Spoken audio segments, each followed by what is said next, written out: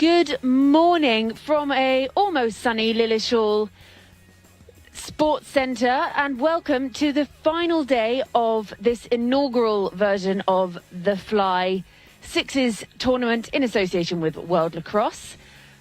First up today, we have the fourth playoff for the women's. We've got Rise versus Hustle. You've got myself, Georgie Heath, and alongside me, my trusty sidekick. Morning, Jane. Morning, Georgie. How are you? Oh, fabulous. You know, although I am getting a bit of, I'm already getting the post-Olympic depression, but it's okay because I've got a day of lacrosse today to make up for it, so I'll be all right. And actually, we did catch up with a few of the coaches ahead of today's game. So we've got Ash Gloucester to chat to us here. So she had a few things to say before this matchup. So let's see what Ash had to say.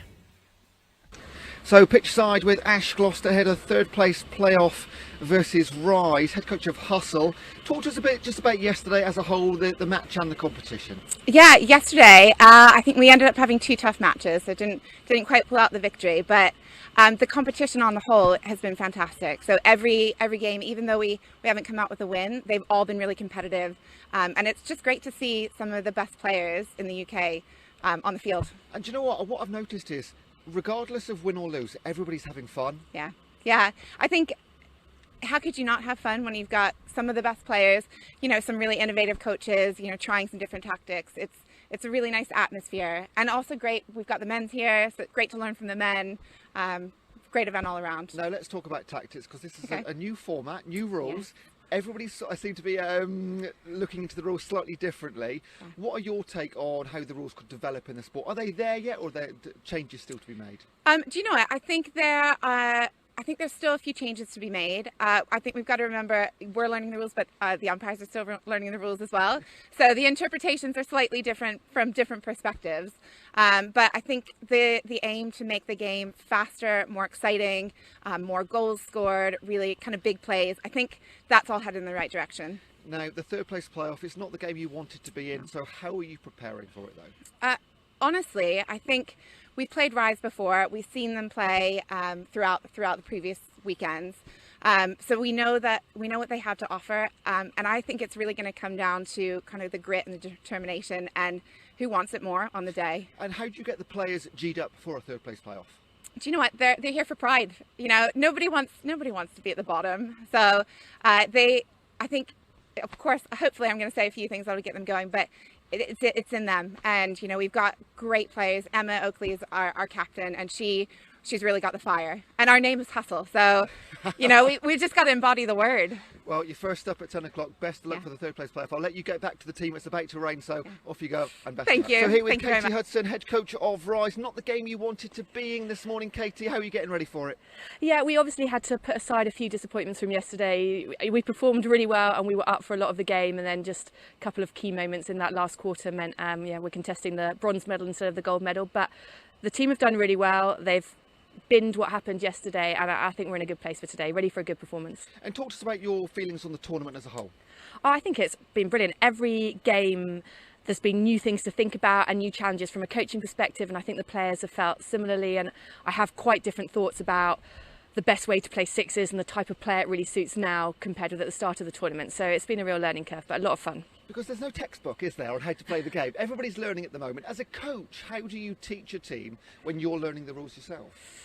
It is really hard, and I think one of the key things for me is the players who are most effective at this level are the quick thinkers, and that goes for coaching as well. But once they're on the pitch, it has to be the players doing it for themselves. So I think a big part of my coaching strategy has been discussing lots of different scenarios and then really believing in the players to go and do it on the pitch when it matters. And if you're looking for a perfect sixes player, what skills and attributes do they have?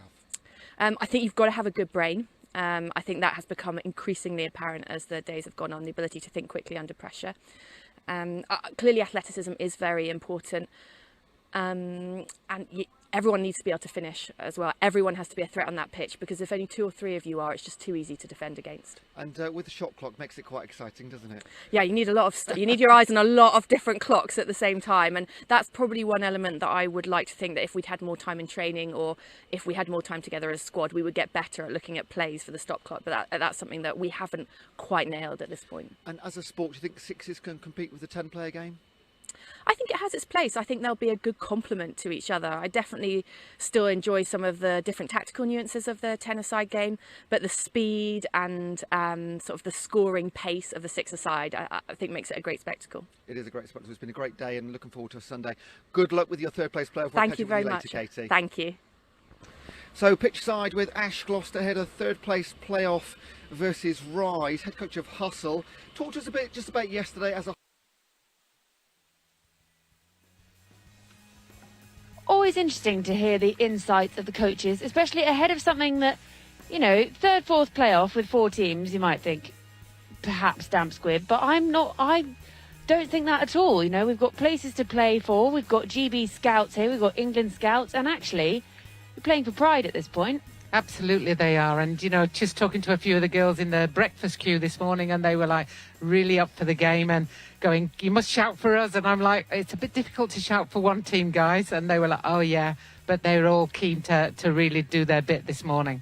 Yeah, I can see the toss going on between Rise captain Claire Farham and Hustle captain Emma Oakley. A little high five in the middle there. Always nice to see. They're teammates often enough, you know. I think teammates become opposition always makes it more fun. Absolutely. They work together quite well with Team England, and now they're having to come up against each other. So there'll be definitely a little bit of bragging rights at stake, as well as their own personal pride of playing the best they can in this game.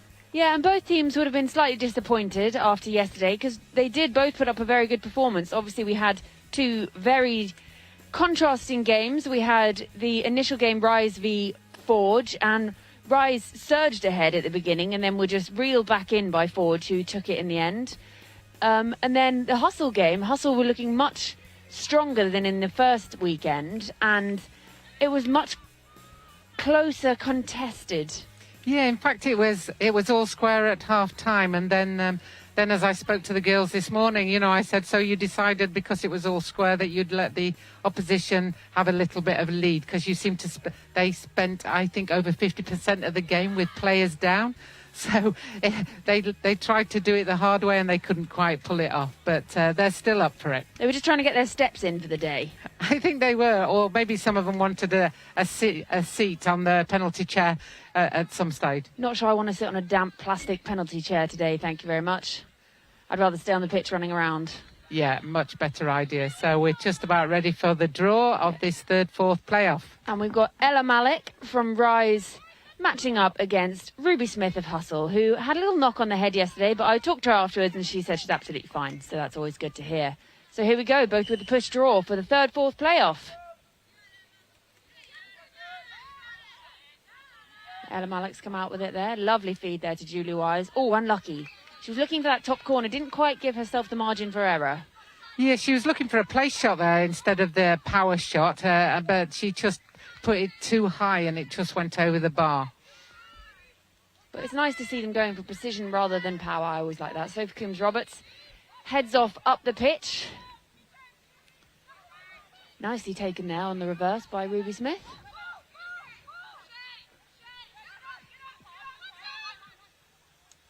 Oh, that was a good bit of work there, but she just didn't quite have the angle on that shot there, did she? Not at all, and she's still working hard trying to reset it, and the clock's reset for the shot as it was touched by the defending team. It's what you always like to see, whereas in the tennis-side game, you shoot, you have to chase the ball, it's still yours, but it's nice that even if it's saved by the goalie, she knows that she's made that error and her shot has been saved, so she's gone to chase up the rebound and amend for that. Yeah, no, that's great observation, Georgie, you know, and being an ex-goalkeeper, you're very aware of that, and so that's good insight. Here goes Sophie Allen with a long clear. Oh, that was unlucky. If she'd found her attacker there, it would have been a nice fast break there from Chess Gray. We saw a lot of that on the very first day when we were all getting a bit clued up to the format. Yeah, we did. We certainly had sort of the long ball from the goalkeeper to the attacker who put the ball in the net. And I think the goalkeeper had 3 or 4 assists in that game. But that's settled down this weekend with a lot more team play, a lot more set plays, understanding of how to play this game. That shot from Julie Wise there, saved by Sophie Allen. And we've got Hustle's number 15, Miranda Bates, our young star, just heading off up the pitch, finds Sophie Coombs-Roberts. Oh, that's a nice... There's some good goalkeeping going on today. We're still 0-0. Less than 6 minutes left. That's a nice save there from Lucy Grant. Finds Eliza Watson. Eliza also works as a teacher in Putney. And is a very able horse rider, as we know. And Claire Farham stops the ball going back over the halfway line there. You can hear Coach Hudson shouting, work together. As we know, it's a team game, not about the individual.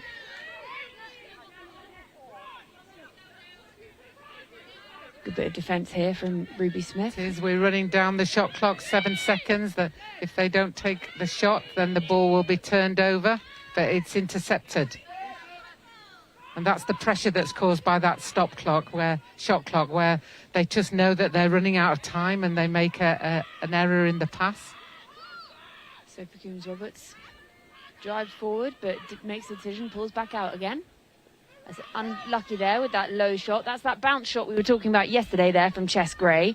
Whereas when we had the harder ground, it would bounce up and potentially go over Lucy Grant. That's a lovely finish there from Rise. And there we almost saw the assist from the goalkeeper again, over to everybody, to Claire Farham, who then took the 1v1 and put the ball in the net. Yeah, so that's the first goal of the game. Seems to have taken a lot longer than the game so far. I think the first weekend we'd probably had about 6 goals by now. Oh, we couldn't keep up, could we, Jane? No, it seems a little bit more, it's not leisurely, it's just more attritional now. It's just, I'll move here, you move there. It's becoming a lot more difficult to make those spaces. Yeah, they're having to earn the goals a lot more. Whereas on the first weekend, it was somewhat under 11 style, you get the ball, you run, you shoot. You get the ball, you run, you shoot, and you just keep going. But this is, there's a lot more teamwork, and you can tell the teams have been really bonding and working together to build these. They're sort of getting to know their role in the team. Yeah, and I think that's the difference between the tennis-side game and the six-a-side. Six-a-side, I think they thought they had to be frantic when they started it, and now they're realising, actually, we just need to settle. We've got 30 seconds. It's a long time. We can move the ball up. We can have a settle play, and then we can look for a better choice of shot. Yeah, Hannah Thurston receives the ball from goalkeeper Sophie Allen, heads off up the pitch. And it's just nice. Yeah, as you can see again, they're just working this goal. But we've got to keep an eye on the time. We've still got just over 10 seconds, so they've got time. But a little bit of a frantic pass there from Lottie Patterson. Shot come off, but not quite found the back of the net.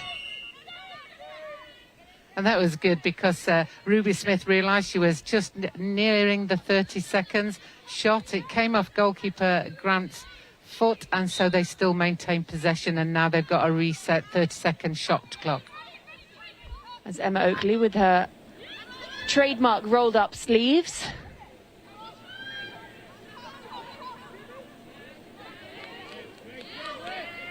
Great defending there. Really good. A nice clean pick-up. Oh, a lovely take there from Olivia De Castro. Just unlucky with that last finish. It's a great bit of defence. They really chased it back, Hustle, there, and managed to force the poor shot. And now it's already back up in their attacking end. A little bit scrappy here. Yeah, Laura Beeman was very outnumbered there, and as a result just dropped the ball, but it's been recovered. And it's inside. Oh, that's a goal. That was a lovely bit of work there. Emma Oakley's got that great pitch awareness to find her teammate Hannah Thurston in there. And the speed of that pass was the thing that made that goal look so straightforward, because she saw that Hannah Thurston was on her own in front of the crease, so just put the ball in there.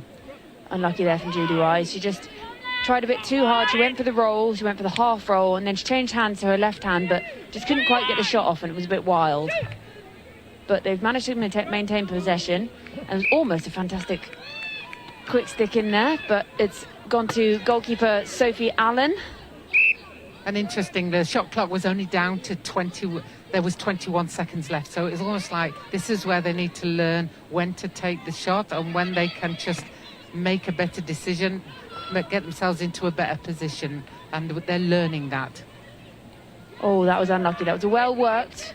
We could see what Hustle were doing there, but the shot just, it was one of those, as we say, places, not faces. She sort of just found Lucy Grant's stick. I think maybe perhaps forgot that she was that left-handed goalkeeper that we spoke about yesterday and just threw it straight at her stick, really. Yeah, and I think some of the attackers really need to identify. And a great goal there by Julie Wise. And she's already back in the defensive position. But shouting help to her teammate. Ruby Smith just got the gas on there. She's got a bit ahead of her, but that's where your teammates come in. If you can't keep up, you just shout it and they'll come in. It's a powerful shot there from Sophie Coombs-Roberts, but doesn't quite find the back of the net. But came off the defender, so still hustle ball. And we've only got 19 seconds left of this quarter.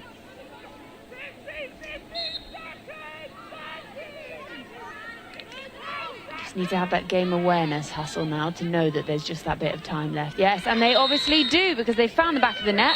They're already chasing off up, but as you can see, we had Ella Malik there. She was aware that time was running out. She was heading off up the pitch, trying to get that long clear, because as we know, the ball moves faster through the air than on the feet, especially if I'm running. It definitely moves faster in the air than if I'm running. But, you know, that was Hannah Thurston who came in with those 2 late goals for Hustle, and they're now level at the first quarter, 2-2. And Hannah Thurston is good on that inside crease, and the Hustle is starting to find her. They're hustling well. I'll stop, I promise. Yeah, so all square at the first quarter, so 2-2 in this fourth playoff. I struggle to say that one sometimes. I think it's a bit early in the morning. I think it's very early in the morning, and what's interesting is I don't think we've had any cards today. Oh, yes.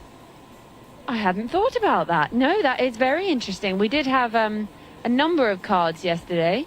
I was talking later on in the day to Liv Wimpany of the Rise, and she had a few in the day, but yeah, none yet this morning, which is nice because it shows that we've had good discipline and players haven't had to be told what to do by the referees yet today, so that's always a nice one to see. We've got a few spectators in situ today, which is always nice to see. People out here enjoying a bit of lacrosse. You were telling me there are a few VIP.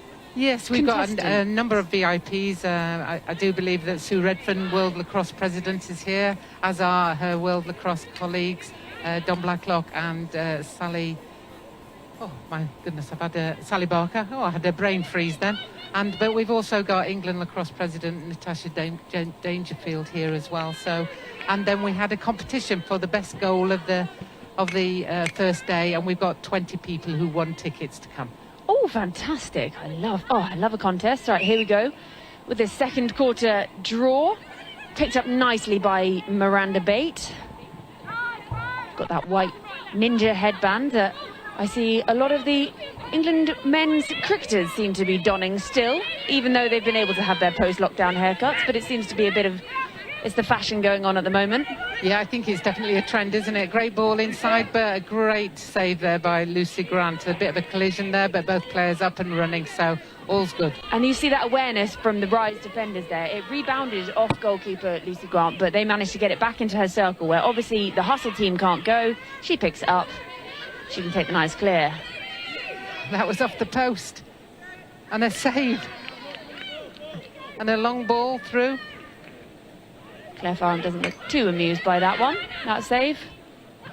Just missed by Hannah Thurston there, and that was again another one where they were trying to get the ball out. I suspect they're trying to use Hannah Thurston a bit more today, because she hasn't scored as many goals as I thought she would in the first few games, but she's getting in and around the correct areas today. Yeah, and I think you really can't hide behind sloppy stick work in this sixes format. It is vital, because the last thing you want is to do all that work and then just have that lack of concentration means you drop the ball just unnecessarily, and then you've got to chase all the way back up the pitch again. Had a great underhand shot there from Phoebe Smith. Takes them into the lead 3-2. That's Rise in the lead, but Hustle going down the pitch, looking for the space, looking for the free players. It's a good decision there by Chesgray not to go with it. Lots of Rise defenders in the way. Found again by Emma Oakley. Sophie Coombs-Roberts just hanging out in the middle there. Nice bit of hockey to get it to Ruby Smith. They're multi-talented girls, these, aren't they? They sure are. I was going to say that unlucky. shot clock runs down and Sophie Tamblyn is off. And with those long legs, I'm not sure. But Ruby Smith's that was a caught her. fantastic chase. Great recovery. Great recovery by Ruby Smith. Sophie was just hanging her stick out a little bit there. She saw this free space ahead of her, and it was kind of single vision, looking at the goal, thinking about the back of the net already. And she had her stick back in that triple threat position, but Ruby Smith was wise to it and came with the safe check from behind, which is always a very satisfying one. Yeah, I mean, it was excellent because Sophie, if she'd put the gas down, she would have been well away from Ruby because she's probably 6 inches taller than Ruby. Although I can tell you that being tall doesn't necessarily make you fast. I always use that as my excuse in the 100 metres. And then Usain Bolt came along and ruined it all.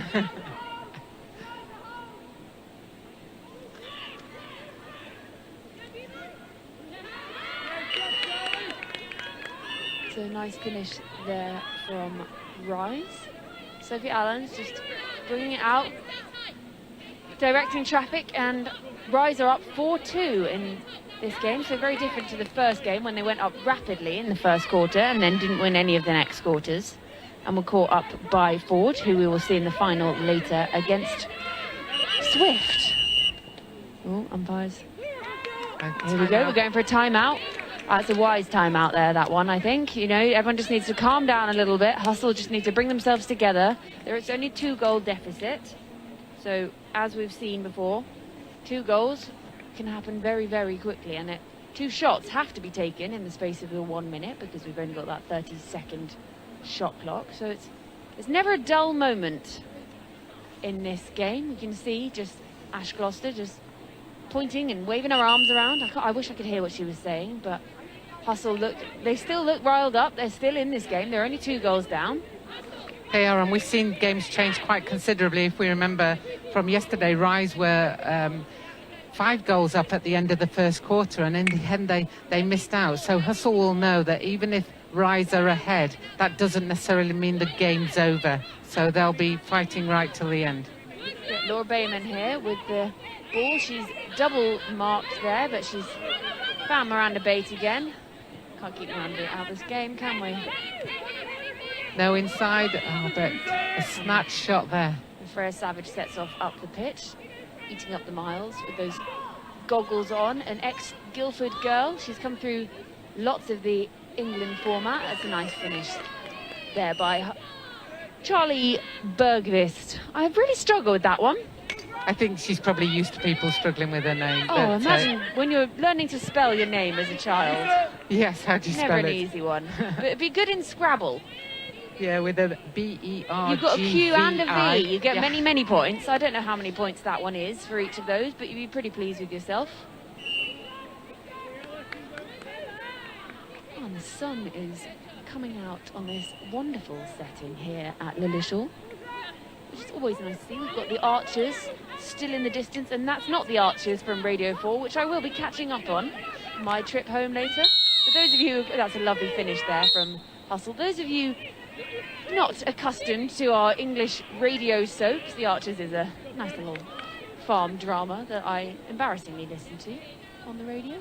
I don't know if you can get that in America. But yeah, up here we go. Rise in possession. Still 4-2 up.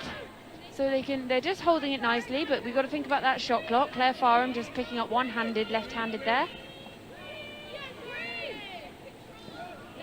And we've got 3 minutes remaining on the clock, and it's 5-3, just waiting for the screen to catch up with us. Oh, Claire Farham's on the floor. Just looking at that shot clock. Shot there, and that was a miss, and Sophie Allen goes to retrieve the ball so she can restart the play.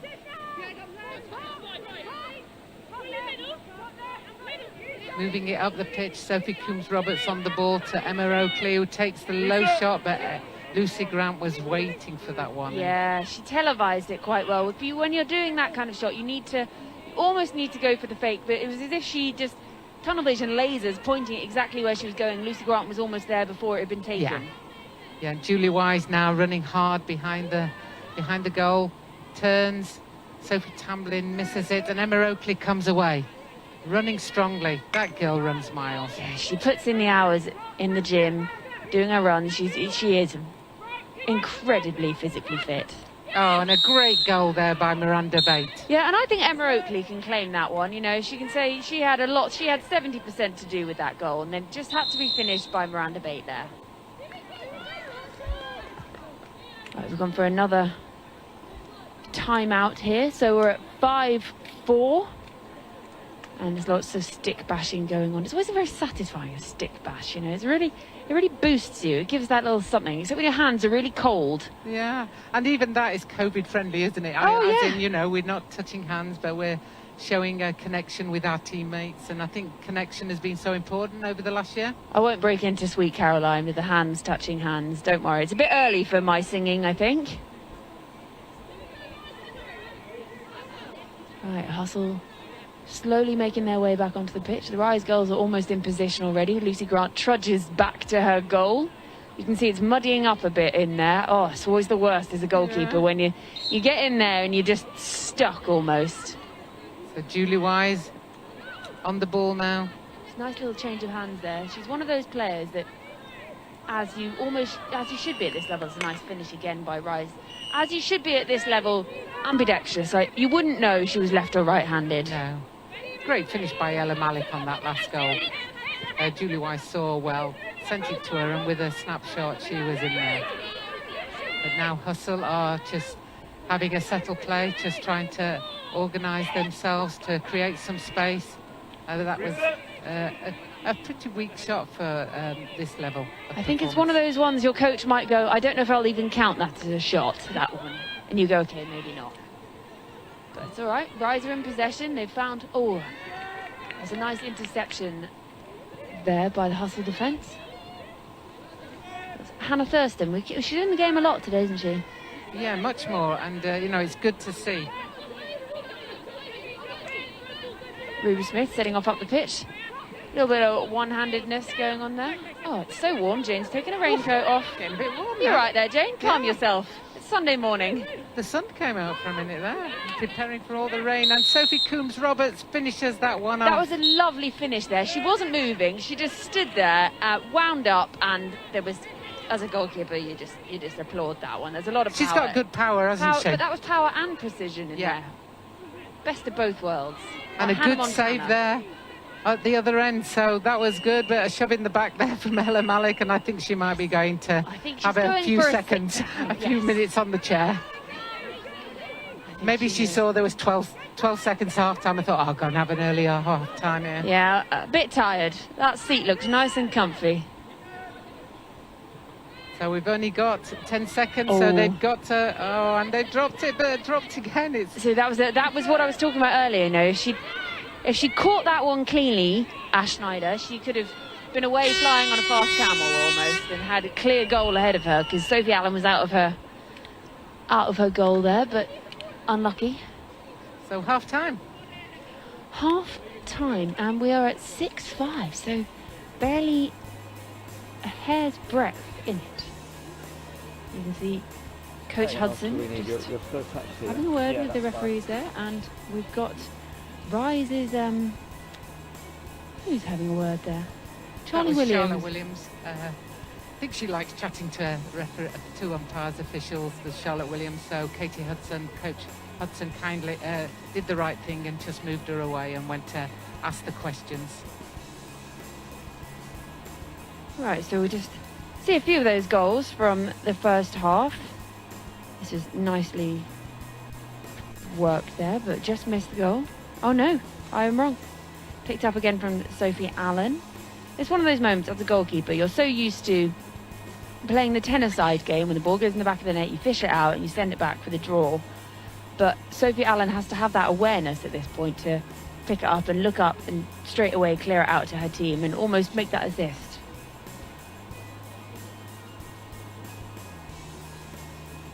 That one was well worked there. It was a nice little quick stick. I think we're going to hear from Rise's Julie Wise here. We've got our halftime interview. She's been in the game quite a lot, Julie, with that headband. And we see what she has to say on that first half's play.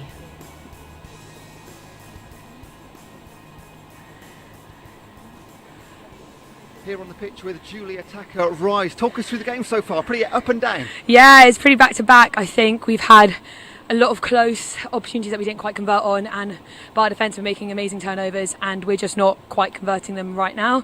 But it's all about those little margins, I think, for the next half and who can get the head in the game. You're the first player we've spoken to. What are your Wow. thoughts on the rules of the game? It's fast. It's really fast. I think the first weekend took everyone a while to get used to it, and now we're a bit caught up with things like subbing and tactics we can work on. Yeah, it's good. Different game. Now, unfortunately lost the game yesterday, but here in the third place playoff final.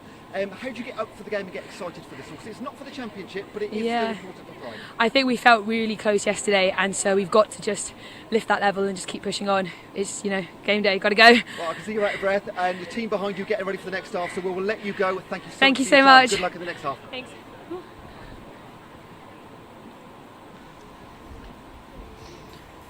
So Jane, if you were a coach at this point, you're Coach Hudson talking to your Rise team, there's only one goal in it, what would you be saying? I'd be reminding them that we've still got a half to go, that we've still got 16 minutes of hard play, and we must keep concentration. I think at this level, it's not so much reminding them about the skill set, because they know what the skills are, they know what they need to do. It's purely and simply about concentration at this stage. It's about making sure that you do make the right decisions under that pressure of the clock, under the pressure of the opposition, under the pressure of the occasion. They want to finish third in the fly in its first season. Yeah, and it's one of those moments, there's nothing they can do about their stick work now. They all know how they've done that. They've been working hard through COVID and through the winter and all that. And this is about coming together as that team that they've played together. How many matches now? Oh, we've played 2 weekends.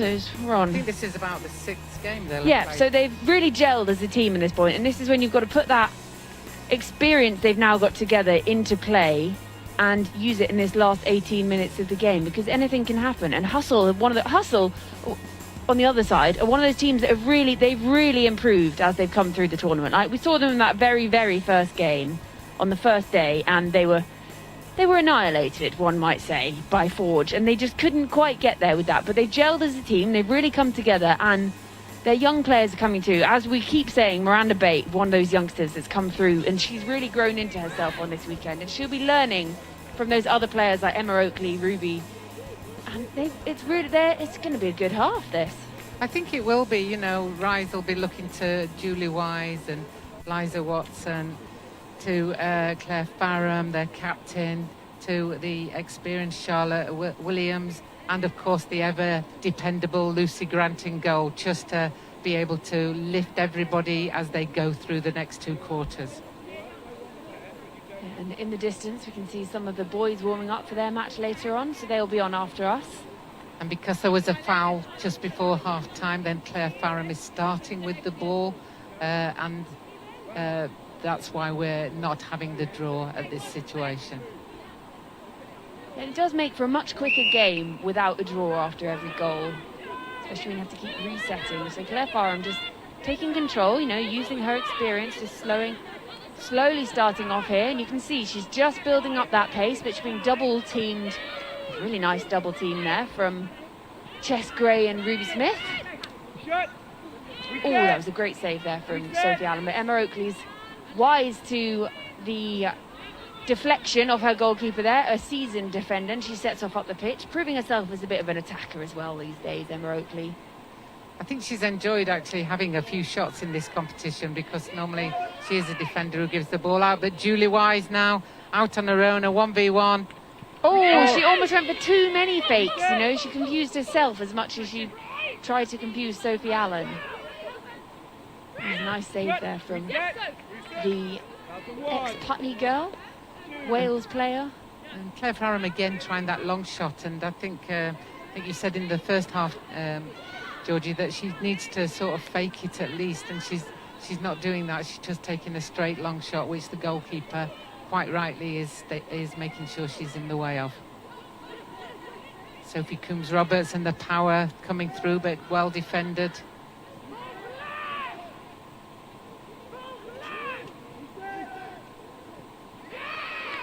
a nice finish there. So Lucy Grant picks the ball up, clears it out to Phoebe Smith, who's just going for a bit of traffic direction.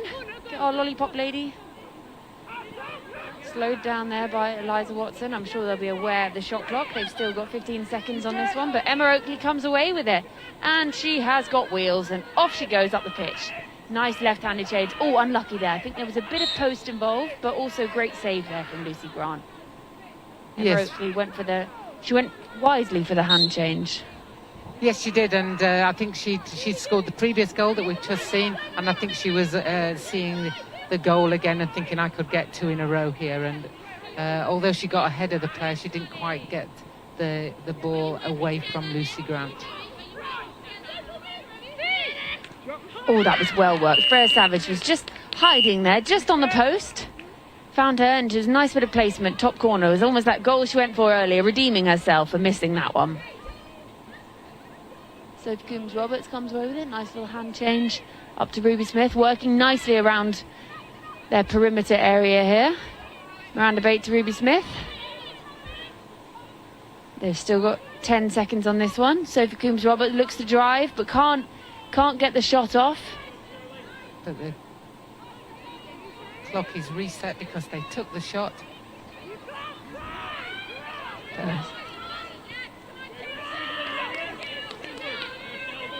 Charlie Bergfist running away. Unlucky with that bounce shot there. It's that funny bounce when you don't know what the weather's done to the ground. Sophie Allen chases it up, finds one of the balls situated behind her goal, up to Ruby Smith. And obviously she's crossed that halfway line, so can't go back over it. We saw a bit of confusion in one of the games yesterday over that, but everyone's wised up to the rules, done their Saturday night revision. Yes, and I think that was one of the Forge players who will be playing later, and I know she definitely knows the rule now, so shouldn't happen again today. Challenge on the goalkeeper here, but Freya Savage receives the ball from Lucy Grant, sets off up the pitch. Laura Beeman chasing hard. That's a great chase. Work. Yeah, really good defending back there. That's what you want to see in this format as well. Your players, there is no hiding. You can't take the shot and sit there and have a little sulk. Yeah, if you have a teammate who works that hard, you know that you want them on your team, and that's what this is about as well. Oh, that was just in time for the shot clock. That was well found, and it was a wonderful finish there from Liv de Castro. And back out to Emma Oakley here, who's looks up, finds Sophie Coombs-Roberts. We've said that a few times the last few days, and the ball's in the back of the net. And as usual, Sophie Coombs-Roberts scores and goes off for a rest. She's a very powerful attacker, and she really has that ability to put the ball in the net. And she's done that many times to Wales, and here she is doing it for her team, the Hustle in the fly. Yeah, and it's still only 1 goal in it, so it's 8-7 to Rise at the moment. That brought them back in within 1. We've got Julie Wise. Oh, she takes it back to a 2-goal advantage. That was a nice bottom corner finish there from Julie. She knows her placements. Yeah, and Coach Gloucester calls a timeout. I think that's very wise timing on that timeout there from Coach Gloucester. Just slow that bit of momentum that Rise might be building. We've still got another 3 minutes 17 remaining in this quarter, so just take a moment, take a breather. You've only got 30 seconds, but she'll be reminding them there's only 2 goals in it, and that can change before you've even thought about it. Yeah, I think you're right, and Ash will be saying, let's not leave a player free, so we must always make sure that we get that man-to-man, and she'd probably be re-emphasising great work from Laura Beeman on that chase back, even though she was always behind the player, but she'd never let her get away. And they've put somebody high here, behind the goal, who's unmarked at the moment, Hannah Thurston, ready to start. She looks like she's going to be doubled here. But she finds Sophie Coombs-Roberts straight away.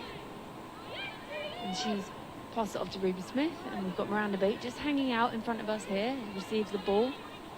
Nice bit of awareness. Good work around the goal here. You can see they're really building this goal. Ruby Smith just indicating with her head for Miranda Bate to cut through there. 6 seconds, 5 seconds of the shot clock. But they've missed the ball. And that's what the pressure that the shot clocks causes as well. They were well aware they needed to try and get in front of goal to take the shot, and they took their eye off the ball, and then a poor pass or a poor reception, and we've lost possession. Yeah, Ella Malik brings the ball up, passes it off to Phoebe Smith. And some good work here from the Hustle defence. You can see they're aware that there isn't that shooting space situation, so they can hang out in the defensive area. Quick duck there from Hustle's Hannah Thurston. Yeah, she wasn't sure where that was going, was she? Fortunately, it missed everything. They missed the goal as Including well her head. in their case. Sophie Coombs-Roberts taking that power shot. She sort of goes between working it around for 30 seconds and then I get it and I shoot. So she varies her shot or Which her is good choice of because shot. you keep them guessing then, you know, if you don't want to become predictable in any sport, especially this. So, yeah, that's very clever from Sophie Coombs-Roberts there. You can tell she's using her experience and knows how to keep the defenders guessing. That was a very nice finish there. A little slingshot from the side there from Rise's 37, Sophie Tamlin. She's already back up in the defence, taking on Sophie Coombs-Roberts. Laura Beamham to Sophie Coombs-Roberts. Oh, that was a lovely save with the left foot there. Great save by Lucy Grant. Oh, my left big toe was feeling that one. How about you? I think you don't feel them as much when you save them. That's true. Lovely save again there. I think it was in the chest a bit from Sophie Allen. So ball's up with Phoebe Smith. They're just holding it slowly. They've got plenty of time after that shot. Just need to get the ball up off the ground. Nice pick up there. And Sophie Tamlin shooting high over the crossbar there. So a change of possession. Still 10-7 to the Rise.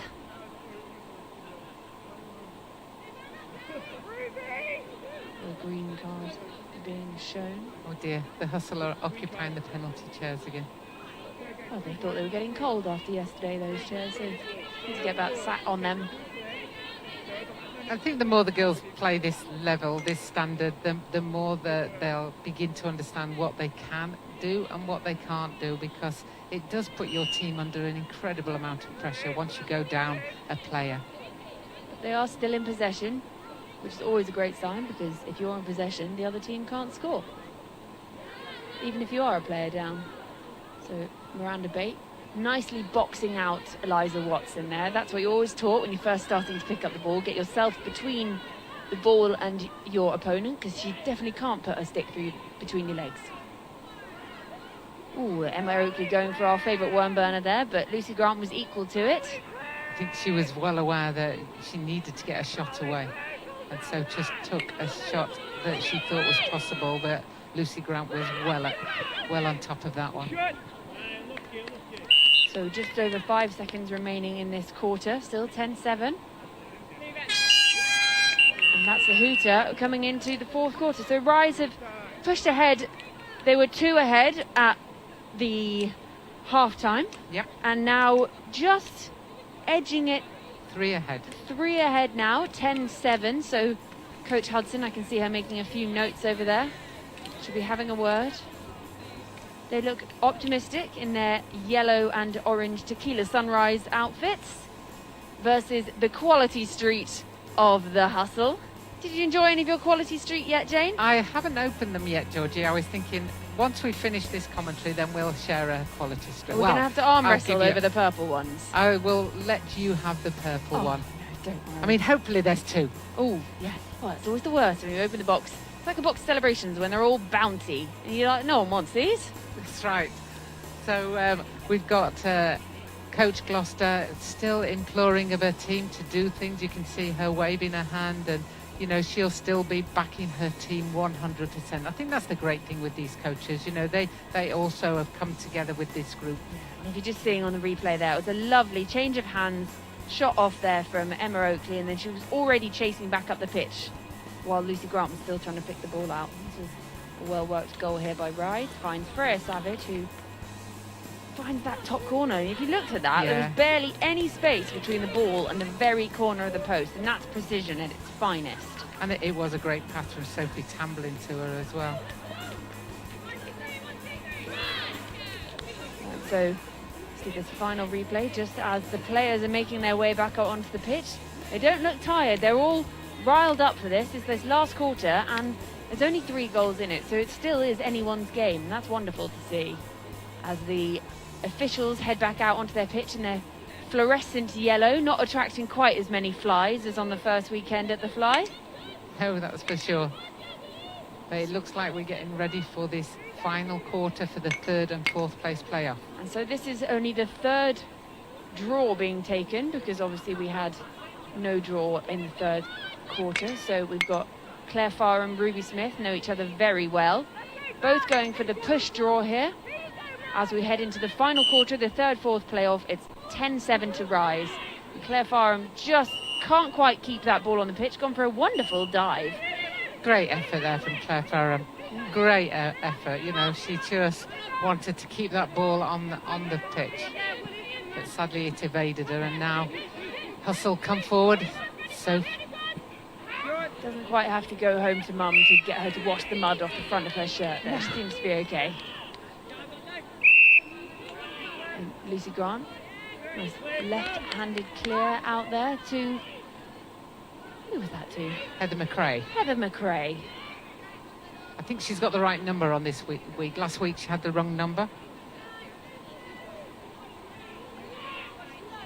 Nicely worked here.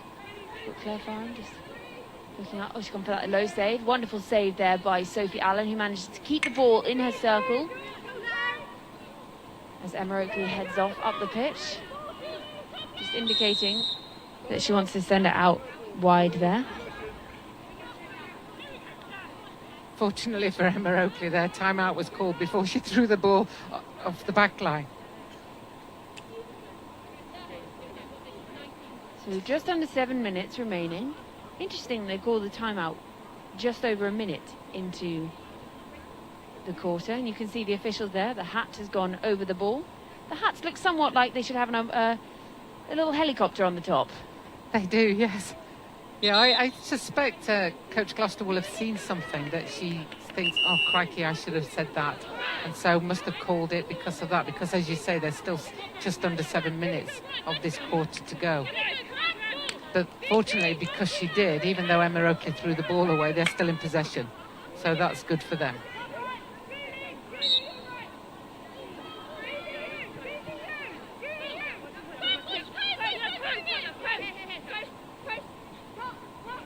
Nice long ball from behind there. Finds Sophie Coombs-Roberts up top, who tries to go for the power shot. There's too many Rise defenders between her and the goal there, but still picked up by Hustle. Up top with Ruby Smith, who finds Sophie Coombs-Roberts.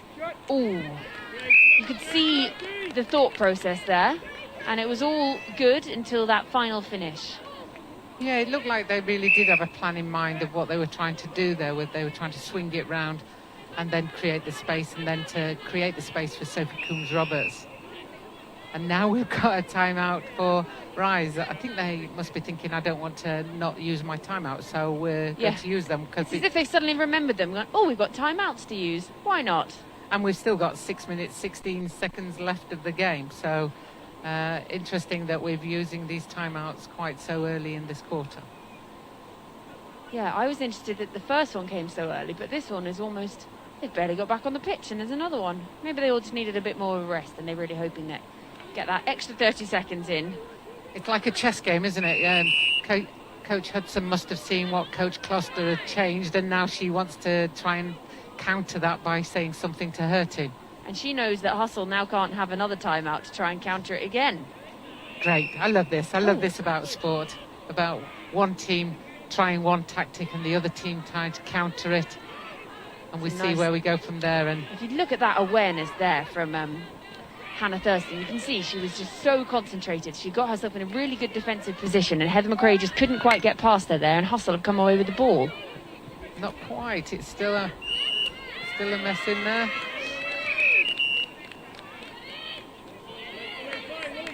And checked empty stick, so Rise get the ball. Those iconic long socks there of Charlie Williams.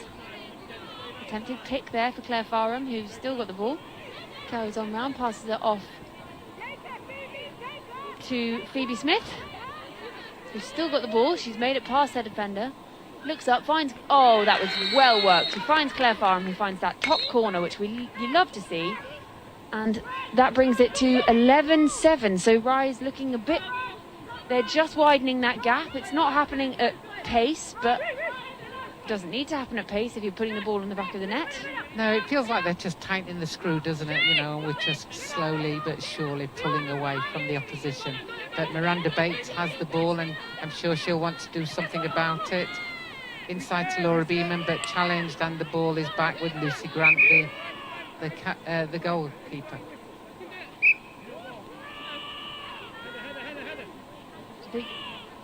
Someone shouting "roar," I think. Do we feel that might be a play? I was trying to work out what I was hearing then, but yes, I think you're right. I think it was roar. I've no idea if that's a play or whether it's just the goalkeeper being a bit frustrated. Maybe it's just a bit of excitement. You love to hear a roar in sport. That's what's nice, to have a few spectators back. That's right. Freya Savage to Heather McRae. But that's the shot clock. That is.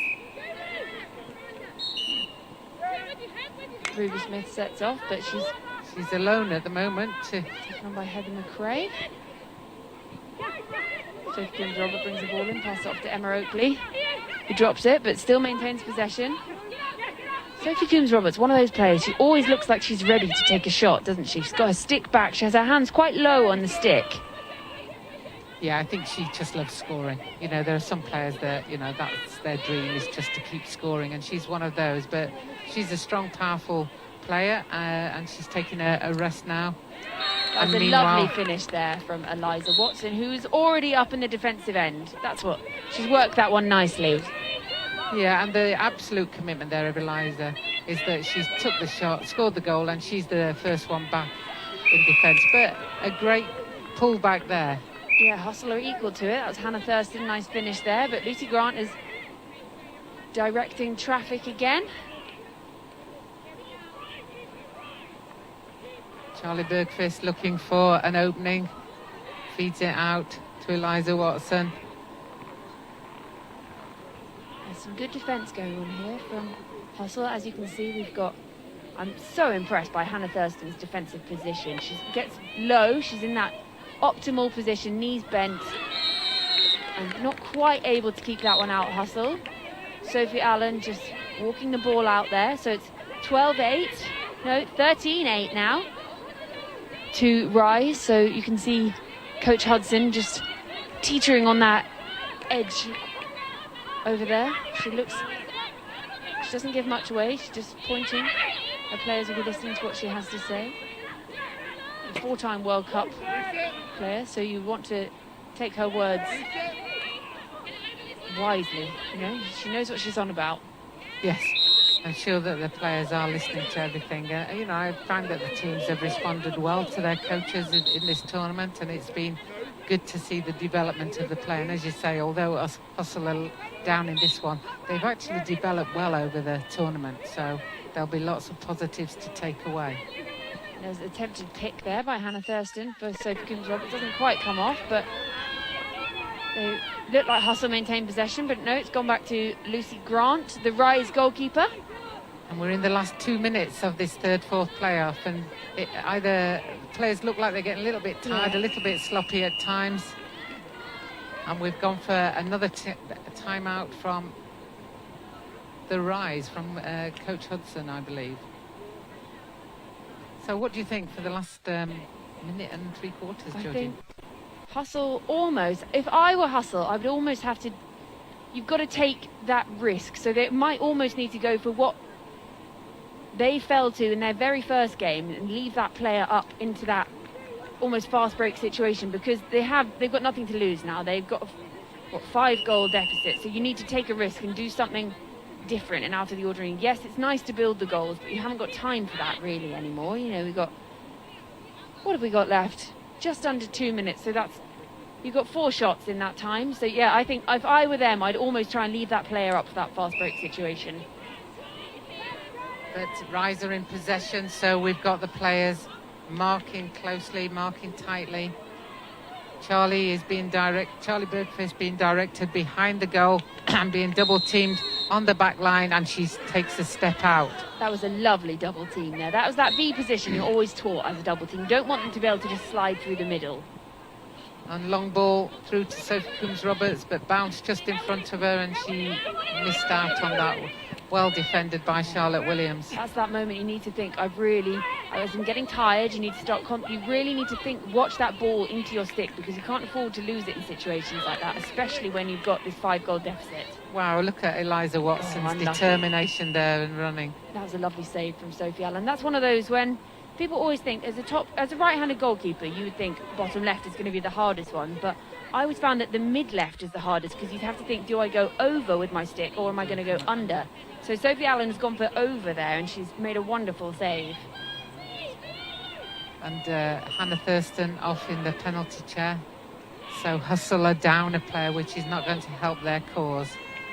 But, you know, Charlie Williams dropped the ball there, so it's another, yeah, you can see the stick work has become a bit more frantic as we come into the final 45 seconds of this game, and Rise almost look like they're trying to play possession but take the shot clock down to the last time, because remember, you've only got your 30 seconds. Found Eliza Watson out top. Oh, that is one of those lovely takes.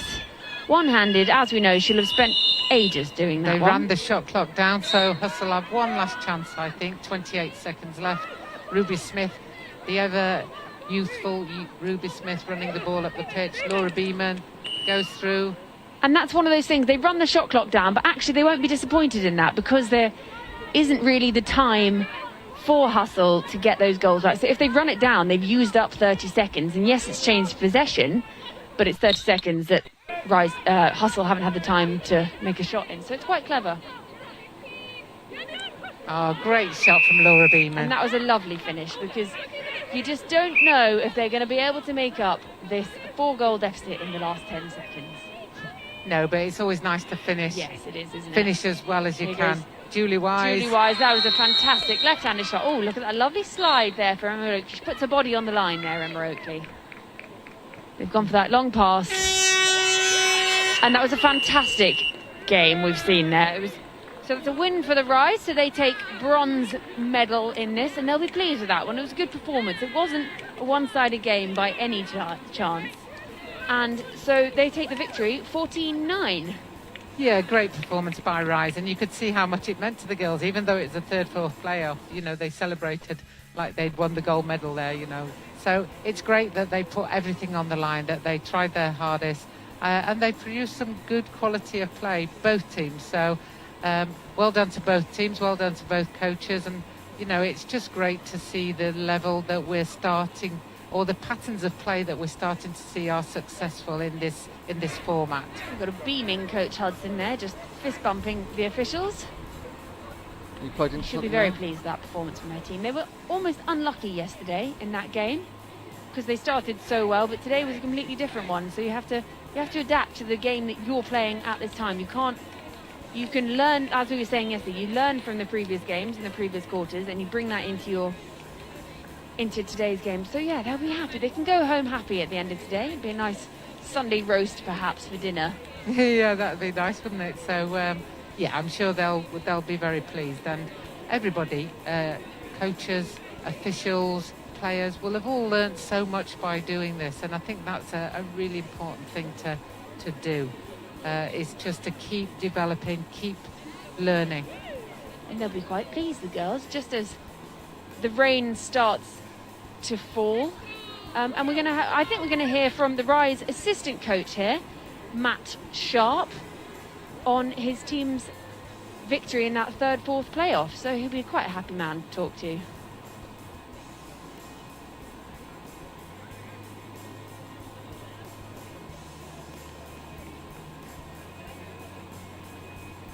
can see Coach Hudson just celebrating with her team over there, while her assistant coach comes in for interview. The Rise girls looking quite pleased with themselves.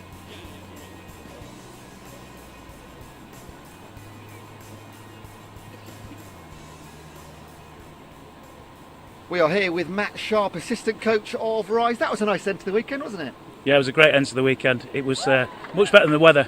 Yeah. Now, the way the girls celebrated at the end, that was really important to win that game. Yeah, really important. I think it's because we'd felt we'd been in every game we played in. I think we lost the first game by 3, the second by 2. We thought, we deserved to get something for the weekend, and we got that today. Fantastic. Now, that was one of the lowest scoring games of the weekend. Is that tiredness kicking in, or was that tactical? What went on? I think it's a bit of both, to be honest. I think the tactics, decision making tends to slow down when you're a bit more tired, and I think you can see that on both teams. Yeah. Now, the tournament itself in the sixes format, what future has it got, do you think, in your opinion? I think it's got an enormous future. I mean, there's a Home Nations tournament at the end of August, which is England, Scotland, Wales. I'd like to see it in at junior levels as well, because I think it's a great way of introducing kids to the game. So I think it's a great format. And now these teams have been pulled together for the last few weeks. What happens now? Do they just disband, go their separate ways? What goes on? I think so. Unfortunately, I mean, this will happen again next year, I would think. So we'll probably stay in touch, and a lot of the girls know each other, and they play against each other, and so do the coaches. So we'll still be communicating on a regular basis, I would think. Matt, congratulations. Good end to your weekend. Well done. All right, brilliant. Thanks very for much. Your time.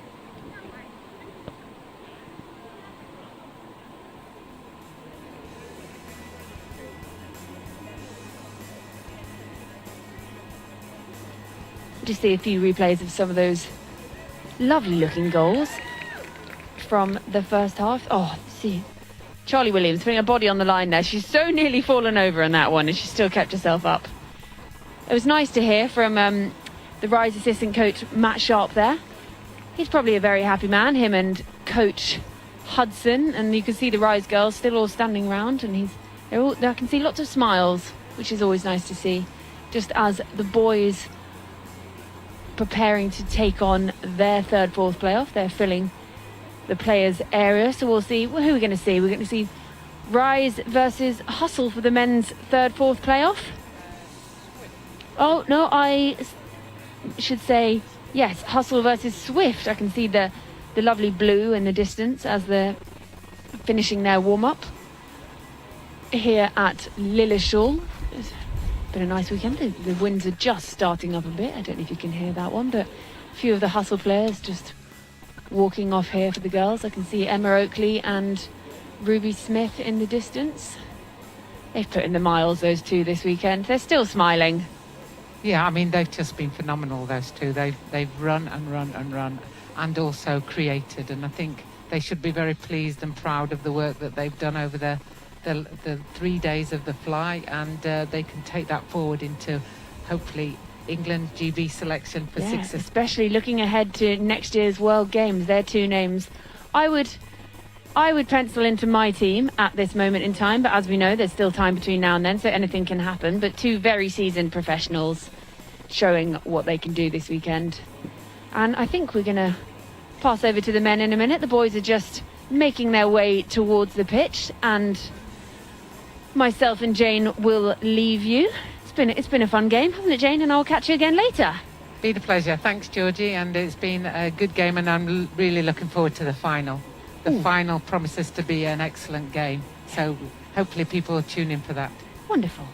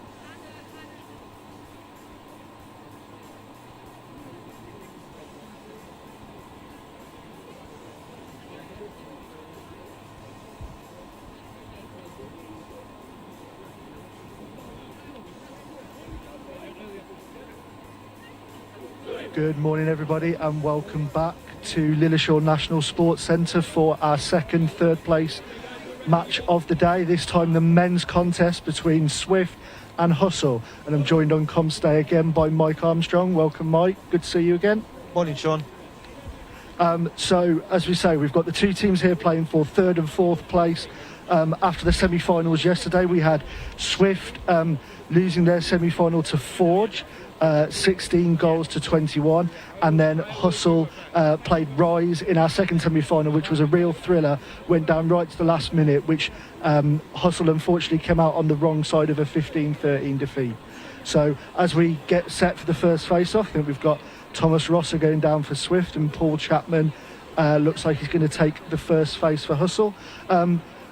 What are you expecting today, Mikey, after you saw the teams yesterday? Yeah, I think Hustle really put in a great performance in their semi-final. I think Swift naturally were disappointed after going 3-0 in the first weekend. I think there's a little bit of soul-searching going on yesterday. So I think this game we're really set with both teams just not wanting to finish with a loss. They want to really go out, go out with a win. Yeah, both teams, had difficult days yesterday, but like you say, Hustle put up, really close performances in both their games, and it's an opening goal there for Ryan Sweetman. Hustle put up good performances in both their games, just come out on the wrong side, whereas Swift, had a difficult day after their first day going 100%. So I think they're definitely looking to make amends for what happened yesterday.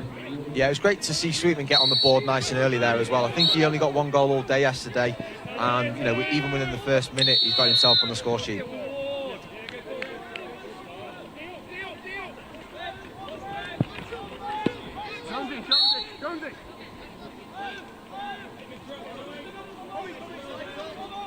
So first nice set possession here for Hustle was Dan Jones on the ball, but unfortunately he's lost out to Rogerson.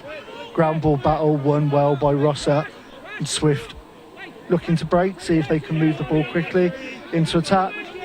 They'll just wait for their subs to be made and they'll settle into a play, but Rosser goes straight for goal individual, straight through Droybane.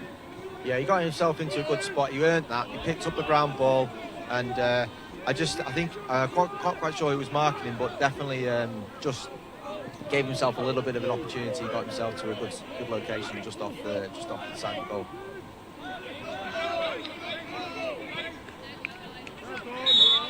There's one back for Hustle. Will Hardy coming up with their first goal of the game.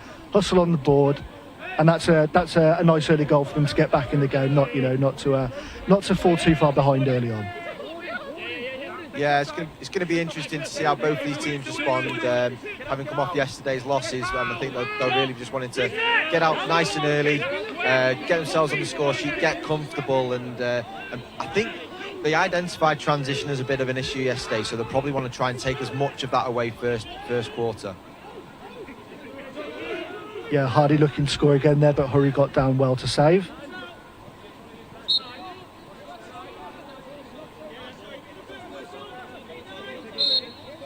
I think just as we watch them now, I think obviously one area that will have been a disappointment for Swift yesterday was that they conceded 20 and 21 goals in their two games across the day, and unfortunately that's your sort of terminal numbers. You're not gonna come back to win a game from there. So how are they going to sort of strengthen up that defence, because they don't really have too much trouble scoring, but they need to sort of shore things up at the other end.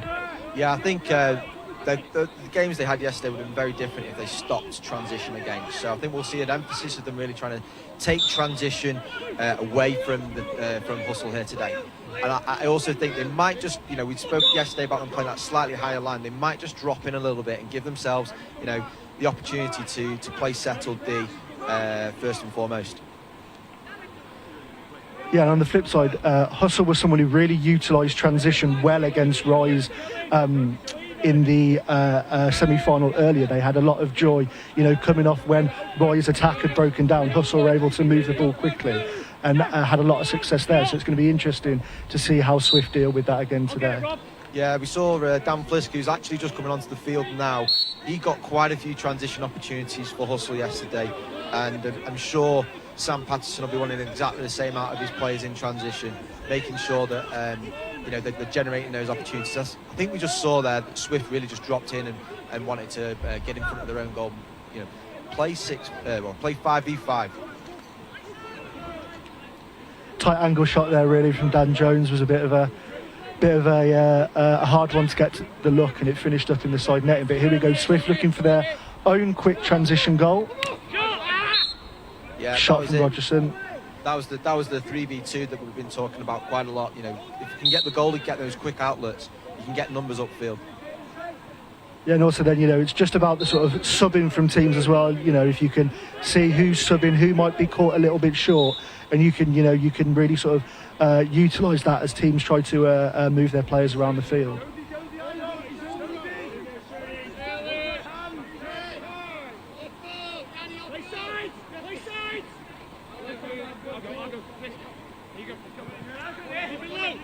First real possession there for Danny Hilditch today, but his pass goes errant, and we have over and back. And here is Hustle looking for that quick transition goal. Shot from Fliss goes wide, but that's exactly the kind of goals they were scoring yesterday, being really quick off the draw on the ball. Yeah, it's good to see. We spoke about Fliss getting upfield, and that's exactly what he does well.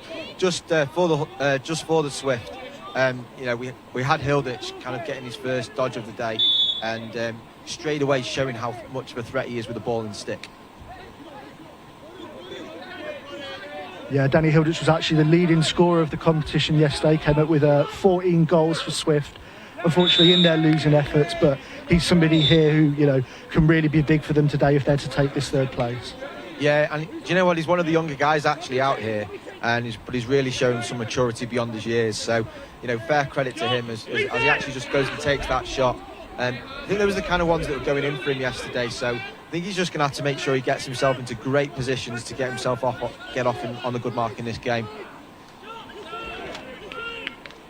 Really nice attempt there from Josh Pope, and lucky straight into hurry, but again they've broken down on their clear, and that's a really nice transition goal. And I think they'll also get the man up and penalty. Yeah, we spoke about those swings, didn't we, yesterday quite a bit, Sean? Putting the ball in the back of the net and then getting the ball back again for a penalty that looked a little bit after the ball. Sure, the Swift coaches will be wanting to limit those opportunities. That's just like transition. You want those little marginals to go in your favour as well.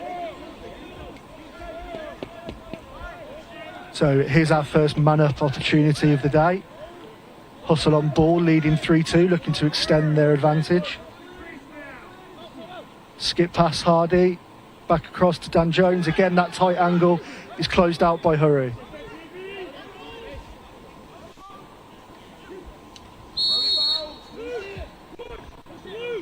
Yeah, that was a good stop from Hurry, and Swift to come up with the ball. That's exactly what they wanted, a defensive stop, especially man down. They're just going to try and maybe kill out the penalty here a little bit when they try and get back to playing 5v5 across up front.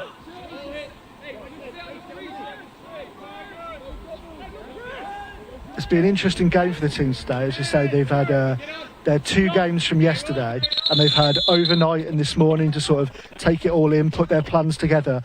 I think we're going to see teams real try and match up each of their teams based on what they've seen over the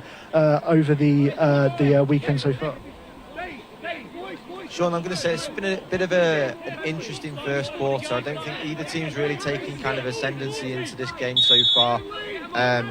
I think what's going to be interesting is seeing actually who grows into this game. There might be some tired legs out there from yesterday, obviously some disappointment, and it's who kind of gets over that and really kind of just focuses on the job in hand and actually tries to take grip of this game and for their team across the board. Yeah, I think so far it looks like Hustle looking a little bit brighter, sort of trying to be first to ground balls, making the most of the opportunities that they get. I think we talked about all the way through the competition, Swift have been slow starters throughout all their games, even their games that they won on opening weekend. That's an interesting one, isn't it? Goalkeeper at the halfway mark. Did he get pushed? Did he step? Yeah, I think he's managed to draw. Yeah, he's drawn the foul. So that'll see That'll see Swift with a man on the penalty box start. Do you know, I don't think I've seen the Swift give that many penalties away all competition. So there's obviously some, you know, they might be playing with a little bit of a chip on their shoulder, or, you know, just kind of a little bit of lax of concentration, because they've normally been quite a clean team. And I think what's really interesting is making sure that they can limit those penalty opportunities, because that's just giving free possessions over to Hustle. Yeah, and Hustle, I think they'll be really pleased with that opening quarter. You know, they've done all their basics well, they've done everything right, they've shot well, and I think being in front for them is really important. You know, we've seen in their games that they've been always tight, but they've always been the team trailing, the team always trying to push back. So it'll be interesting to see how they now look to manage the game, being in front, whether they can, you know, hold their advantage and sort of rather than having to chase the game, they can be a bit, you know, better in how they control the ball. Yeah, we saw in the opening July weekend that Hustle went and beat Ford during the final this afternoon. And in that game, they got themselves into a lead, and they actually got ahead and made, you know, a 1-goal, a 2-goal lead, a 2-goal lead, a 3-goal lead, and they extended that lead to about 4 or 5 goals, and then just managed the game really, really well towards the end. So I think if they can get themselves into a position of strength, they have that experience to go and manage this game through, and you know, we'll then see really what the Swift are made of chasing this game.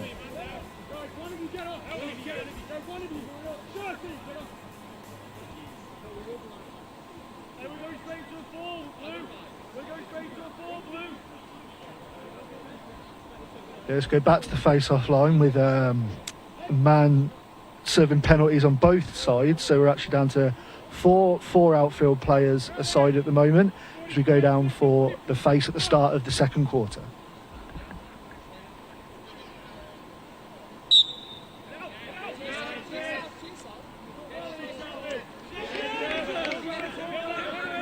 Face-off win again for Hustle. Chapman did a good job at the face-off yesterday, winning ball for Hustle, giving them the opportunity, and he's won it again here. Yeah, I think they knew there that actually if they held on to the ball, they had the advantage on the penalty, so that they had the opportunity now to go extra man, which they could get into the extra man set right now. Yeah, they got 8 seconds left on their shot clock. An errant pass goes wide.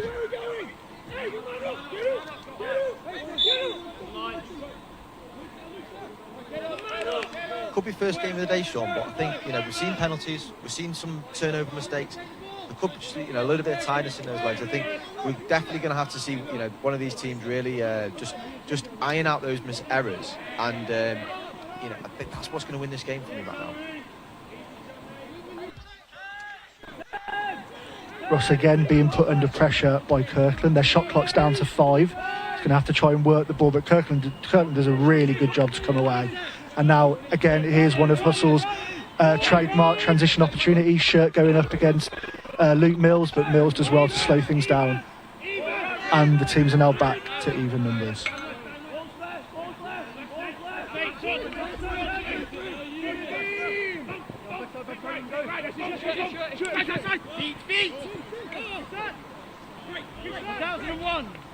Will Shirt coming in with the shot there, unfortunately. Again, those sort of tight angle shots, there's been quite a few of them for Hustle so far, and Hurries closes angles down well. Yeah, you want the quality of the shooters to be there, and I think as you know, just with the flow of this game at the moment, there are, you know, mistakes, turnovers, poor shots being taken. You know, there's got to be a little bit of control. You know, you want to see the experienced guys out there really kind of start to take this. So, you know, for Swift, that could be the likes of Sweetman.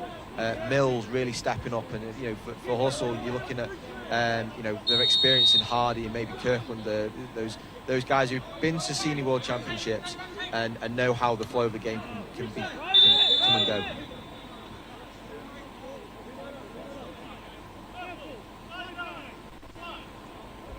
Looked like it was just not quite running there for Swift, but I think they've managed to get another penalty out of the Hustle, and they'll go to a 3-man defence here.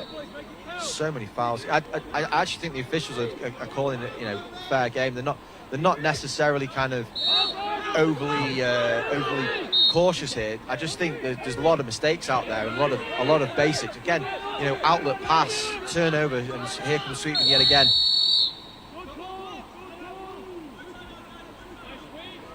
Timeout called by head coach Ryan Garnsworthy there. Just as Sweetman was loading up to take his shot. I think he wasn't happy when the whistle came, but Garnsworthy obviously experienced, knows what he's doing, and he's told his troops to take 30 seconds. We've all been there from a coaching point of view.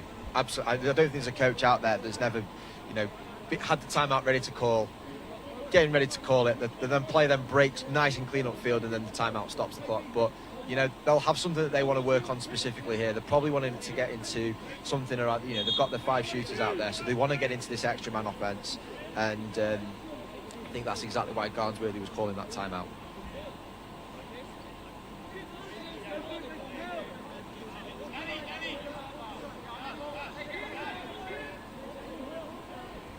So tied at 3s here in the second quarter, 5 minutes to play.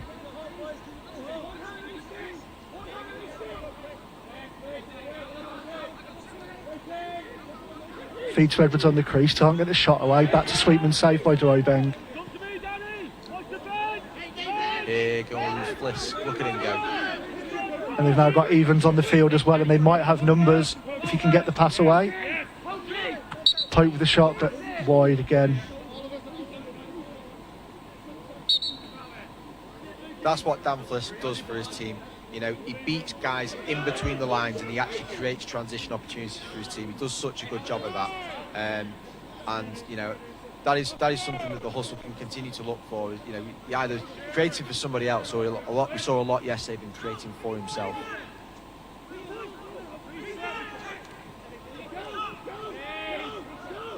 Post rattled first by Sam Dyson there, and then Droibeng coming up with the save from the follow-up shot. Again, Droibeng having a really good game, had a really good semi-final yesterday, was really unlucky to be on the losing side, and he's doing the job for his team again today.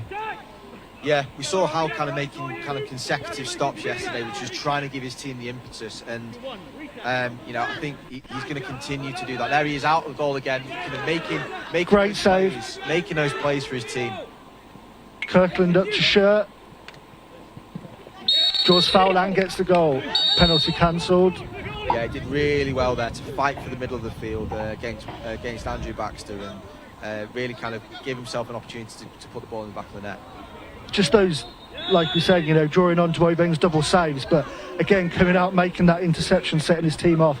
That's the kind of thing that can, just give you that little boost, momentum shift that, again, Hustle are going to be done by penalties, and again, that good work could be undone. Yeah, that's the push rule that is slightly different in the 6s format in terms of actually is it a push which is more around equal pressure, or is it actually more of a shove? And I think the fact that Hilditch was probably airborne made it a bit more of an easier call for the officials.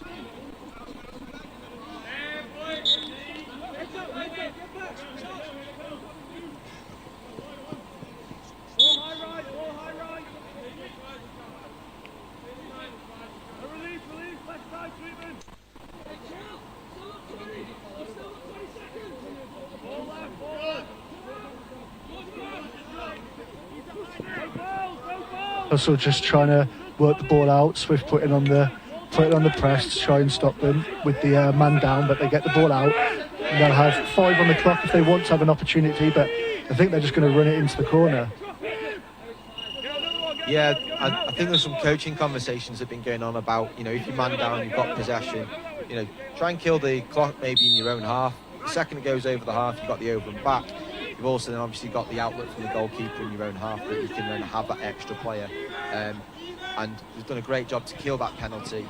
And, those are the little things that Sam Patterson will be looking, with his team executing. And they've done a really good job on that one, to be fair.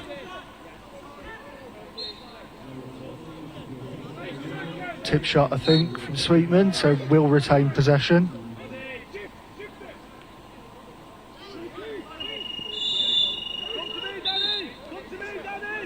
Shot clock ran out, but again we've got that push call coming, I think, on Poke. It's been a real bit of a bitty game so far, I think. Mistakes, penalties, and I think the teams are just still trying to find their way at the moment. You took the words right out of my mouth there, Sean. Yeah, I think bitty, mistakes, poor shots, poor decisions. I just think this shows the two teams that kind of have had a tough weekend, and they're just trying to find a little bit of form. And, this game is still, 4-3 at half-time, going in, really kind of delicately poised. These are big moments again for Hustle, playing lots of man-down sets, but again, seeing the team off. And Kirkland can come again on that quick transition. Flipped out to Fliss, great little gummy and over-the-top finish. They now could be caught out as they, with that man down, they're now struggling to get men back in defence. Sweetman just can't take the feed. And now here's the Sixers in its element, the possessions, multiple possessions changing hands. They got really fortunate there, the Swift. I think Garnsworthy had just called that timeout before. I think Allsop stepped on the field and didn't realise the ball was being thrown to him. And, again, just one of those kind of examples of lots of little kind of mistakes or just guys not quite with it at the moment. And I think we're probably in for a second half with the coaches actually having a good opportunity at half-time to kind of reflect on the first half and really make some changes or make some impetus of, control in this game. Yeah, I'm seeing quite a few on the bench, a lot of frustrated figures. I think people, it's not just quite going for them at the moment. And I think half-time will probably be a good thing for both these teams, just to get a moment inside. As we enter the last 10 seconds of the half, Rogerson looking for an opportunity. Poke is going to get called again.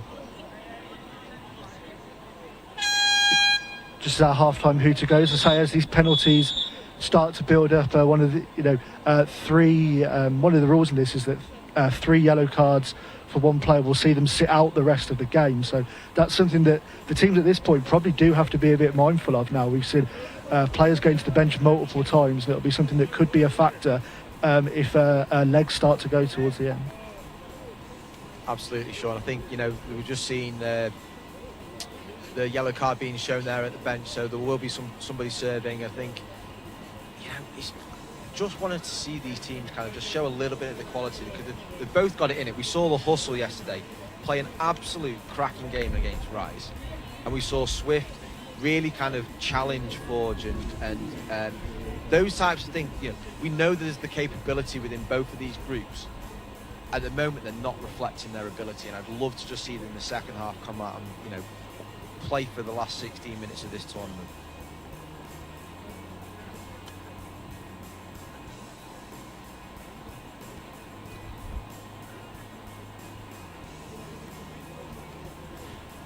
So I think now we're going to hear from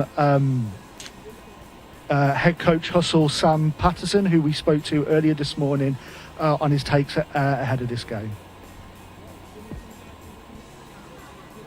Ahead of the third place playoff with head coach Sam Patterson of Hustle. You're playing Swift later today. Talk to us about the loss yesterday, unfortunately, to Rise. Yeah, obviously, unfortunately, we lost the semi-final.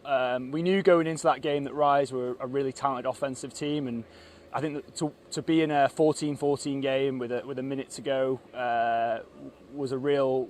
We kind of knew we had the ability and the players to do that, but it was a really good opportunity. We were in at that stage of the game, and I think it was a bit of heartache at the end. An errant timeout, and it's a coaching error on my part that kind of took the game away for us, and then obviously they scored those 2 goals right at the death. So it was a bit of a bittersweet. You say coaching error. Everybody's learning at the moment, aren't they? So you can't be too hard on yourself, surely. Yeah, I think the 30-second timeout, in terms of the length of the timeout, is a bit of a challenge. Obviously, in the field game, it's a minute minimum, so trying to get over your points, and we've got to prepare for that. We prepared for that today, so if we do call a timeout, we know we're not going to waste that 30 seconds and potentially get another infraction again. But yeah, it's a massive learning curve from the coaches and the players. I think that as the players have progressed through the tournament, I think they've started to understand the rule set, and they've started to understand it's a mentality switch for them as well. The game's just a lot different than the field game and also the indoor game. So yeah. Now, as well as a new format, these are new teams that have been put together. It's your job as a coach to get them gelling. How do you do that when the team is so fresh together? With us, it's a particular challenge because we had 4 new players this weekend. So in our 12-man roster. So yeah, it's been a really big challenge. I think as the players get more buy-in and as we get more time with our teams going forward, I think it will be a lot more consistent. And I think the inconsistency with the team, particularly our team, players have had a couple of games to get used to playing with one another. Guys that have never played with each other. Whereas some of the other teams, obviously most of them are England players, so they've come through academy together and they play national squads together. So there's already that chemistry and that relationship that they understand each other's games. So our team was a bit more geographically spread out. Wales, Scotland. We've got a player from Latvia on our team. It was a bit of a challenge. Now, I did a lot of watching yesterday. I thought you were one of the more passionate coaches on the pitch side. What does it mean to you, this tournament? I get a bit rolled up in the games. I'm a very competitive man. So I don't really play for second place. So we do everything we can to put ourselves in that winning position. But I think obviously like I say, it's a new format, it's a new entity really. So to try and get the players to buy in, but also me as a coach and Dave, my assistant. Hopefully as this thing snowballs, as teams get a bigger identity, the players will get more buy-in and hopefully we'll get the fan buy-in as well. And in your opinion, you just used the word snowball. Can sixes go places? I think obviously there's been a lot of hoo-ha around the field game, box game, and then the sixes game. I see this as a really good entrance to sport. A really good for someone who's never seen the sport before. For beginners at school, for the untrained eye, if you will. I think the sixes format is a great format for our game. So, I only see this getting bigger, and also it's a bit of a leveler as well in the international game. Team USA, Team Canada. I think it could be a leveler for other nations.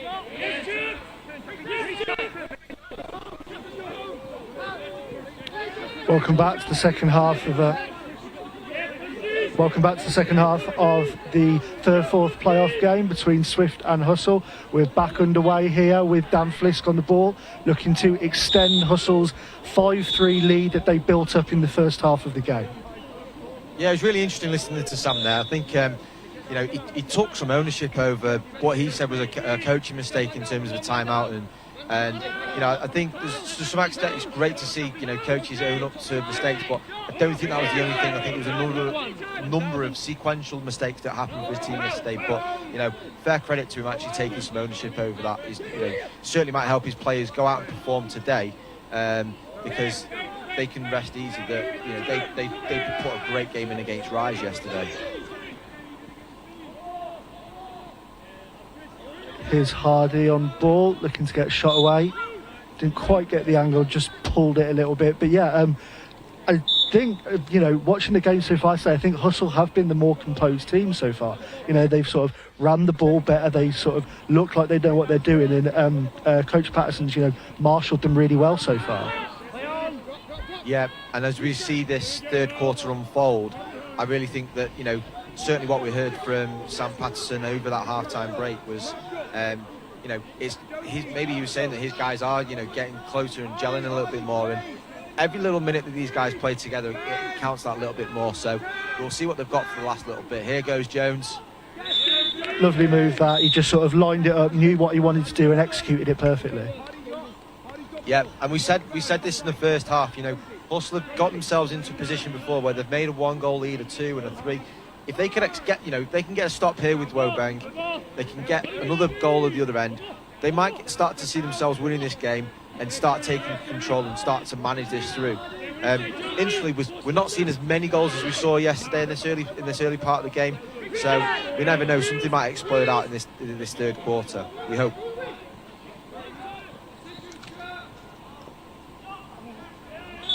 Excellent run by Wilshire, and really unfortunate there to not come away with the goal. He rode a few challenges, came right in front, and I think they're going to get the ball from a couple of those challenges. But Hilditch called for a penalty there. Yeah, we saw there another opportunity that the Hustle created for themselves in transition. I think Shirt would really want to bury that one, but he's done a job by earning the foul, and here we go on the extra man. They've got Flisk and Hardy both on this right-hand side here. Both, I'm sure, will be angling for a shot if they can just get themselves free. Yeah, they had a nice little backside exchange off that rotation as well. So they're working hard off ball, and that's where you want to get Hardy. Great into a shooting position.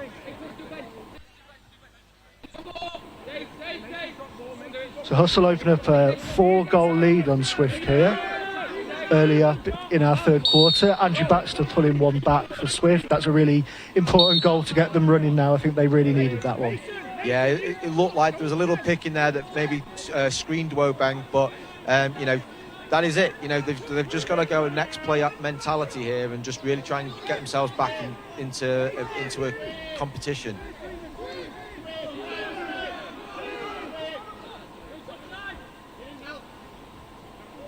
Feed up to Kirtland. Again behind the back, this time from Gorham, I think. Comes off the post.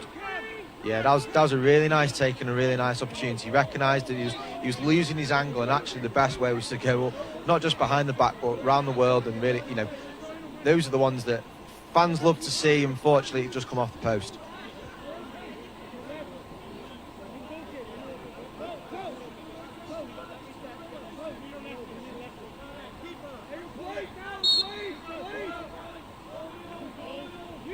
Elliot hurrying goal for Swift. They're trying to direct his defence, trying to get them aware, get them in shape. Swift as Hustle look to work the ball again. Shooting options, Flisk here, Hardy down low. Yeah, they're running the same extra man. There's that backside exchange, giving Flisk the opportunity to step in. Great double save.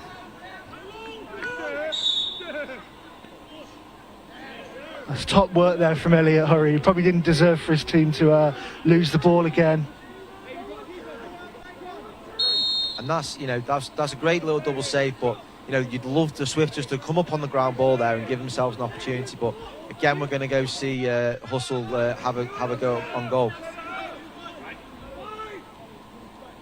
So Hustle have probably done those little things, those dirty things better so far. You know, winning good ground balls, getting in front of their men, and slowing down Swift's breaks as Rosser has a bit of an errant shot there. That ball's off down into the distance. Yeah, we saw two of the Hustle guys just drop nice and deep. We had Hardy and Flisk, and they were like, you know, yeah, you can try and beat us in transition, but we're actually just going to hit the hole and really make it difficult for you. And again, they give themselves that opportunity. And I think that will be the shot from Pope, ball goes wide. I think almost looking at how Hustle have set up now, that will be the plan. They're having the two men sit right up the top, which means, you know, if something breaks down, there will be no transition ball for Swift. They're going to, you know, really manage this game well with that 3-goal lead. And as we see this in effect now, as Mills gets an opportunity to come forward, shirts up against him. Rogerson finds bottom corner. Yeah, it was a good individual effort there, to be fair. I'd be interested to see where the Hustle actually start dodging from in this next possession, because the last couple they've not gone from a high spot. They're kind of going more from the wings and trying to dodge the ball. Here goes Jones from high. Just trying to see maybe if Sam made a bit of a change at the quarter time, but it's interesting just to see how this quarter's actually going to unfold. We're into the last 90 seconds of this quarter, and again, I just still think there's a team that just needs to go and grab this game and go to win it. I'm going there. Help me. Who's going that side? Side. No lefty. There's Hilditch looking for, again, I think his first goal of the game. Like you said, someone who was so influential yesterday, just hasn't been able to get going for the Swift. And I think if, you know, they could try get him on board, might be the answer to their issues at the moment. Yeah, I'm sure the Hustle will have been talking about the threat of Hilditch, and at least on the last couple of possessions, you know, Tommy Kirkland's actually been picking him up, because Tommy's normally a straight defender. He's a very good straight defender, and you know, you want to get your best defender on one of their best attackmen. So, you know, I'm sure that part of conversation's happening about trying to limit his opportunities, and so far it seems to be working.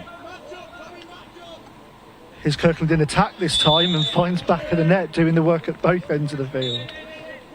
He's somebody who, coming into this fly competition, you were really going to see what he was made of with a short stick, and he's absolutely stepped up to that mark in terms of playing the defence. But he's not only just chipped in with a couple of goals, he's actually been a good contributor for the Hustle.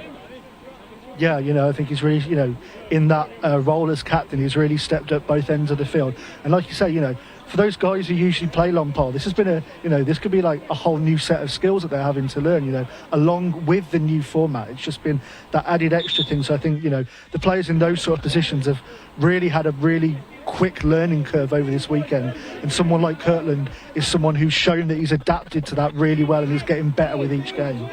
Absolutely. It's one of those, you always want to encourage the defenders to play feet first, not to be too over-reliant on the stick. And I think he's actually demonstrating that, give him a short stick, he can actually handle the ball up front, but it's not going to impact his defensive game.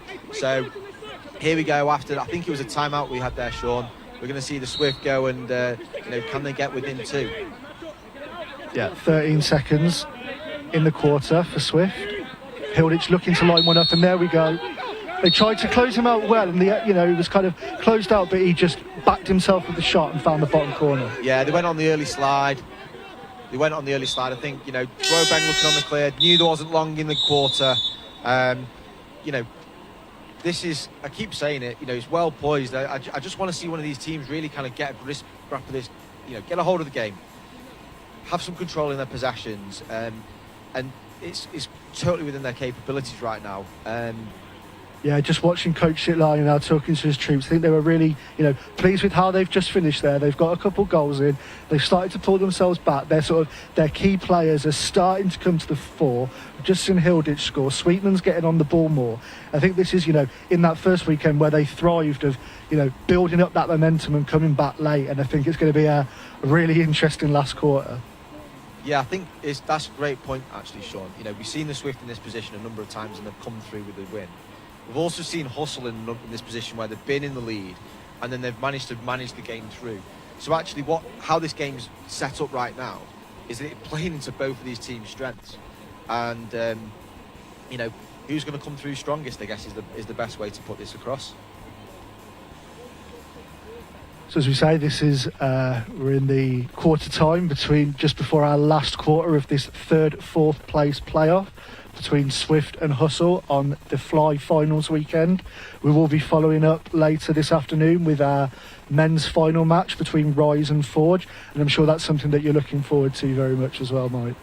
Absolutely. We know up at the in the meeting rooms and stuff that both those teams are having good game planning meetings now. I actually walked in on Coach Cara watching some game film back yesterday and really trying to get right into the detail with his team. They also had a good team session last night. Interestingly, the Forge actually went out last night. They went bowling for a couple hours and just tried to get away from the lacrosse and refresh those guys. So we'll see what happens, in that final later on this afternoon. But I think what we've got is two great finalists that's going to put on a show for us later on today. So we hope you're able to join us at 2 p.m. for that men's final. But meanwhile, we're about to get underway for our fourth and final quarter of this fourth playoff.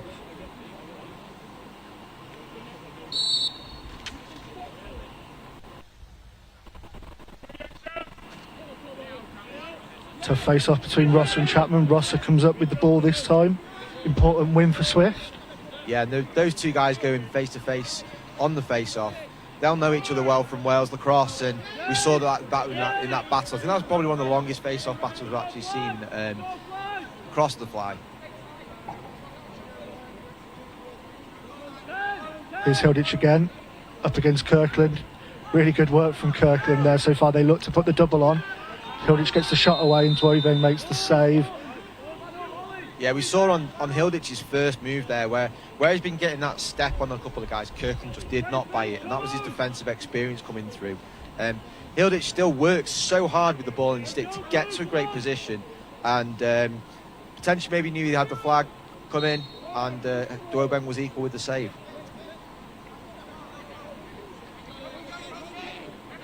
One opportunities. Ball goes back behind. Yeah, we've not seen a huge amount of that. We've not seen a huge amount of players actually, pushing the ball from X and playing from behind. But absolutely, there's an opportunity to turn a defence, especially either in that slow break opportunity or maybe on that extra man. Drobeng coming under pressure from Sweetman there, getting his stick right involved. A little bit of cat and mouse. Drobeng comes out the winner in the end.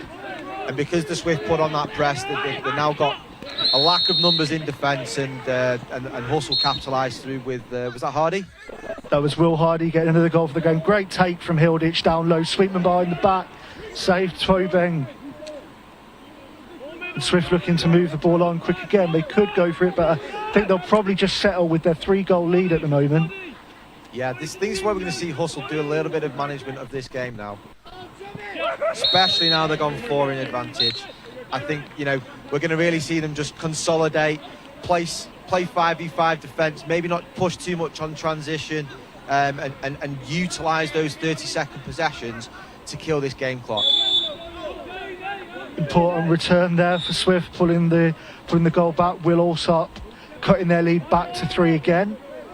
Yeah, you can see this here now. The pressure's just started to turn up, hasn't it? You can feel the tension's just started to rise between both teams.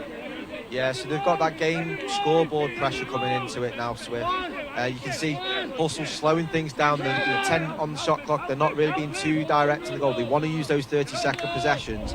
And again, there Jones draws the foul, and that's going to give them a reset of the shot clock, and 30 seconds probably utilised to take off the game clock.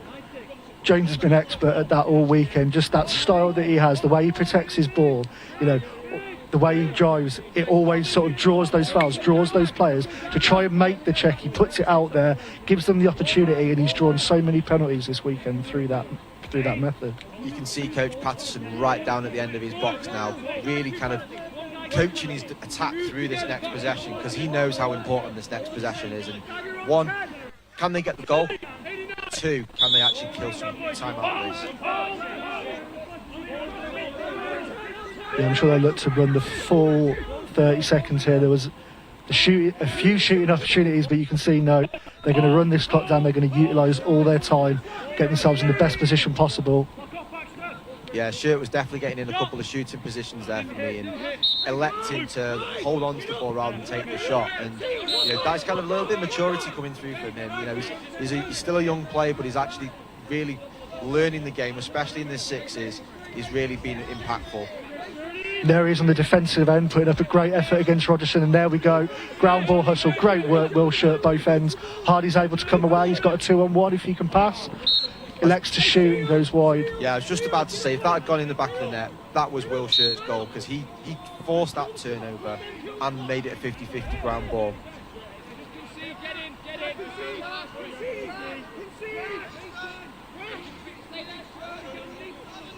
Sweetman looking to line something up individually. Again, good work, but Shirt just with the push in the back. Sweetman go for the flying dive. Jobeng stood up well to it again, but they will get the man-up opportunity, and this is where Swift now going to really want to drive up the pressure with 3:20 to go. Yeah, you can hear Coach Patterson asking his team to just get in, play defence. He doesn't want to give them transition. I think they're really getting into some form of game management here now, because they know they've got that 3-goal advantage. In a game which has only seen 17 goals in total, he knows how important it is. And there, with the man down, Hilditch was able to line one up, and although Gorham tried to get the dive out, Hilditch was able to wind up and finish. And we're seeing now that he's alive, he's got a couple goals, and if Swift can get the ball back on attack, he's definitely their go-to man, I think, in these final 2.5 minutes.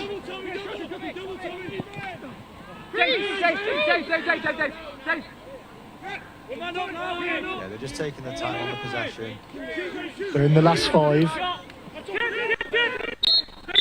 And again, tip shot, so they'll get the reset on the clock. And they'll be happy with that. They'll be really happy with that. They'll probably try and utilise the full 30 here.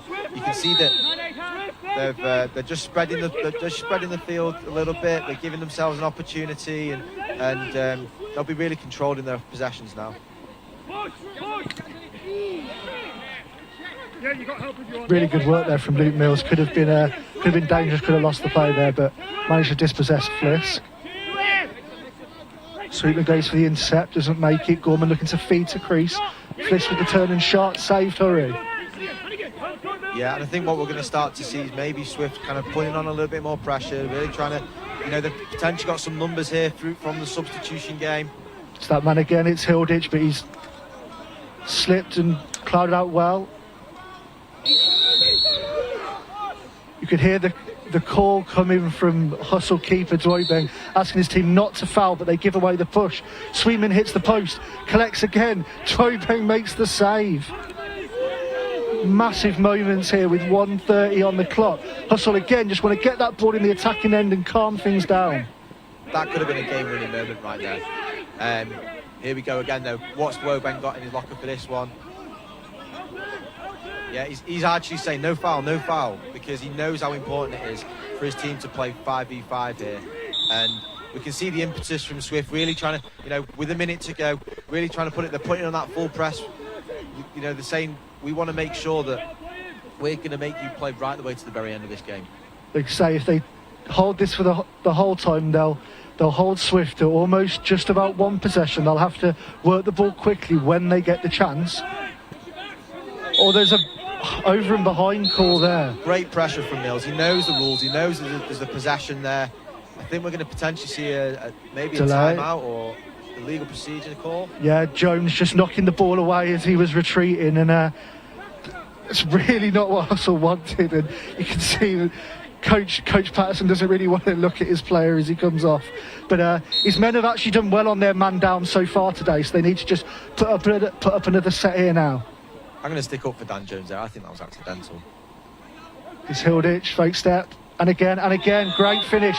Great work, Hilditch. Pulls the game within 1. 33 seconds left. Hustle are a man down. Yeah, Swift will put the pressure on. They're going full press pretty much. They're going to have Dwoibeng be chased here by Sweetman. It's about 5 seconds difference between shot clock and game clock, so there will be some opportunity for Swift to have ball at the end of this, as long as they don't concede. And they're giving Hustle the option, and Gorham finds the finish, and that should be game for Hustle. Yeah, that'll be game, Sean. They've done a great job. We said about Hustle managing the game, and that's exactly what they've done. And it's great to see Hilditch not giving up to the last. There's a second on the clock, but I think that's pretty much done.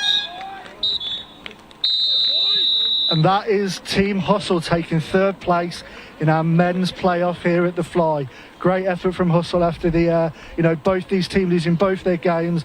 They just got knocked out in the semi-finals yesterday. But they've come back now with a really strong victory, and that's great for them as a team.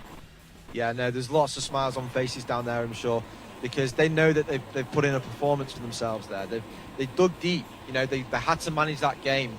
They recognised that they were conceding, potentially a little bit in transition. They got numbers back. They were keeping it nice and tight and compact. They capitalised on their transition opportunities, and then they managed the game towards the end of that last quarter. So fair play to them. There's some mature performances out there, and I think Swift played to the last as well there, Sean. So credit where it's due.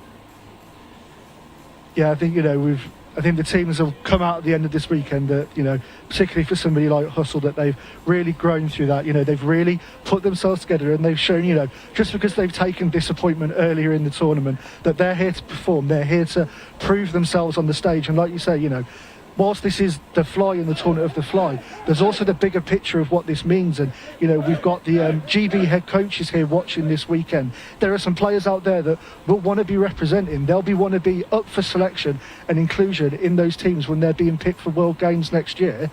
So it was really important for them today to come out and make a statement. And I think they've well and truly done that. Absolutely. There's some guys there that have really put the stamp on this format of the game. And I think there's been some names that I don't mind saying, the likes of Hilditch in this game, the likes of Sweetman, they're really well suited to the sixes. But then we've also had those surprises with the likes of Kirkland, who's come through and made this kind of game his own. It's been a nice, pleasant surprise out of the whole format.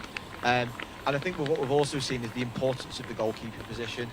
The goalie's really, we saw right there at the end, an athletic goalkeeper with Dwoibeng coming out of the field and making those stops, but also making sure he's killing clock for his team and maintaining possession. So there's so many different variables to consider. I think it's been great food for thought for those GB coaches. Yeah, and as I say, Team Swift, they've had a bit of a difficult weekend here, but they proved their credentials in that opening weekend, and there are players out there with talent, players out there with skill, and whilst it's just not come right for them today, I think when they look back at the process, they'll reflect on the good things that they did, the work that they did well, and once again, learning experiences. These are the very first few times that they're being able to play the game, explore the game, understand what the game's about. So they'll be able to take a lot away from this too. Yeah, I know Sitlani and Garnsworthy last night were talking about what process goals they can generate out of this game, and I'm sure they'll have ticked a few boxes. Absolutely, all the players have learned, the coaches have learned. But I think we're about to hear from Sam Patterson. So let's hear from the winning head coach of that third and fourth playing game, Sam Patterson.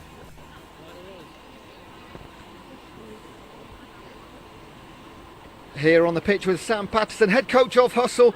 What a great advert for the Sport Sixes. Yeah, it was. All these games have been so tight. One goal games, overtime games. There's not been too many blowouts. So yeah, we thought we had a few more goals in us right at the end there in terms of getting a bigger margin. But they did a really good job to come back right at the death. But yeah, we managed the game. Now, like the women's third place playoff, quite a low scoring game. I know you thought you should have had more. Is that anything to do with tiredness or just the way the game played out? Yeah, a little bit. I think also yesterday, it was a long day. We were here all day, 2 games, and quite a long day. So we managed our recovery last night, and then today it was just kind of the energy was a little bit low before the game, and then obviously we want to be in the final. Let's be honest. But this for us was trying to get the players motivated for this bronze medal game, and then it was we showed it in the first half really. Now the introduction of the shot clock, as we've seen the matches progress, it's become more and more important and used as a tactic. I heard you shouting a lot, go on 10, use the clock. Just explain what that means. So we had obviously a 2 to 3 goal margin, and they're chasing the game essentially. So we may as well use the shot clock to our advantage and go on 10. We didn't really manage that as well as I would wish. We didn't really communicate offensively which guy had the right match, and kind of get out of that guy's way a little bit. But we're just trying to use it to our advantage and try to get them, also kind of force them to come and play further out, open them up a little bit behind them, and then also try and draw some penalties as well. Now, lacrosse is of course a physical game, but emotions particularly running high in that game. It wasn't the final, but it meant a lot to the players. Definitely, yeah. Obviously, yeah. The boys all play field lacrosse or box lacrosse, so the physicality is tough for them to kind of get used to. And I keep saying on the bench, you're not playing field or box anymore. You're playing sixes. It's a different mindset, it's a different skill set. So, yeah, it was tough with the rule set a little bit, but then also, the players were up for it. They want, they've come a long way to be here. They've given up a weekend to be here, and it's a great event. The organisers are a fantastic event, a fantastic job running the event. So yeah, it meant something to them, definitely. And in your opinion, as the coach, the future of sixes, what does it hold?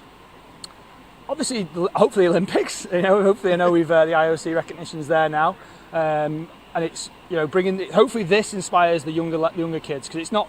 Unfortunately, maybe a few of these guys might potentially be there in 2028 in LA, but it's the 12-year-olds, 14-year-olds that are hopefully watching at home here in England or around the world that are going to be inspired to get involved, to hopefully be out in LA in 2028. Sam, congratulations, third place. Go and join your team. Thank you very much. Cheers. Thank you.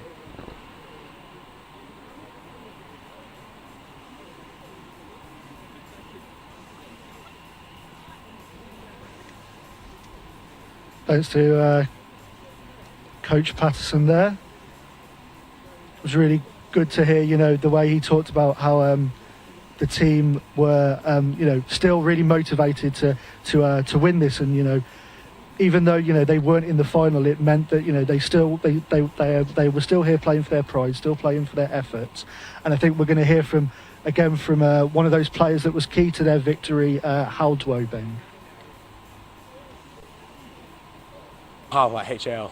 Hal. And we are here with Hal, the goalkeeper for Hustle. Congratulations, great win. Oh yeah, it was good. I think at the start of the weekend we didn't set out to win the fourth playoff. You obviously want to go the whole way and win one, but it was a great game, and we sort of dealt that hand, so we thought may as well do our best, get a bronze place as it were. And great game, thanks to Swift as well. They played quality on the flip side of it, made a really good occasion. Now, you're clearly one of the most vocal people on the field. You were really up for that. It wasn't the final, but you were up for it. Yeah, I think so. I think no one likes to lose, do they? And I'm one of those competitive souls, and I think it comes out on me on the pitch. Sometimes maybe don't channel it the best and shouting at your referees here and there, but no, I do like to shout at the players, and I think they give it me back. They know it's nothing personal in that sense. We haven't spoken to many players this weekend. What are your thoughts on the rules, the future of sixes? How does it play out on the field? Exciting, quick. I know, and it sounds a bit of a cliche, people using that word, all those words every time, but it is that.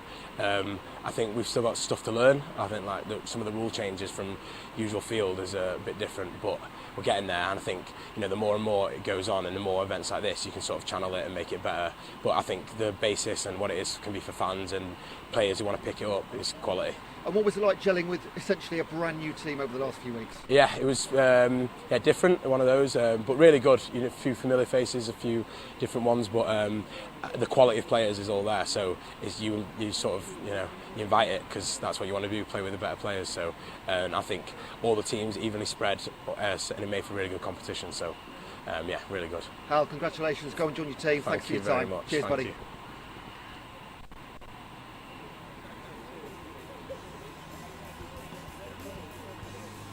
It's great to hear from Hal there and how much he's enjoying the fly, Sean.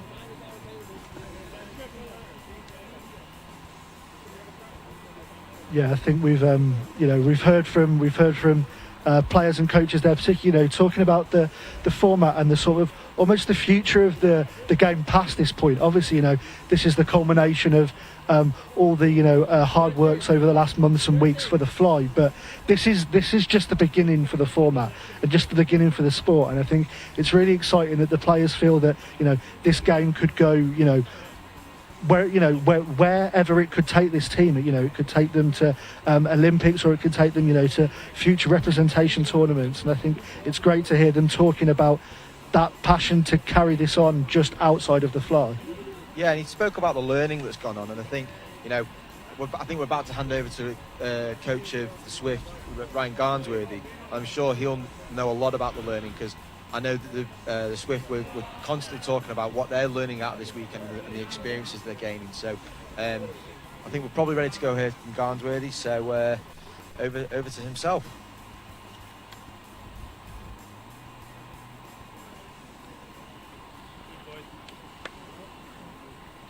Here on the pitch with Ryan Garnsworthy, unfortunately the losing coach. Just talk us through the game from your perspective, Ryan.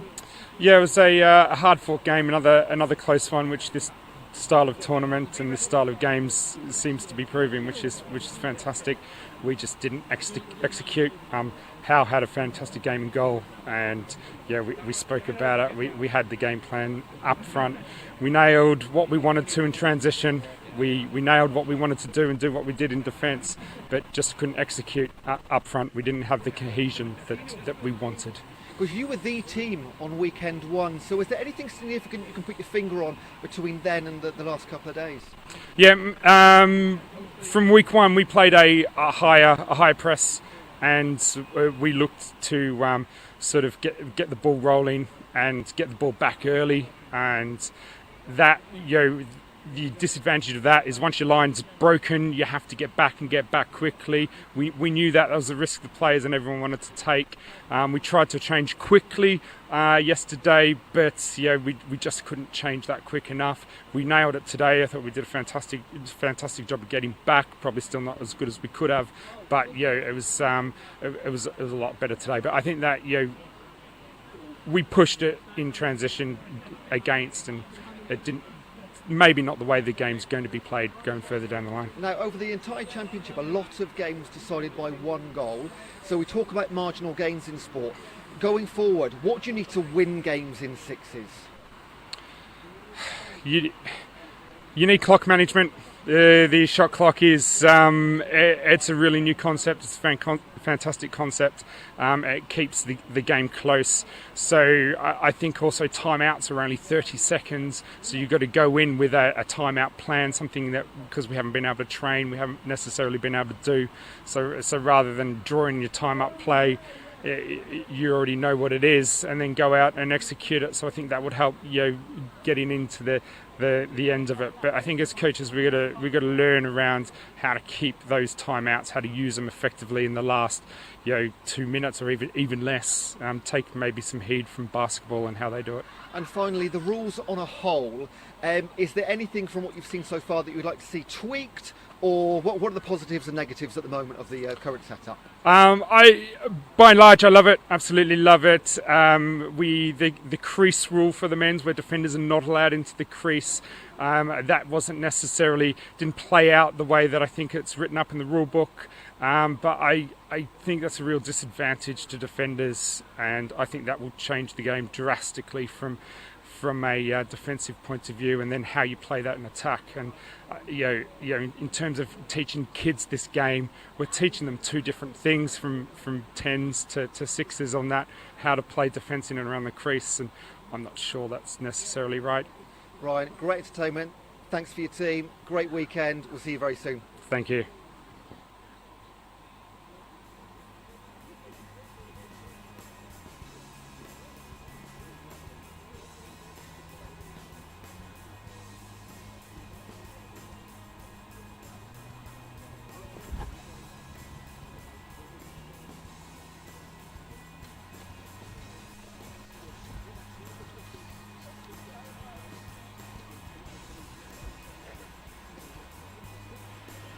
So there we go. That was our fourth playoff game. Hustle versus Swift. Hustle taking the win in the end, and they take third place. So thanks, Mike, for joining me. You'll be back later on this afternoon, 2 p.m. for our men's final, which will be up against between Rise and Forge.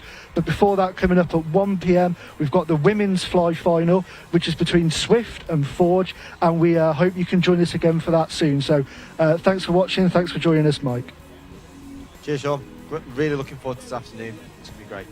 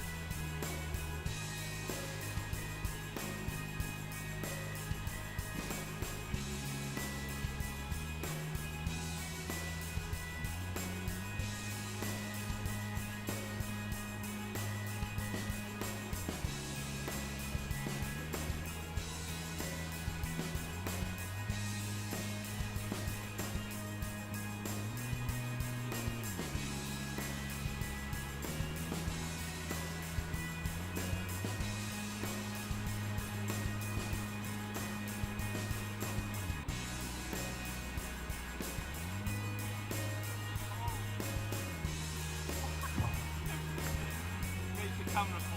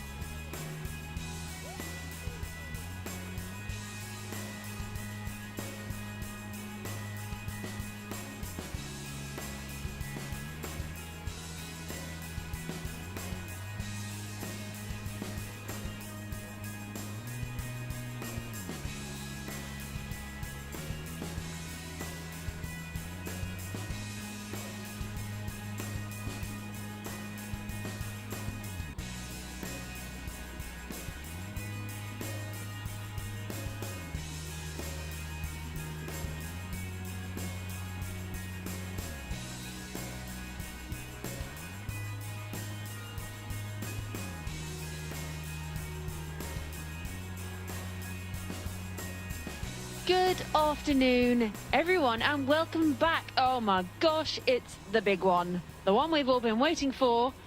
We are building up now to the final of the first ever version of the Fly Sixes tournament. And we've got Swift versus Forge. You've got myself, Georgie Heath, back on comms. Alongside me, I've got the wonderful Jane Powell. Hi, Jane. Hi, Georgie. How are you doing? All right, enjoyed your lunch? Very much so, and it was lovely just to have a break just before this absolute climax of the Fly for the women. I can't wait to see the Swift play the Forge in this final. Yeah, it's going to be mega. And I think, luckily for all our viewers, we've got a few interviews with some of the coaches coming up. So we've got the Swift head coach, Karina Walsh, and I think we've got the head coach of the Forge, Connor Dockery. So we'll hear what they've got to say ahead of the big one.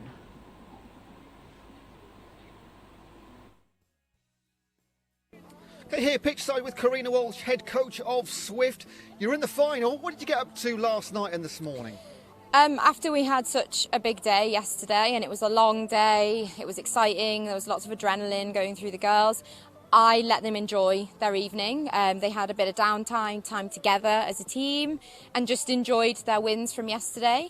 So we gave them that free time, and then this morning we refocused on the day's plan. Now, you won 3 out of 3 opening weekend, yesterday 2 out of 2, and they weren't just wins, they were really convincing wins. You have that favourites tag. How do you sort of handle that? I mean, I mentioned it yesterday. There is, of course, that added pressure, knowing that we are the team that's won 5 from 5. But that pressure has been earned by these players, and it's only down to their performances and how we've done. So we're taking confidence from it rather than letting it get to us. Now, you're playing Forge in the final. Everybody can see what everybody else is doing. How much have you watched of their games, and how much are you using that in your tactics today? We've watched their games. Sal and I, my assistant coach, we're familiar with what they do and how they play. But for us, our main focus is on how we play. And that's a big thing for us. We want to play our game, not worry too much about what they're doing. Do you take the final any differently? Any changes in strategy? Because what you're doing is clearly working. Yeah. So do you just go ahead and crack on with the same sort of strategy?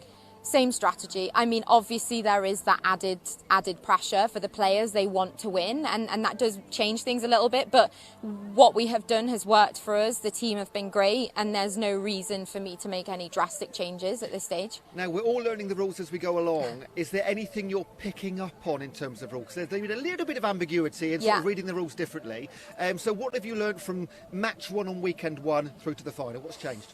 I think everyone's learning, and there has been a few changes, and sometimes that's taken us a while as coaches to be like, oh, that was different last time. But we're very understanding of the fact that this is a new game, it's developing, and we're all learning, so we kind of just try and ride the wave and go with the flow. Karina, I'm going to let you get back to your team. It's not long until kick-off, so best of luck. We'll speak up to you after the game. Thank you very much. Cheers, Karina. Here we are then with Connor Dockery, head coach of Forge. You're in the final, Connor. Looking forward to the match. Yeah, absolutely. Who isn't? This is why we're here. This is what we expected ourselves at the start of this. This is where we wanted to be. So delighted. Now you're playing Swift. They are unbeaten in 5. You've got a big task ahead of you. Absolutely, but all records are made to be broken, right? That's why they're recorded. So. I feel we're quietly confident that we can give them a tough game. Now, in the opening weekend, you only lost to Swift by 1 goal. Talk us through that game, and what can you take away from that game and bring into this afternoon? I think we did remarkably well for depleted squads. We were down to 9, and what that showed was our beginning of our grit that we've shown throughout this tournament. It also means that even though they've got undefeated records, that we are willing. We're gonna fight to the end, like I've said previously. And what have you been up to this morning? We've had a quiet morning, had a really nice breakfast. We had a bit of a team talk. I sent my thank yous, gave them kind of a little gift just to appreciate them because they've literally been awesome, and we wouldn't be having this conversation if it wasn't for them. What we've spoken about is these teams have just come together, gelling wonderfully well. Is it going to be sad to say goodbye, regardless of win or lose? Everybody says goodbye at the end of today. To be fair, that's just kind of hit home right now, hasn't it? Of course it will be, but I said to the players that to keep in touch. You never know what's going to come in the future, and hopefully we'll see Forge again. Now, not long until kick-off or a playoff. What do you say to the girls in the last sort of 10-15 minutes? That's just be ourselves.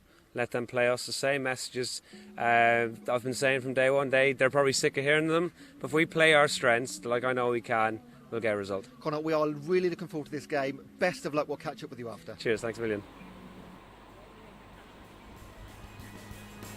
Always nice to hear what the coaches have to say after some toughly fought games, but those are done now. So we just got this one game and it's all to play for.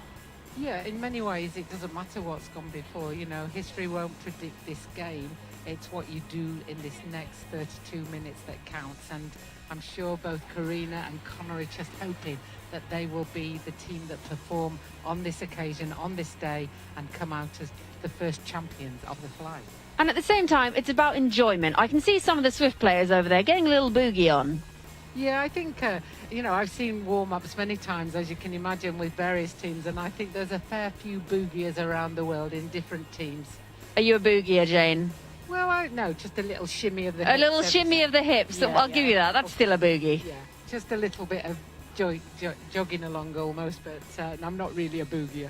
That's right. We'll leave the boogieing to the players, especially when they win. So, yeah, so this is a big one. We've got the Swift lineup here. So we've got Katie Greenwood in goal, Miranda Nichols, Emma Brown, Skylar Neal, Laura Warren, Anna Neville, captain Laura Merrifield, India Chadwick, Flora McPherson, Iona Dryden, Tors Anderson, Hannah Whiteley and Karina Walsh. It's quite a nice looking lineup if you ask me.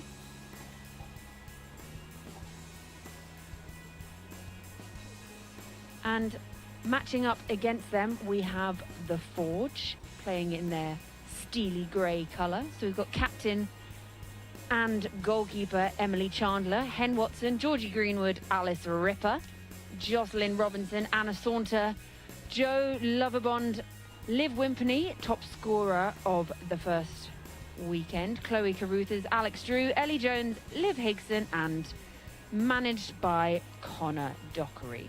So I think we better correct the Jo Lovibond to Zoe Lovibond, otherwise she might be a little bit upset. Oh, but yes. a simple mistake to make.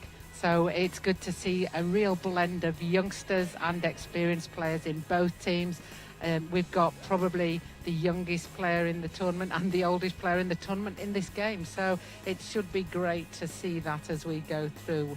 We range from 19 years of old, the Zoe Lovibond, right up to Laura Warren, who's 39, you know, and that's just fantastic depth of experience. She won't mind me saying, she's young at heart. she is, and if you see the miles she puts in on the pitch, she really is young at heart. Young at heart, young at legs. Yeah, I think actually most people, if they didn't know who she was, they wouldn't pick her out as being the oldest person on the pitch, because she's probably one of the quickest, one of the people that runs the most. She's got the enthusiasm. She's got everything that you want in a lacrosse player, but what she comes with is bags of experience at this level. So she will be a player to watch. And I can see her now just skipping, literally skipping into position. And matching up at the centre here, it looks like we're going to have Laura Merrifield and Liv Wimperney, both going for the push draw, it would seem. We're just waiting for the officials to appear. The players are ready to rumble, and there's no officials or ball in sight, so it shows just how hyped up they are for this game. I can hear lots of voices. I think the players want to get started, and it's just like, come on, officials, we're ready. Come on, and here they come. So ready to get rolling. Paul Bibby walking to the middle, ready to put the ball into the sticks. It's always a strange concept. I wonder who came up with that as the way to start a game. Yeah, there were similar things, weren't there, in other sports? So certainly in hockey we used to have the bully off, where we put the ball down. And we've got the basketball. And basketball tip off. So we do have certain similarities in some of the games in history. But lacrosse, I'm pleased to say, I've retained this for the start of the fly. Right, so here we go. This is the final of the fly. All to play for. The glory game. Liv Wimperney and Laura Merrifield to take the draw. And it's gone up, taken cleanly by Liv Wimperney there. Laura Merrifield collides with Hen Watson there, but all okay. Oh, Hen's gone off. I think she's okay. I think that was tactical. Liv Wimperney driving. And they've got to be mindful, 10 seconds. Fantastic save there from Katie Greenwood. He finds Tors Anderson, passes it off to Laura Merrifield.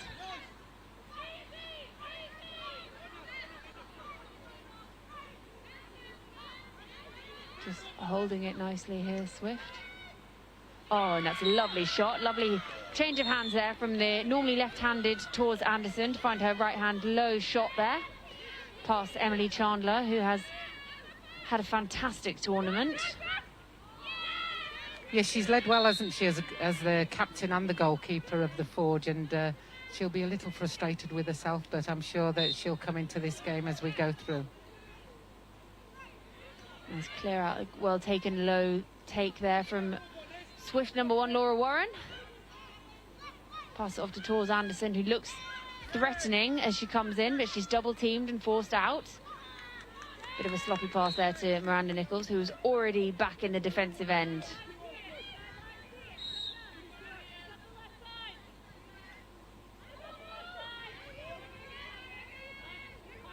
Still 1-0 to Swift as Forge's Alex Drew passes off to Liv Wimpney.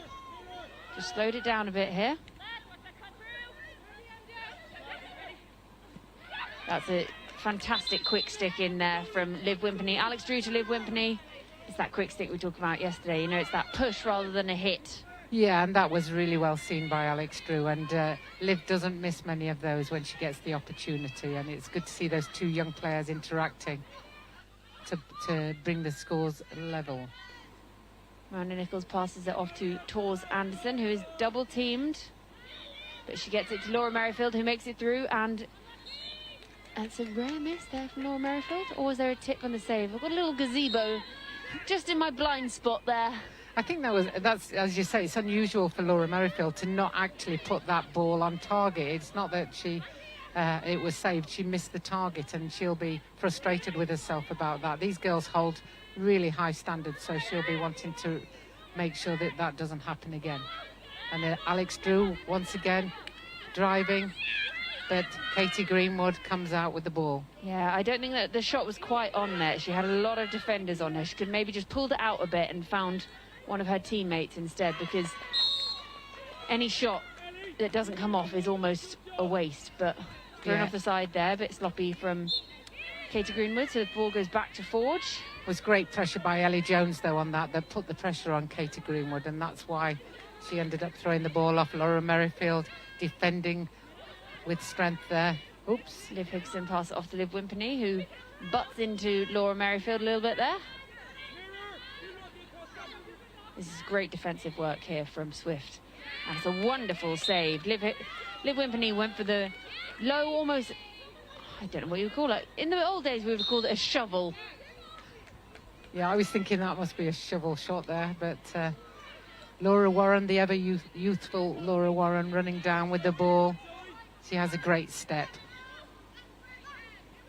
Tors Anderson taking that high left-hand shot. She's got a fantastic shot on her, Tors Anderson. The placement is great. And Emily Chandler just shuffles down the pitch with the ball to find her Forge teammate Anna Saunter, who's driving, but a great defence here from Swift. It forces the drop from Liv Wimpney.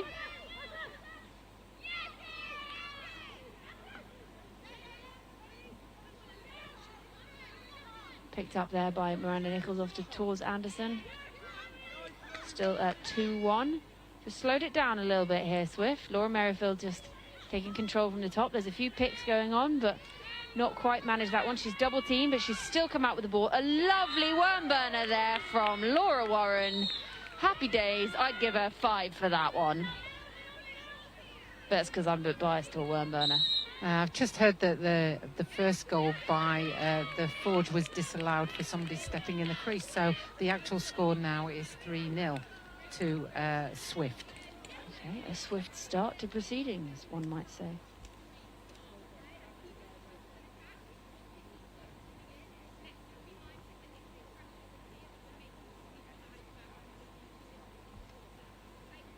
Let's see, a few team chats going on here. Just a quick 30 seconds. You can see Coach Karina Walsh still waving at her team and clapping as she walks away from them. Their players jogging back into position. Laura Warren just having a quick chat with a few of her teammates before she heads back to where she was. You see Liv Wimpney starting off with the ball. There's another white headband going on there. The fashion at the moment. Ellie Jones with the ball. She's driving quite a bit. We just need to make something on the end of it now. And there's a shot from Liv Wimpney, but saved by Katie Greenwood, and Anna Neville comes away with the ball. She needs to look up a little bit there. Yeah, unlucky. Great save there by Emily Chandler. Perhaps if Anna Neville just had that vision a couple of seconds earlier, she would have been able to look up, make that pass a little bit sooner. But instead it was saved, it's gone up the other end, and that's a Forge goal.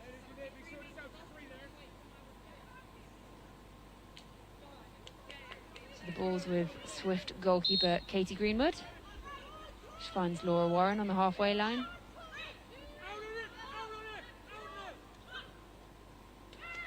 Another good save by Emily Chandler. This really is a game for the keepers. And Anna Saunter turns Katie Greenwood and puts that ball in the net. You could see where she was coming from. She had the vision to see that that Forge player was hanging out up the top unmarked. So she had to make that decision early whether she was going to take her or hang back in her goal. Either way, it was a one-on-one with the goalkeeper, and in theory the attacker should make that every time. Yeah, Anna Saunter did well to turn away from the goalkeeper so that it made it relatively straightforward for her. If she turned the other way, she would have turned straight into Katie Greenwood. So good work for the youngster Anna Saunter, who's only 20, so she's still one of the youngsters on the pitch. So it's still 3-2. Barely anything in it.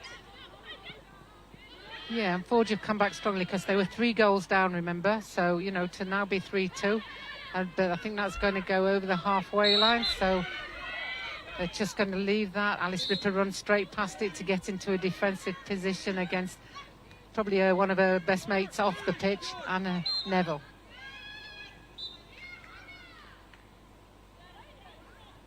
There's a green card there going for Liv Wimpney.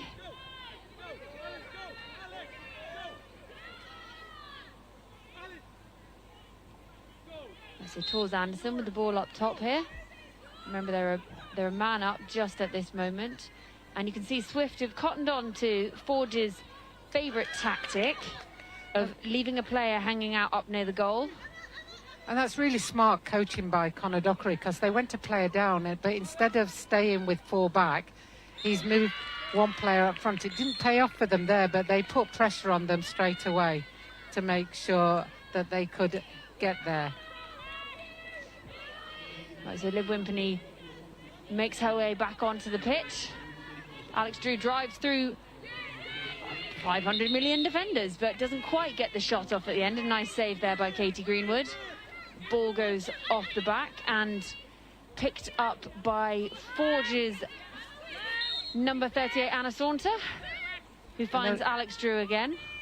9 seconds to go in this quarter, so both teams, one will be trying to hold them and the other will be trying to score just before the final whistle of this first quarter. I always think it's good to go into a break with that momentum, you know. Oh, unlucky there from Liv Wimpney.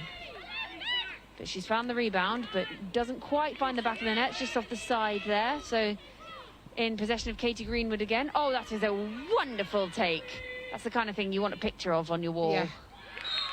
And Laura Warren puts that away, so that means 5-2 as we closing stages of... And that was all thanks to that fantastic take from Emma Brown there, but the quick reactions there by Forge to get it back and earn themselves another goal. And that's the end-to-end nature of this game. That was an exciting last couple of minutes, wasn't it, Georgie? Yes, so we finished that quarter 5-2, yeah. 5-3, I should say. Yeah, so it was nice. Just 2 very quick goals in the last sort of 10 seconds there. But that's the exciting thing about this game, that can happen. Yeah, and what's nice is that there's only a 2-goal difference now, and that means that can so easily be overtaken. I think any team that gets beyond 4 goals is very much in the ascendancy, but 2 goals is nothing in this game. And I think especially in a final, You know, you want that mentality, can be a little bit different, a bit of pressure on, maybe a few more nerves than earlier on in the day or in the tournament. So, yeah, if you get 4 goals behind, you can start thinking, maybe, even though you know it can be pegged back quite quickly. So, yeah, just 2-goal difference. It's all to play for still. And in fact, if you saw the previous game, then that's where Rise just turned the screw, and they turned the screw, and they turned the screw. And I'm sure that's what Coach Karina Walsh will be saying to her players now, is let's just make this count. So we just keep turning up the heat on the Forge. And Conor Dockery will be expecting his players to come out strongly, like they finished that last minute of the quarter. And talking of turning up the heat, the sun is finally coming out on us. It's only taken 24 hours. That's right, but you know, the best things come to those who wait. So we've been waiting, and here it is, and it's the same with this game. We've been waiting for this game for the whole tournament, and here it is, and it's 5-3. Very exciting. Yeah, and also, interestingly, up until this point, there's still a 100% record for the Swift. Yeah, and that will be hard to topple, but I think if anybody can do it, then the Forge will give them a good run for their money. They've got 1 or 2 good players. I think the addition of Alex Drew this weekend has been a real bonus for the Forge. So here we go again for the beginning of the second quarter. Currently 5-3 in favour of the Swift, but as we know, can change very quickly. I think Laura Merrifield went a little bit early on that draw. So Liv Wimpney to get the ball. Players put themselves in position. You can see Forge using their subs quite cleverly. Yeah, I think Conor Dockery's worked with the girls really well. He'll be a new coach to them. He's done a lot of work in the talent pathway in the academies, and now this is a good one for his team to pull another goal back there, and by Olivia Higson. Yeah, that was well played there by Liv, wasn't it? It really was. You know, I don't think Katie was expecting that low shot, and Olivia came away. So it's 5-4 now, and that's what I was saying about that 2-goal difference is never a safe distance away from the opposition. Good vision there from Tors Anderson to find Laura Merrifield, but that change of hands couldn't quite come off for her. She's missed the goal, but Swift have retained it. But as we know, the shot clock will still be running down.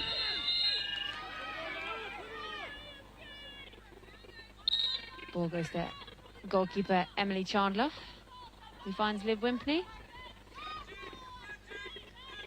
Alice Ripper looking around, gives it to Alex Drew.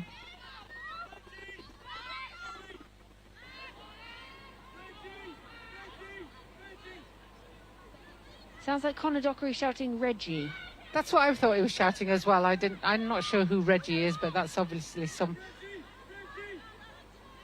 Interesting. Maybe we'll ask him about that one afterwards. The only Reggie I know is my pub landlord, so I don't think it's about him. Liv Wimpney marked by... Oh, that's a wonderful interception there by Laura Warren, who legs it down the pitch. 1-on-1 with the goalkeeper.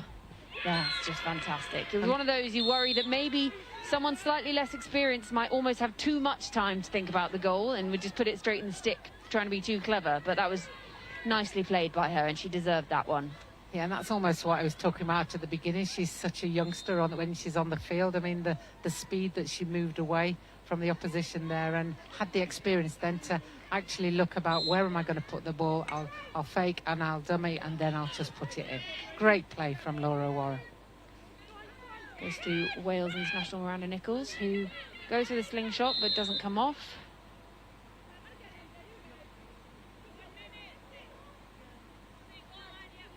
There's a yellow card going there to Georgie Greenwood.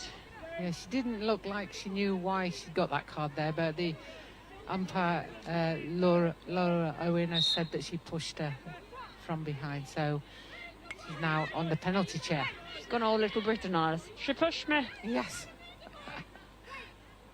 And this is where they can be dangerous, when they've got a player up and they've got the likes of Laura Warren, Tors Anderson, Laura Merrifield, and there's the goal from Tors Anderson.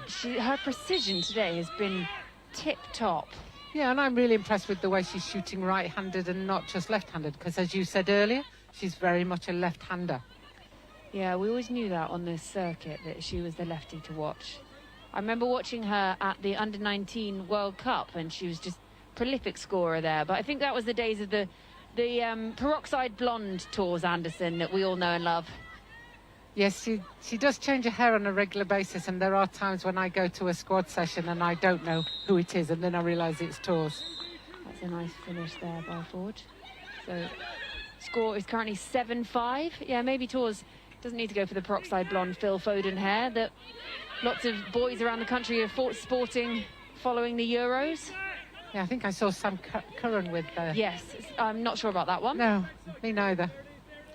Each to their own. But Forge coming away, Olivia Hickson. That's a fantastic shot there. Sorry, beg your pardon, Ellie Jones. It's a great low shot there. Ellie Jones, almost televised, but even then it was so precise, there wasn't really anything goalkeeper Katie Greenwood could do about it. And we're back to that 1 goal difference with a good... with a missed shot. And the ball going now to Emily Chandler, the goalkeeper, who brings it out onto play. Sends a longish clear out to her team. Alice Ripper on the ball there. Now it's Olivia Hickson. Another of the white ninja headbands going on there. Seems to be a thing in this Forge side. Perhaps we're thinking team-branded headbands next time. I think the fly is generating a lot of that team branding. That's a great save again there by Swift goalkeeper Katie Greenwood, having a great game. Doesn't really surprise me too much. She's twice been the NCAA goalie of the year, so she's got quite a nice CV to boast. Yes, and been in the England women's setup now for a number of years, and was really looking forward to going to John Hopkins this year, but now it's been moved to next year, so she's looking forward to hopefully being selected next year for the England team to go to the World Championships. And then looking ahead of the World Championships, we're also going to have the World Games. Yep. Which will be including the sixes. Yes, I think, you know, as we've seen here, it's a very exciting end-to-end game that I certainly know that a lot of people who haven't watched lacrosse before are like, crikey, this is a game to watch. You know, where has this game been? You know, this should be better supported than it is. It should be in more places than it is. And I think particularly as we've just seen the Olympics, I think certainly a lot of people in England are saying, why isn't it in the Olympics? It's the kind of thing you would tune into at some ridiculous hour in the morning when you wake up, like I was doing with skateboarding this week, and then you find yourself 2 hours later still watching it, being like, well, there goes my 8 hours sleep, but totally worth it. Yeah, I think so, and it's, you know, it's a game that everybody can be involved in, you know. I think it's a real great spectator sport, but the players are so athletic, so quick, fastest game on 2 legs. That I think it speaks for itself. Oh, great turn there by Olivia Wimpinning. Yeah, nice turn and finish there to bring it all square at 7-all. Great pick up there. Zoe Loverbond coming down the pitch, the youngster on the pitch. Great pass to Georgie Greenwood, who just misses it. That's Scotland against Wales there. And who's going to come out with the ball? So we've got 2 Forge taking on the age and experience of Laura Warren. Bit of gardening and digging going on in that corner, but I'll let them off. And Laura Warren being told to go and have a rest. So they've got two off now. Both Laura Warren and Laura Merrifield are both on penalty chairs, but Laura Merrifield just returns. You'd be relieved as a Swift player to see that. You would, you know, to have lost one of your most experienced internationals is hard, but to lose both of them is like, oh my goodness, that really is a... Well, this is interesting. So we've gone for a timeout here, and it's at 7-all. And I'm not going to lie, I wasn't predicting it to be this close. No, and that's, I think, Conor Dockery, the coach of the Forge, has really got his players working together. They know what they're doing. We don't know what his calls are, but they obviously know what his calls are. You know, what was the one we... Reggie. Reggie. We'll have to ask him what Reggie is, but they seem to know what he's asking them. He obviously is speaking with clarity and with precision, and they're following his instructions, and they're producing the game so far that they want to produce in this final. Yeah, it's a very impressive performance from them thus far. So Forge in possession. Alex Drew just indicating with her head, sending it behind the goal. I just love how lacrosse you can go behind the goal. It adds such a dynamic to a sport that's already so exciting. And that is the first time in the game that Forge have gone ahead. So it's currently 8-7. Laura Merrifield sets off up the pitch. And they'll now try to deny them the shot because there's only just under 30 seconds to go. And obviously with the shot clock, they'll want to deny them that shot. And go into the half-time break 1-up. Off to Tors Anderson, who takes a look at the shot clock before she just... And she takes the shot, and it comes off. So that's 8-all. Two fat ladies. That was a fantastic retaliation there from Tors Anderson. She had the vision and the awareness to take that shot, but then also the calmness to put in a precise shot. As I lose my laptop from the table. Good catch, Georgie, good catch. So 10 seconds to go, possession back to the Swift, and they make no mistake. And they weren't happy being behind in the goals, were they? No. Maybe it was just that kick up the backside they needed.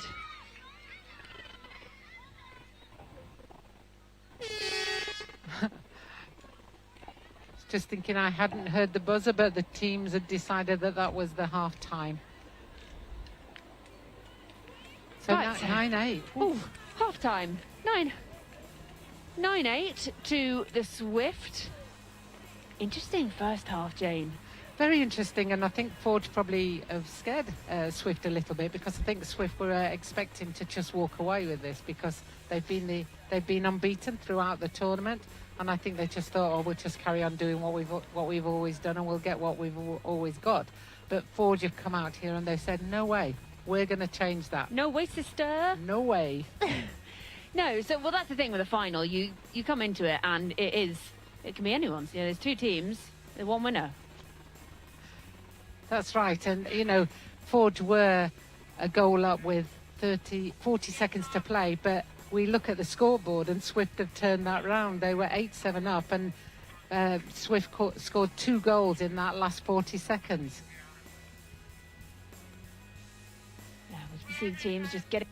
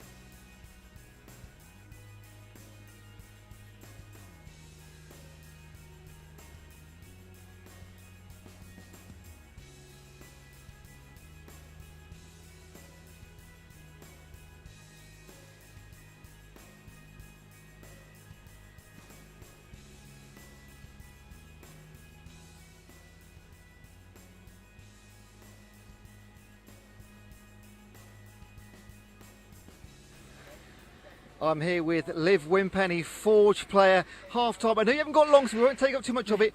Talk us through that opening half so far. Yeah, extremely tight game. You know, we knew Swift were going to come out absolutely fighting for it going into the game. They've not lost a game yet, whereas we have. So, you know, maybe the bit of the underdogs going in, but expect an exciting second half. I mean, we've just seen there how much things can change in literally 30 seconds. I mean, it's completely end-to-end stuff, isn't it? How do you keep up as a player? Yeah, you know, you just got to keep your head in the game, constantly subbing, getting fresh legs on there so you can get up and down as fast as you can, really. And you're playing arguably the favourites in Swift. How do you beat them? What do you do in the second half differently? Got to come out there, keep fighting. You know, yesterday we were down, I think, 8-1 against Rise. We came back and ended winning 14-12. So, you know, we've got a bit of fight in the team. And as a player, your thoughts on the sixes format so far? Love it. It's really fast, very exciting, as you can see, and the scoreline is just, you know, very exciting the whole way through. Liv, really appreciate your time at half time. Go and join your team. Look forward to seeing you at the end of the game. Thank you very much. Thanks a lot. Thank you so much. Cheers.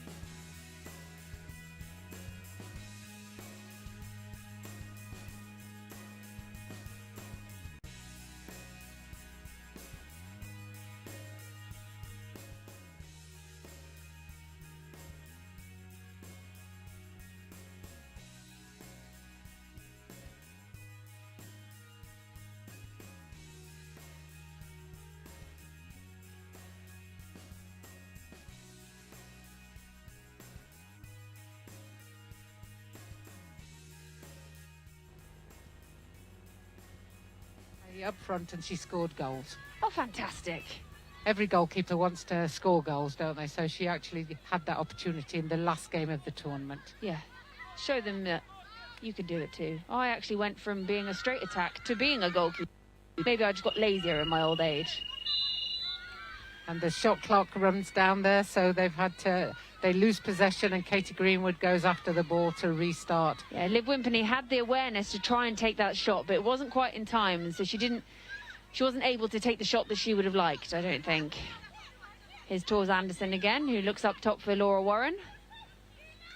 Some good defence going on here from forward. Great communication. It's very loud out there today. It is. I think that maybe they've learnt each other's names, but they get a great shot there from India Chadwick. She'll be delighted with that, because that takes her team 2 goals ahead now.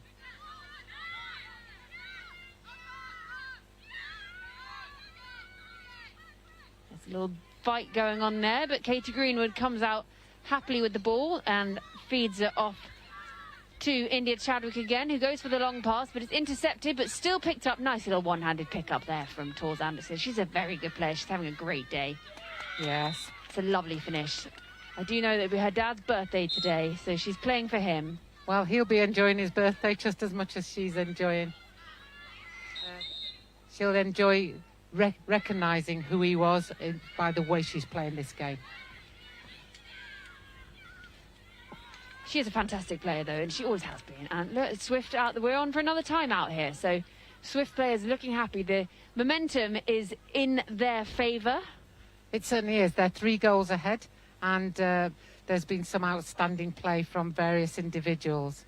Who's stood out to you so far in this first half as we go into the second? I mean, I'm always one to celebrate the goalkeepers, and I think they've both put in a great performance today, quietly. But Alex Drew, who didn't play in the first weekend, has come out and she's put her mark on this tournament, which is always good to see from a young player. And she plays with such maturity, I always think. Like, she might be younger than some of the others, but she's still out there, she's still controlling the game, and she's still able to you know, show that she can play with some of the veterans of the game. Yeah, she's what you call an impactful player, and I think she... And perfectly on cue, she finds the back of the net. And Laura Merrifield is taking a penalty break because I think she caught the head as she went through.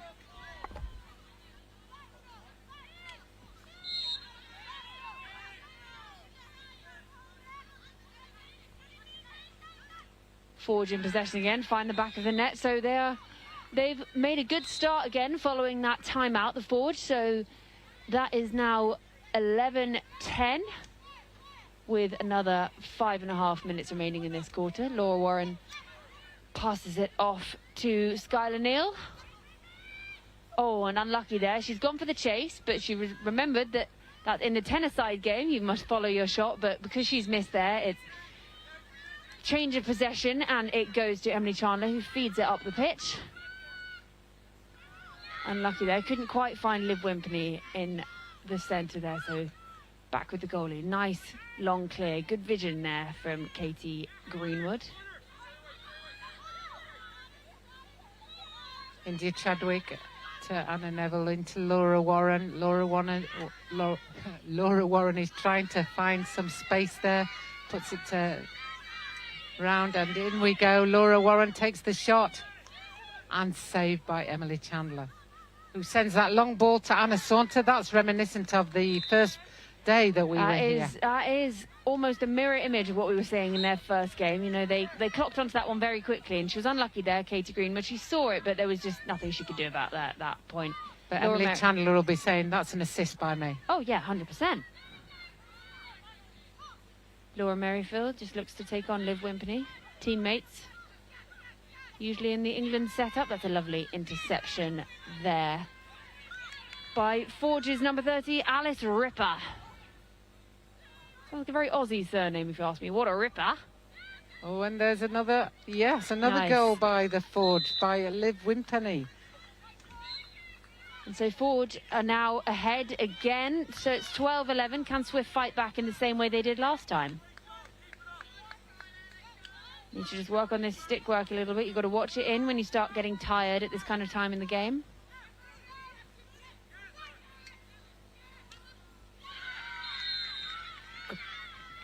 Yeah, great shot there by Emma Brown to draw the scores level. So that's all square, and we've got 3 minutes 35 of this third quarter left.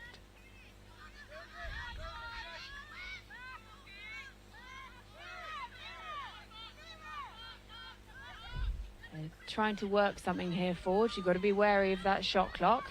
8 seconds, 7 seconds. You need to take the shot. That's But Laura great work Warren there from Laura steals Warren. the ball, gives it ahead to Laura Merrifield. She's just going to take her time. Oh, I would not want to be that goalkeeper. Thank you very much. She's not going to miss that one. She wasn't going to. She went for a couple of fakes. You almost wondered if it was a less experienced player, would you think she's sort of panicking herself with one too many fakes? But no, it's Laura Merrifield. She knows what she's doing. Yes, I agree, and I think that's the advantage that Swift have got, is that experience out there that can just make sure that those chances come into fruition.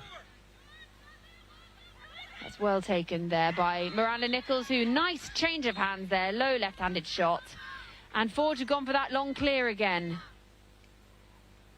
And Ed's found the back of the net. That's something that they've really mastered, that fast break art there, haven't they? Because Emily Chandler's got that awareness to make the long clear. And they sort of leave that player, they're like, okay, right, we trust our goalkeeper enough to have one less in the defence. But Anna Saunter has taken that long pass very well. She has, yes. She's one of the youngsters out there. She's only 20 as well. She's still at university, but she's showing a lot of maturity in the way she finishes off that long ball. And I see that Emily Chandler's looking for her again, but it's not open at this time, so she gives a nice, easy ball to Alice Ripper. So want to say that's a ripper of a shot. Oh, you do, don't you? What a ripper. Oh, Liv Wimpney taken out there by Tors Anderson, who doesn't even wait for the card and is off to the plastic seat. You almost think maybe they don't make them comfortable purposely. Yeah. The punishment chair. Yes, it's bad enough going off, isn't it? But when you get a plastic chair. The plastic punishment pew. But can Forge take the advantage? And No. no, they can't, because that's a little bit naive. It's one of those ones that's very satisfying to take as a goalkeeper, but also it is a little bit lack of game awareness and intelligence from a player when they pass it and a goalkeeper just pops up their stick like that. You've got to remember how big that stick is and the amount of space it can cover. And a Saunter sent off for a push there. So I think we're all square numbers-wise on the pitch at this moment in time. Oh, yes. Georgia Greenwood just been subbed on there. Tapes on her knees. Whenever Laura Merrifield comes back on the pitch, she must be thinking, oh, we've got to keep her away. We've got to keep her... Yeah, and they did well there, actually, Forge. They pushed her to take the shot on a bad angle. That's exactly right, and I'm sure that Coach Dockery will be delighted with that defence. And that's what this game is now, very attritional. It's about who can hang on and be the most disciplined and who can create the chances and then put them away. Liv Wimpenny directing her team where to go. And while she does that, we're down to 8 seconds on the shooting clock. And we're also into the final 30 seconds of this quarter, with Swift still leading 14-13, so barely anything in it. Yeah, I mean, for me, as a coach, I'd be saying something like, look, around 20 seconds, you've got to be looking for the shot. Don't leave it still till we get into the last 10. That was well seen by Laura Warren. If you could see the determination on her face as she received that, there was nowhere else that was going than the back of the net. And there's that long ball to Anna Saunter again. That's a wonderful check from behind there from Laura Merrifield, just on the hooter.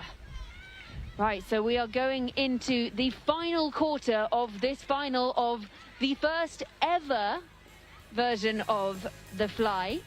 And it's 15-13 in favour of the Swift. And still that 2 goals. You know, it's still not out of reach yet for the Forge, and so I know that Coach Walsh will be really sort of reinforcing the pattern of play that she wants from the players. She'll be reminding them of keeping it simple, keep doing the things that we've been doing, but make sure that you concentrate. Whereas Coach Dockery will be like, now's the time, let's turn up the heat. And at the same time, it was nice to hear from the coaches before. They were saying, you know, just enjoy it. And I think that's the kind of thing you put in the better performances, when you are enjoying it. And when you get those passages of play that are just strung together so nicely, you can see that the players are just loving it. I think it's one of those games, isn't it, that when you're playing good lacrosse, that you actually really enjoy it because you're moving quickly, you're moving freely, you've got interconnection between the group, and it's just one of those games that you know you're in a team. Yeah, and they've really gelled because they're not on there for an hour, they're on for 4 sets of 8 at a time, and so teams that were just put together a couple of weeks ago, not had that much time together. It's fantastic to see how much they've gelled as players, as teams from the different nations around the UK, all coming together for their franchises. Yeah, and I was speaking to Liv Wimpenny earlier before this final, and she said it's just so nice to play with the people we play against for Scotland and for Wales, and it's nice to be in the same team as them, and I think they've all benefited from that. But we will genuinely see how much this means to both teams, but at the end of this next quarter, because you'll see the elation on the winners and the disappointment on the losers when we get 8 minutes away from now. 8 minutes. Whoa, I'm excited. Right, here we go. So, into the final 8 minutes of the final of the first ever Fly. God, lots of Fs today. And Liv Wimpenny and Laura Merrifield. That's wonderfully taken by the young Anna Neville there. She's having a good game. She certainly is, and she's passing it back to the ever reliable Laura Merrifield. And Laura Warren almost came out with that, and this is a foot race now between Tors Anderson and Anna Neville, but Tors Anderson showing her experience and there. It's one of those moments you just, wow, that's a great finish there from Laura. Oh, the excitement is getting more. Every time they score a goal, there's just that little bit more of a celebration. That's a lovely take there from Alex Drew. Great take, and she just took it in a flow, didn't she? You could just see that she was going. Great save by Katie Greenwood. As well kept on there by Alex Drew, who has roly-polied into one of our lovely fly signings at side, but she's okay. I think that shows a little bit of lack of experience from Alex, because it came off the goalkeeper. So if it had gone off the sideline, it would have been her ball anyway. And she just needs to settle down and just understand the balls as we go. I think further that's just in. that competitive nature, though, coming through, you know. Great Always turn. want to keep the ball on. That's a lovely save. That was almost a textbook low save that you go for as a goalkeeper. You go for that step out, you push your hands out, and you really push that top hand over to smother the ball and stop it bouncing over. That was very nice looking save there from Katie Greenwood. Can you tell I'm a bit of a goalkeeping nerd, Jane? I think it's great. You know, I think it is. I do know that you're a goalkeeper, and I know that you played in the England Talent Pathway teams, etc. But just to give that information is good for any young goalkeeper out there. Just listen to what Georgie says when she talks goalkeeping, because you can learn better technique if you listen to people who've done it before you, your coaches, other players, and then just try and do what they're asking you. Yeah, so Swift they're now slowly pushing ahead. So there's 4 goals in it. So it's 17-13 while we were waxing lyrical about the wonders that are goalkeeping. And yeah, so we've got another timeout here. And so remaining, we have 6 minutes 13. And I can feel the sun nicely on the back of my legs. So it's quite an enjoyable day really here, Jane. I'm loving this. I almost don't want it to be over, but at the same time, I would really like to see a winner. And before the game, I did have Swift down as the favourites, and they are pushing ahead now by 4. That timeout is just coming to the end, but you know, Forge they're still in this. I think the next minute will be quite a key minute, because if Swift score another, that takes them 5 goals ahead. So I think this is a really crucial time. But if Forge score, then it will become very, very interesting in the next 6 minutes. Got Forge in possession here. A little bit of work between Liv Wimpney and Alex Drew there. It's found Liv Wimpney, who has found the back of the net, so it's a good start following that timeout. And Kate Greenwood finds Laura Merrifield, who is marked by Liv Wimpney, arms aloft, but can't prevent that shot there from Laura Merrifield. It was a nice finish, left-handed there. It's almost like we've turned up the speed in the last few minutes, isn't it? Both teams are moving up quite quickly now, because they understand the urgency now of scoring. Yeah, we don't want it to get frantic at this point, though. You know, they'll know they need to still keep calm, because as we've seen, when the games get frantic, balls get on the floor and there's a lot of gardening and chasing the ball, and we don't want that. It's all about 5 seconds. This is when their stick work really take the shot, becomes important. I'm not sure that would quite have been in time anyway, but that was a missed shot there by Ford. So it's picked up by Katie Greenwood, who is now being man-marked by Ellie Jones. Emma Brown throws it away a little bit there. Assumes that Miranda Nichols is 2 foot taller than she actually is. And that's what pressure does. You know, you just overthrow or you underthrow, and, you know, they'll be getting a little bit tighter now, because it's getting closer and closer to the end of the quarter. 5 minutes to go, and you just end up overthrowing it. But, you know, Forge need to look to take shots a little bit early. 10 more seconds of this shot clock. They've got to look to make a shot. That's a great pressure there from Tors Anderson. Unlucky, I think that might be done as a push, but it's a great bit of work from her against Liv Wimpney there. It's a funny thing, time though, Jane.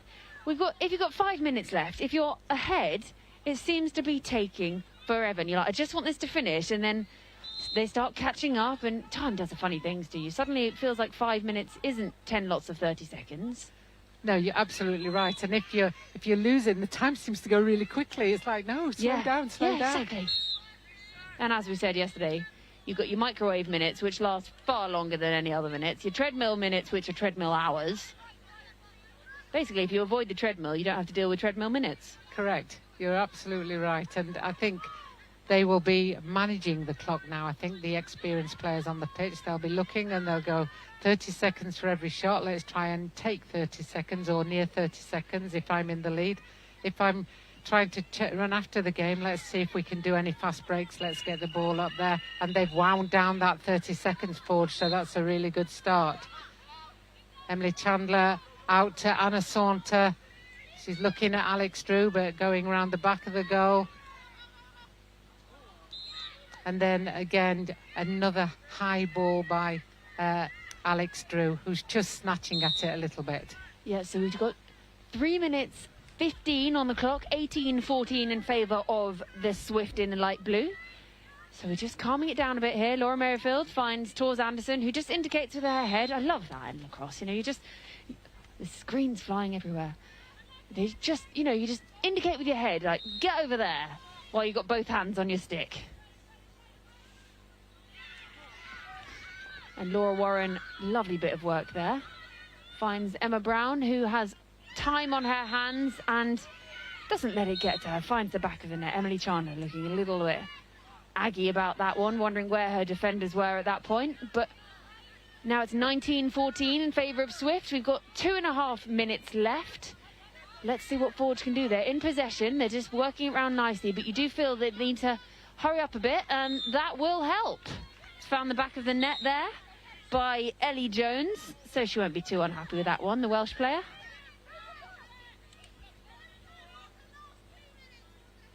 And there we go again from the young Anna Neville. She'll be happy with that one. Yeah, she's grown in this tournament. I think she, not physically, but, you know, as a player, she's grown. Yeah, I think she's tall enough anyway. Yeah, that's what I was just thinking. But she's really grown into the style of play. She's made it count. She's learnt off Laura Merrifield, Laura Warren, and you can see that she's now doing things that she wasn't doing when we started this tournament. Yeah. So, and that shot there from Forge's number 62, Ellie Jones, had a lot of power on it, but it just found the side of the goal, whereas Tors Anderson finds the bottom corner. Sweet as you like. And suddenly they've gone 6 goals ahead, and this game is very much in Swift favour now. You know, it's for them to just manage the time and let the time run down. A few sloppy passes here from Forge. You can tell it's getting a bit pressured. You know, she went for the big wind up there and just dropped the ball out the back. It's gone off the back there from the shot. And picked up by Katie Greenwood, who goes for the clear out to Laura Warren, who takes it nicely and passes it off to Tors Anderson. A few subs going on here. Just keeping it calm here, the Swift. That's a lovely save there from Emily Chandler. Good effort by India Chadwick. And interestingly, I think Laura Warren thought she couldn't pick that up, but it came off the foot of the goalkeeper, so she could easily have picked that up and reset. So she just threw her stick instead. Yeah. Why not? You know, throw your toys out the pram. Doesn't matter what age you are. I think it's still that, they'll know the rules when they come off the pitch, but in the pressure situation, I think there's just a little bit of a panic at times. Yeah, so we've got less than a minute remaining now. And Liv Wimpey just can't find the back of the net there, so it's gone off the back, picked up by Katie Greenwood. 50 seconds on the clock and 6 goals in it. So that's a lovely block there. It's great Ellie work Jones. there by Ellie Jones. Sometimes, And again, she she's deserved picked it this up. goal. She She deserved deserved that very much so. She's taken herself off, a little breather. I think she's allowed that. Oh, the ball is thrown away by Katie Greenwood, but with only 38 seconds to go, I think this is beyond the Forge now. Yeah. But they want to finish on a high, so they'll keep pressing. Let's see what Liv Wimpey can do here. She passes it off. Nicely round the goal there by Alex Drew. But kept out. Good pressure by the Swift defence here. And a lovely save again by Katie Greenwood. And you think they would just slow it down here. They've got 30 seconds, so actually they could hold it on a possession because they won't run down the shot clock. But you feel you'd want to end the tournament on a high with a goal. Look, she looks up, she's found the free player. Oh, unlucky there by Flora McPherson. That could have been a nice finish to the game, but we've still got 6 seconds. You never know what could happen. Can Forge finish on a high? Is she going to take that shot, Liv Wimpey? It's a nice save by Katie Greenwood. Is she going to set off up the pitch? That'd be quite exciting. And that is it. We have our first ever champions of the fly, and it is the team in light blue. It's the Swift who have beaten Forge 21-16. But it was a tighter game than the scoreboard might suggest, Jane, but they are elated. You can see them all hugging by the goal there. I think it was a great game, but I think thoroughly well deserved to the Swift, who who've dominated throughout the tournament. They haven't lost a game, so you'd be quite pleased with yourself on that. But great effort by the Forge, who actually challenged well for 3/4 of the game, and that gives us a lot of excitement for the future, because it means we've now got at least 48 girls who played, 48 women who've played the sixes now, and we can take that forward and to develop the discipline into a little bit more knowledge and a little bit more experience. So I think a win-win for all of us, really. It's been a win for me. I've been partnered up with you all weekend, so that's been quite fun. It's been amazing, this, as a tournament, and I think deserved victors there, so they're all coming out to celebrate the other team at the centre here. Who would you say was your player of the game in that one? It's interesting, isn't it? Because it's difficult to look beyond the experience of Laura Merrifield, Laura Warren, but I really like the way Anna Neville's grown into it. Oh, you've stolen mine. I was going to say Anna Neville. I thought she did a great job there. Yeah, I thought it was a great job there from Anna Neville. She's grown into herself as a player, and she's got a very bright future ahead of her, I feel. Yes, I think she's learnt a lot. And I think we're probably going to hear from head coach Karina Walsh in a minute. She'll be a very happy coach over there as her team celebrate and high-five the Forge players, who still look they're still a very smiley bunch. They've all had a lot of fun. There's a few hugs going on. Yeah, and Karina Walsh has done a lot of junior coaching, but I think this might have been her first step into senior representative team coaching. So, a great display from her too. Yeah, and it was lucky. The rain kept off for the final, so we've had a nice sunny final. It's just been fantastic to see really professional, great games of lacrosse. That was a great finish there we've just seen. So we're going to hear from Karina, who will be elated, and a very celebratory Sunday afternoon for her. I am really pleased to be here with Karina Walsh, head coach of Swift. Congratulations. How does that feel? It feels amazing. I mean, we've won every game we've played in this tournament. There was a lot of pressure on our shoulders going into this final as the ones to beat, which is sometimes quite tough. But the team delivered, and yeah, it feels good. It is 6 out of 6, and it's 21-16 in the final. Yeah. That is incredible. What an advert for lacrosse and sixes, of course. Yeah, definitely. I mean, these players have delivered everything I've asked of them, and even when there's been moments where we've dropped a goal or we've even been level, they have been able to regain that composure and come back out and keep going. Now, you led at the end of the first 3 quarters, but you were down twice at points, but you took it away in the fourth. Were you always in control? I mean, that's something we talked about, and if we ever lost control for a moment, we were very good at regaining it and getting that composure back. There were moments where we maybe weren't in control as we'd like to be, but we pulled it back. So. Now, across the weekend, any highlights for you? I mean, obviously winning is a huge highlight, but just being able to work with this team that I have been given. The team I was given, and I feel like I've been really blessed with that team. Will we see you coaching some more sixes in the future? I hope so. I'd love it. It's a fantastic sport, and it's really exciting. And of course, sadly, the team's depart now. What do you do for the next couple of hours or so? Do you say goodbye, or are you going to keep in touch?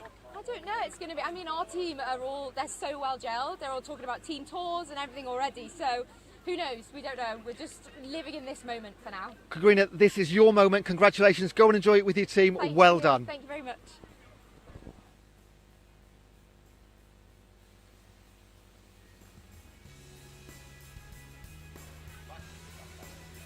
So lovely to hear there from Karina. Very happy team. And Jane, it was just quite a good game, really, wasn't it? It was nice to finish off on a very good game. It wasn't scrappy, it was well fought. It wasn't one-sided. We've seen a bit of everything in that. It was excellent, and I think they're so elated that I've got a feeling that Emma Brown wants to speak to us as well. So I believe we're ready to listen to the player number 22, Emma Brown, for the Swift. I am, yeah, England fan. I am here with Emma Brown, player for Swift. Congratulations. How does that feel? Thank you. It's so great. The effort everyone's put in is incredible. Everyone over the weekend has put such effort before, and the motivation, inspiration playing with all these incredible people around us, and the first time playing sixes in the world. So one of the first tournaments, and it's been so great, so fun, and it's great to come out on top. I mean, you won 6 out of 6. It was a dominant performance. You were favourites going into that one. Yeah. But you saw at the final whistle the way you celebrated. That meant so much, didn't it? Yeah, I guess the previous weekend we won all our matches, the pressure was on, but we kind of took that on a high, came into this weekend just making sure we'd enjoy ourselves, and all of these games were so close. And I mean, we were down yesterday in the semi-final, we came back from 7-7 at half time and came out 16-10. So that was kind of a great game to show us that we could come up from losing. So today, the final, everyone kind of went in, there was pressure on us. We were all a bit nervous, all really excited. Watching the other game this morning, but it's so exciting to come out as a winner. There's a huge smile on your face. You've enjoyed the format, haven't you? So great, yeah. Can't wait to play it again next year. Look, go and enjoy this with your teammates. Congratulations. Thanks so much Thank for your you. time. Cheers, Anne. Thanks. Obviously, an elated Emma Brown there. Very happy with their victory. You can see the Swift girls all coming off here, smiles on their faces, and we're now going to look ahead to the men's final. So we're going to have Forge versus Rise, but for now I think myself and Jane are going to sidestep so that you can hand over to the men's side. Yes, I think Sean White and Mikey Armstrong are ready to take over. It's been a pleasure working with you, Georgie. I hope that everybody's enjoyed the women's competition, and now we've got the exciting men's final coming up. Yeah, so thank you for tuning in, everyone, and stay in and watch the men's, because it's always exciting to just watch any lacrosse. It's just been a fantastic tournament. Thanks, Jane, and nice to see you boys. Welcome to the comms, and I hope your final is as exciting as ours was. Absolutely, that was a great game, and I think you were spot on when you said that the game scoreboard was not exactly the same as what it was on the field, and if we get half that level of excitement in this game, we're in for a thriller. Yeah, can't wait for this, Mikey. Really looking forward to it. We've been waiting all day. We've seen the third place games. We've just watched that women's game, which was of an absolutely incredible standard, and now we're getting ready for our men's game.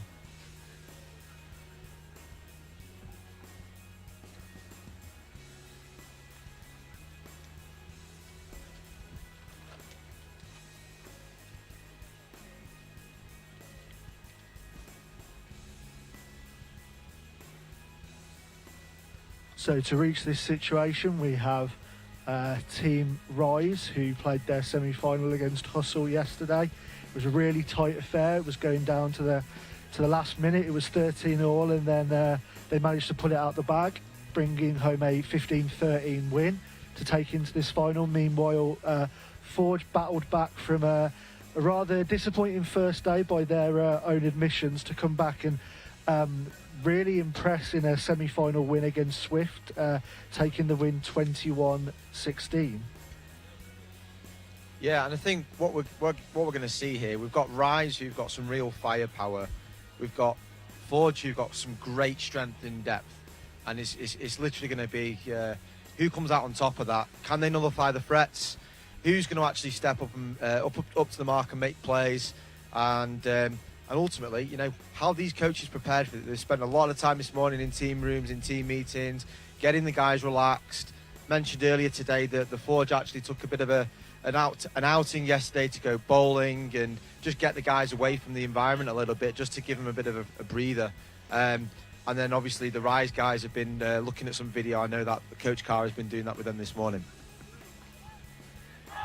Yeah, I think this is that, you know, real interesting situation where the teams have had a lot longer to prepare for this one single game. You know, before it's been sort of knowing that, you know, the game's come in quite quick succession and you really just need to, you know, focus on your own game plan. But here they've really had time to look at all of the other teams. You know, now that we've been here the whole week and they've been able to identify all the individual strengths and weaknesses of each of the team, and now this is where, you know, this is where it matters most, and they can put all the knowledge that they've built up over the last 2 weeks into full practice now.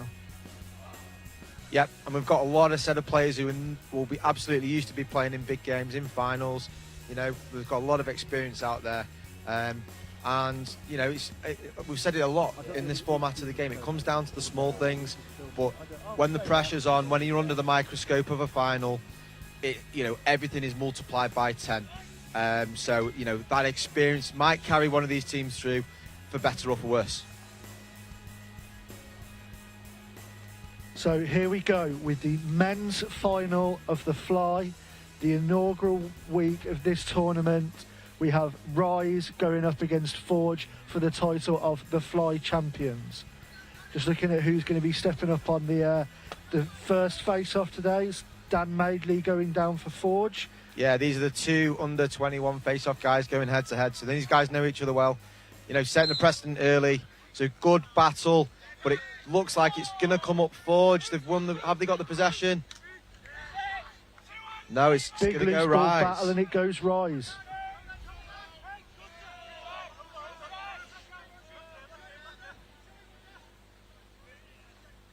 Rise captain Alex Russell passing off.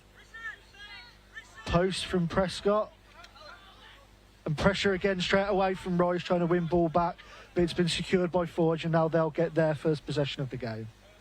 Yeah, Rise have started with a strong out on-field team, and they're really going to look to put this pressure on, I think, early doors, try and get themselves into a strong position straight away. Paige Laycott protecting the ball well, moving inside. Baxter again spreading himself big.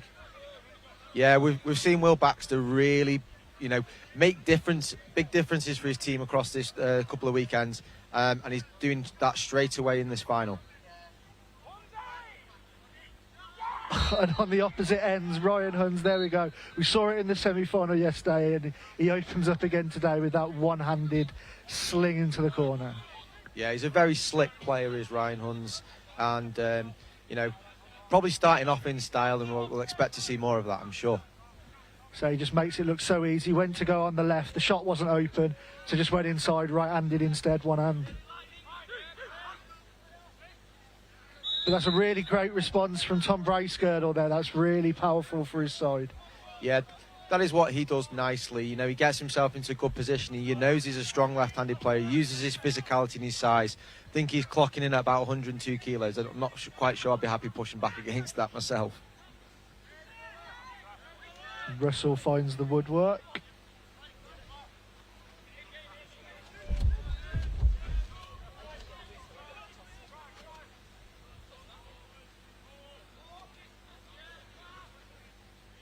Advantage here for Forge, penalty coming. Still fight for the loose ball, but there we go, there's the call. So we're going to see Forge go extra man here, I think it's for 30 seconds.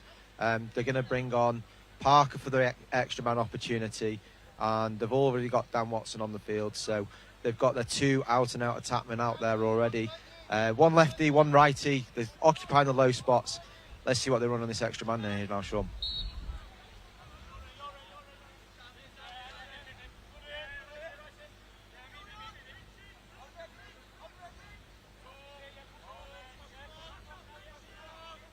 To open it up from top, nice pass down to Ming Trin, but again Baxter read it so well, knew where it was going, picked it off with ease.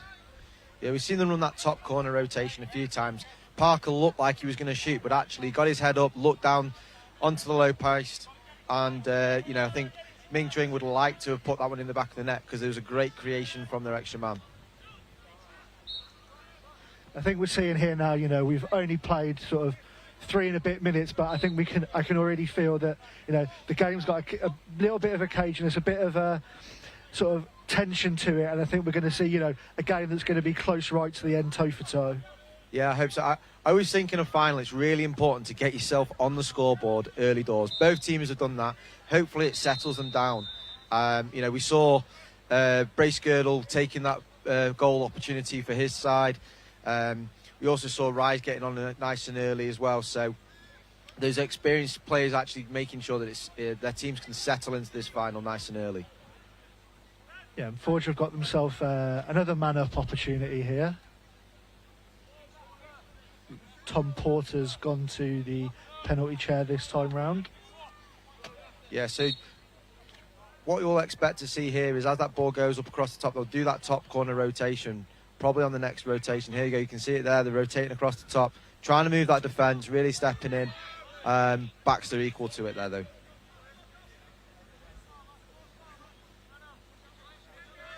Yeah, Forge have done a good job of hitting the target so far, trying to work Baxter, but like we say, got to be hitting those corners, got to be, hitting those right angles to be able to beat him.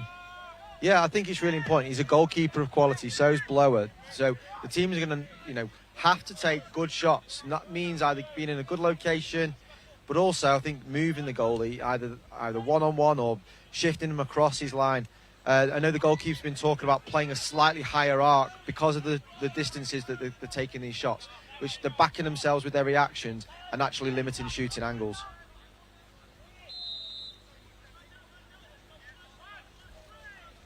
Yeah, push called against Bracegirdle just as Pomfret got the shot off. I think that's what we'll see. I think as long as teams think that they can deny each other in transition, that they will back their goalkeepers to do that defensive work. Yeah, so they're going to go extra man, but can just see on the right sideline. I think it's Josh Simpson-Pink. He's either gone down with cramp or something. They're trying to get the medical team over, so we'll keep you updated on that situation.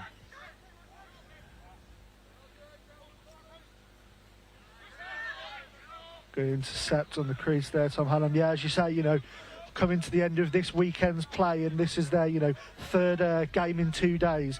So, we will be keeping a watch out for how the teams maintain themselves, how they go all the way to the end, being maybe one player down at this point, how does that affect the teams as they near the end of this contest?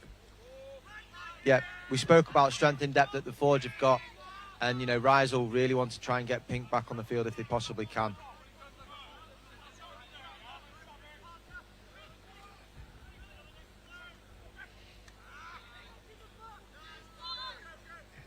Here's transition opportunity for Forge. Parker up against Russell. Really good work from Alex Russell there, getting back in defence for his side. Yeah, they've done a good job getting back here, Forge, but I think like we saw in the early game today, Sean, just want to get these guys to just get a grip of the game nice and early. We spoke about settling into it, but now's the time to actually try and get yourself into the ascendancy. With limited mistakes, there's another turnover we're speaking about. Mistakes cost you in these types of games where, one, there's all that time pressure, but there's also, a lot for both teams to lose here in this final. The team that manages to find that composure first, manages, to find their rhythm, find their good sets first, could be the team to come out on top. I think we saw that in our third place game earlier. Hustle were the first to settle. They got themselves in front, and while Swift seemed to pull it back towards the end, they were too far behind by that time to draw it level. And Forge have pushed themselves ahead here, and they'll want to see out the rest of the quarter, take the lead into the quarter break, and that will be a really good quarter for them up against a really powerful Rise. Yeah, I think what we're seeing here is both teams have done their homework. They're trying to get certain matchups or push out on certain individuals because they know where the threats are. This is the learning that's taken place over the last couple of weekends. And what a finish that was. I think that was Michael Pomfret really taking and picking the top corner there. So we've got just less than 20 seconds on the clock in the quarter. Forge will be looking for possibly last shot opportunity. Pushed inside to Paige Laycott, finds the finish. And we've seen Paige Laycott do that time and time again. He's such a smart player off ball and inside. He finds space that I've struggled to find many other people that actually can occupy the space inside as much as he does. Yeah, he's just popped up all over the place. Defenders think they've got him covered and he turns up somewhere else. And they really utilised that there with finding him with a good feed. And it's given Forge a 3-2 lead at the quarter. Was that what you were expecting, Sean? I think in terms of maybe the sort of low scoring nature, a bit of the sort of that cagey thing, I don't think teams want to get caught. They don't want to be pushed too high. They don't want to find themselves conceding easy, cheap goals. So I think from that point of view, yes, I think Rise would have wanted to come out and stamp themselves on the game. And I think that Vince Carra, coaching staff, I think they'll probably be a little bit disappointed. I don't think they really took the hold on the game that they think that they could and they should. And I think that'll be something that they'll definitely look to rectify here. They're going to have to, come out strong, come out fighting as they, want to try and pull this back. Yeah, I think you're right. I think they'll really want to identify what they spoke about before the game and what bits they have done and what bits they haven't done, and try and put those right, because I think big conversation that's been going across all the coaches, 8 minutes to get yourself started into a game. Sometimes you're not quite into the flow with it yet, and so actually making wholesale changes after just 8 minutes after the first quarter can be a little bit jumping the gun a little bit. So they've got to make sure that they're keeping their team on track, and then if they have got anything that they want to address and change, maybe do that at half time.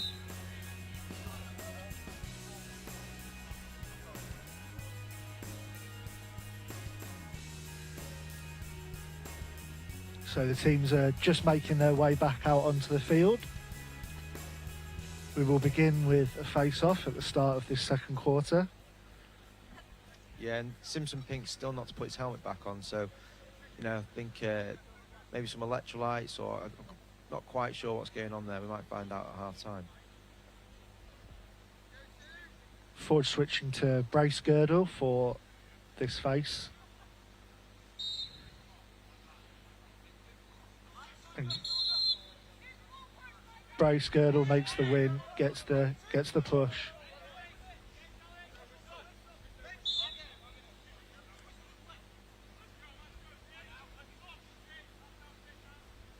It's nice to finally get some settled play again, Sean. Yeah, and here we go. I think, if Forge can run a really good play here, really considered, really work the ball well, move it about. This is what they need to, look for those players popping up around the crease, around the back. Ming Chin's just coming up, looking for Laycock. And there's Watson. Yeah, he tried to move Will Baxter there, but Baxter was equal to it. He got his helmet on that save, and that's the kind of thing that he can bring to his team. He really is a one-on-one shot stopper. But just as I say, a commentator's curse, and the ball goes in the back of the net.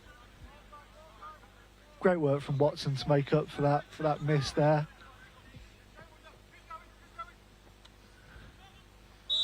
You see that so often with the Roys, when they go a couple goals down, when the things go against them, Alex Russell picks the ball up, looks for an individual play, looks to drive to goal, and he's done it once again there to pull them back within one. Yeah, I think the Rise are trying to take away some transition opportunities, but they actually got caught there subbing on defence, and that meant that there was a 5v4 opportunity, and Roach just popped up in the middle and had a nice finish himself.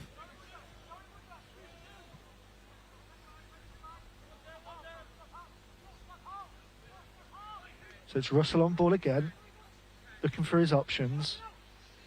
No one's showing quite yet. Pomfret steps up, great turn and finish. Yeah, that was a great little opportunity. He created it for himself. I think the Forge were trying to almost playing like a half hybrid zone there. So they were out on ball, but then off backside kind of covering. And Mike Pomfret recognised that and really drove on that, trying to find the island and give himself a great opportunity to shoot and turn.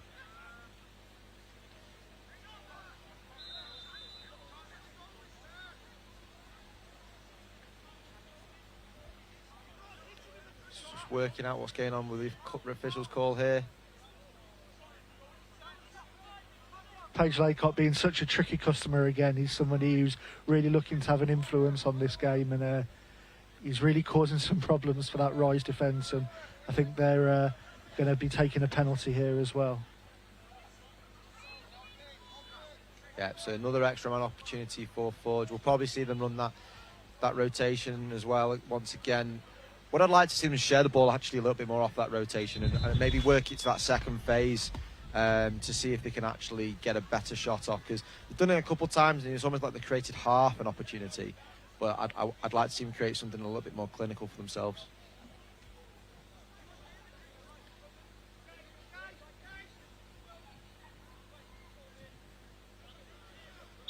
So Forge with their 1-goal lead, just approaching midway in the second quarter. Looking to extend their lead, give themselves a good advantage.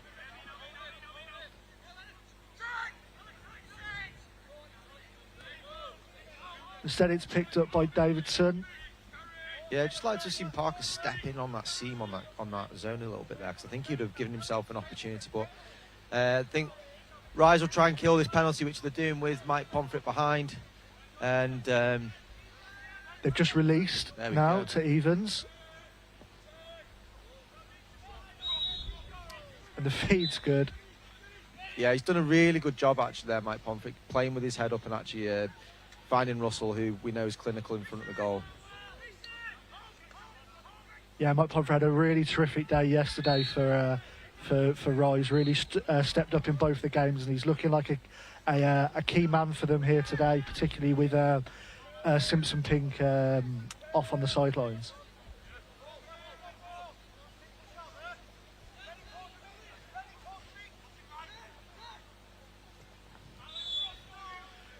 Russell getting joy with that, just going by himself, that sort of middle just opening up for him as they're... This game's going toe for toe at the moment now, Sean. I think what we saw in that last one was possibly a little bit lack of communication from the forwards on their D set, but they respond equally at the back. They're giving themselves an opportunity to maybe slide and need to get a little bit more physical and get their distances right defensively. Good save, Tim Blower. Really played a nice high arc on that one. Steps up and he's giving his team another opportunity to go play attack.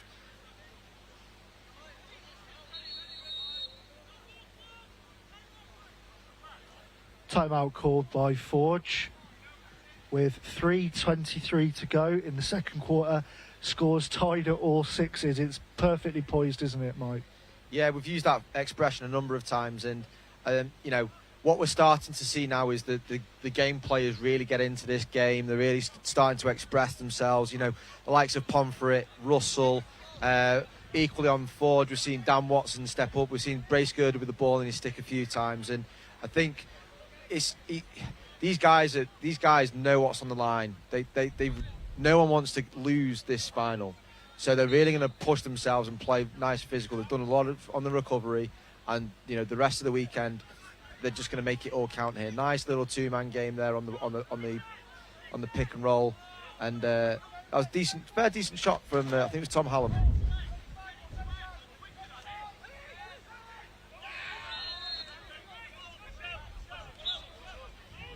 Loose ball, and the team's trying to sub. Forge have got they did have man advantage, but again Parker can't take the ball.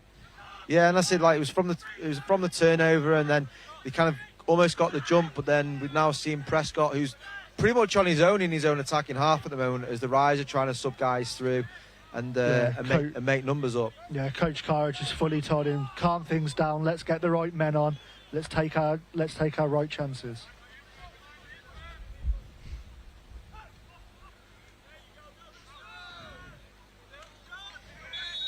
Silky, isn't he? That's another one-handed righty from Huns. I mean, it's nice to watch. What I have seen from the Rise, which might be a little bit, we're not seeing a huge amount of, is actually them taking the ball behind a little bit and turning that Forge defence. And it's giving them opportunities for the likes of Huns, for Pomfret to actually work off ball, find a lane and get themselves free. I think I can see Huns having a quick word with Blower there as he's walking back to his team huddle, just letting him know what just went past him.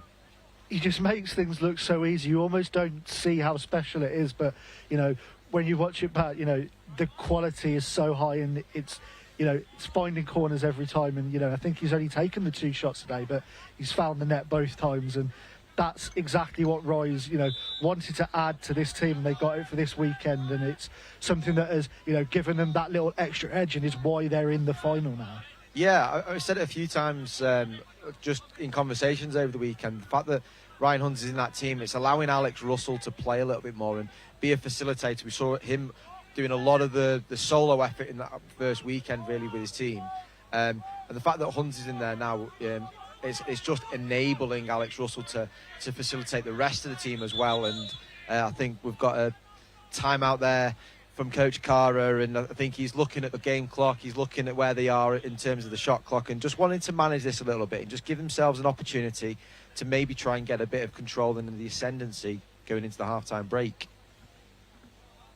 Yeah, they've really done well to sort of slowly work themselves back in. Like you say, they were down at the quarter time, but they've worked really well in this quarter, taken real good percentage shots. They've not given away too much cheap, and Forge, whilst they've not done too much wrong, have just not taken the momentum, not taken that impetus anymore. They've sort of been a bit passive, and it's allowed Rise to, you know, get into that rhythm and start to dominate.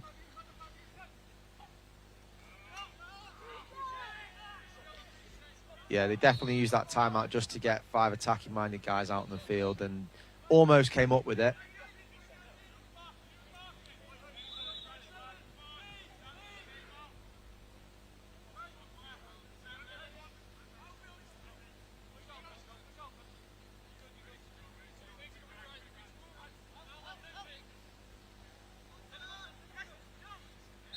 Yeah, lovely work, Tom Bracegirdle, keeping Forge in the game. He's sort of really been crucial this game, stepping up, making the big plays when needed, and pulling his team level again. And he takes a well-earned rest. Yeah, I think he liked his matchup. I think he, you know, anything that's physical for Bracegirdle, or you know, he even had to finish that in his offhand. But I think he just liked the fact that where he was on the field, and he saw it. He looks the guy in the whites of his eyes. And he's like, I'm having a dodge here.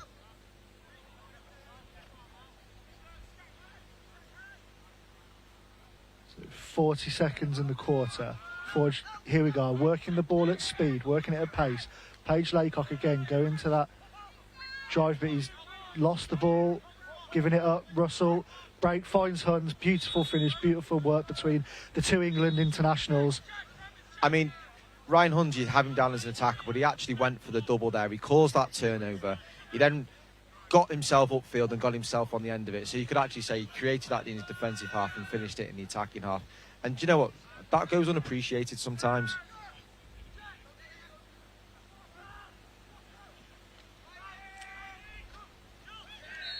Great individual effort, Dan Watson. Really, with short on time to go here.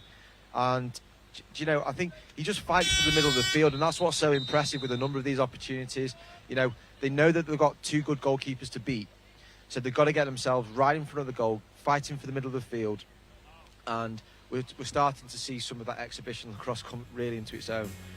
Yeah, I think we've definitely seen the standard step up after that first quarter, where the teams are just getting to find their feet. I think we've really seen them come to life there. You know, we've seen some really impressive goals, some really impressive moves, and the game's just bubbling up. I can feel it. Yeah, the level of intensity these guys are putting out there. You know, I think you don't necessarily realise the distances these guys are covering, not only in terms of sprint, but also what they're actually doing out on the field. So, you know, you start looking at the sprint distances these guys are covering. You're looking at average distances of about 80 metres a minute when you're on field, which, you know, a lot of that also is high intensity. So really, these guys are putting it all out there for us all to enjoy and see. Yeah, so I think we're going to cut to some head coach interviews that we did earlier pre-game, just to get a feel for what the coaches were thinking going into this final. Vince Cara, head coach of Rise, summarised yesterday for us ahead of the final. I think it was a long day. I think it was a good day. I mean, I had a great morning against Swift. I think the lads were excited for that game. I think they've had a bit of a point to prove coming in from the first weekend. I think we did that. Second game was tough. I think I had a chat with Sam after the game. I think they came with a great game plan. They tried to stop some of our offensive threats, and I think our decision making kind of slipped a little bit, but I think we had a lot of time to reflect overnight, a lot of time to recover, and I think we're excited for today. In the play-in yesterday, you beat Swift, who were unbeaten at that stage, but you didn't just beat them, you really thumped them by 7 goals. Your confidence must be sky high going into this. I think so, and I think it kind of came out the first weekend. I mean, we lost to Swift 16-15 the last game of the first weekend, and actually we were ahead by 4 twice. And I think obviously in any sport, that's a lot. And obviously we knew we had lessons to learn from a game management perspective. And I think we came in, we obviously were able to prepare. We had film to watch. We had a good game plan, and we know our guys. We've got a great team. We know they can execute a game plan. I think they did that to perfection. And I heard you were in the pub last night. What were the boys up to? The boys are recovering. Okay, they go. I went to bed. I mean, we had a meeting last night. I think like about 9, half 9, and they were knackered. It was a long day. I think long being outside, a lot of time on the feet. So they kind of relaxed. They kind of took the weight off the feet a little bit. rested, recovered, stretched, ate, and just went to sleep. I know, but between this morning and your game, you're the last game on today, so it's quite a big gap, isn't it? What do you spend the morning doing? So personally, we've been game planning. Myself and Gavin, we watched our game film yesterday. We also watched Forge's game film from yesterday, and we've been coming up with a game plan for this afternoon. From a player perspective, we had breakfast early, but then actually we gave them some time off. We kind of get an opportunity if they want to go out for a walk, to get sticks in hands, or equally just kind of get their feet and recover. They had time to do that, and then we had our game planning session about 11 o'clock for an hour or so, and then we're kind of drifting down now, getting ready for this afternoon. I was just about to ask about Forge. What do you know about them? What are you anticipating in terms of coming up against them? I think they look extremely strong in transition. They scored a lot of their goals. I see in the first half yesterday against Swift, we're in transition. They pushed the ball really, really well, so we have to be prepared for that. I think transitions is going to be huge in this game. If you let that get out of hand, we're not going to have an opportunity. So we really have to take that away. And we want to play them 5-on-5, and we'll sit and see what we can do from that perspective. Vince, thanks for your time. Good luck. We'll catch up with you after the final. Perfect. Thank you.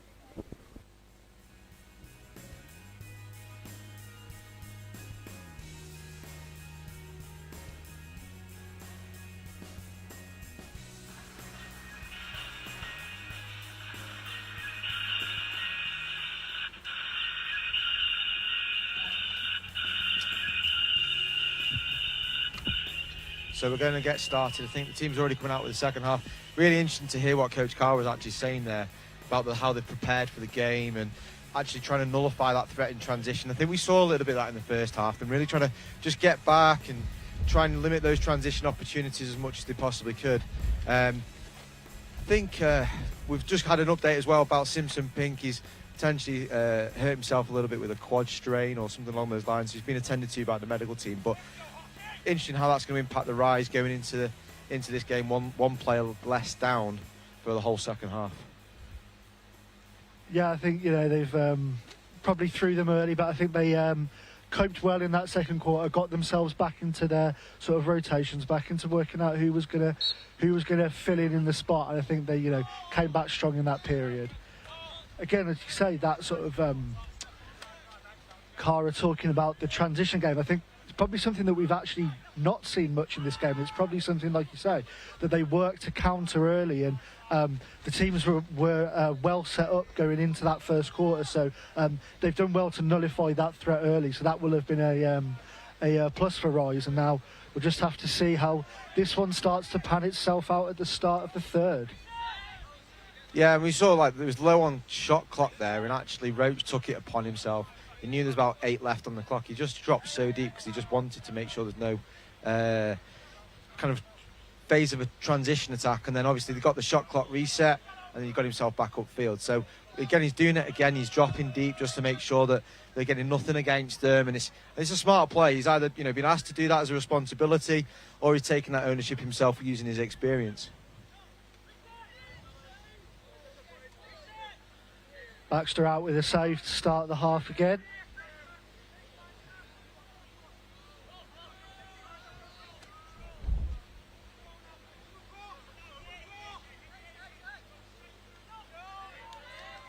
Good tip over from Tim Blower. Yeah, I think we're looking here, like you say, Rise have gone out strong start of the quarter. They've got all their gun players out for this first set. The team that can take the lead now at the start, if somebody can get a 1 or 2 goal run together, that will allow them to be able to look to manage the game going up to the end of the contest. And there is Mike Pomfret putting Rise ahead. Yeah, that's his third there, Sean. And if you're Forge, you're going to start asking yourselves, are we getting the right matchups, or can we force him to different parts of the field, maybe where he's not going to be quite as a threat? And then on the flip side, that's when options then become available for others if they start to, target people on form. Rise have got the other, other attackers who can then step in and use that space to great effect. Yeah, and we saw, there's a nice little initiation dodge there from Parker, and he found a nice little passing lane as well, but just Paige Laycock pulling that one slightly, but still early. That's not going to be too costly for them. They'll be happy they're getting those shooting opportunities, they're getting the chances to go play attack as we see a turnover the other way. Yeah, Josh Yeoman just gave good Good hassling then, just keeping his attacker honest and managed to force a little errant pass out wide. Yeah, and Josh Yeoman's been brought in for this weekend, and he's doing a good job just facilitating with his team in the attack and taking that defensive responsibility. And here we see him on that initiation dodge and really trying to, start creating for his team as well. The ball's broke and Prescott's come free. It's going to goal. Nice finish, really composed. He had a lot of time to think about that. They can be the hard ones, Sean, when you know you're one-on-one and you're so clear and all the pressure's on. But he composed himself nicely there.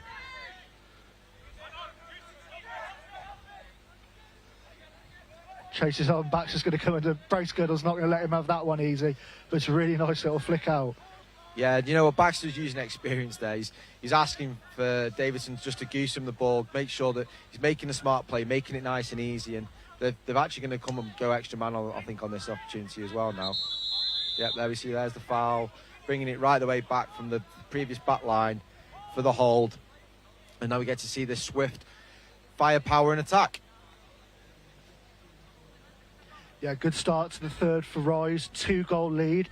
So we approach the midpoint in the third quarter. Possession, man up, 3-goal lead. That's in these games. That's been almost terminal. That's sort of crucial. We don't really see teams come back from too much more than that in this at the moment. It's been really close stuff, but great work from Elliot Leonard. He read that pass to the crease and just picked it off. Yeah, he's a nice player, Elliot.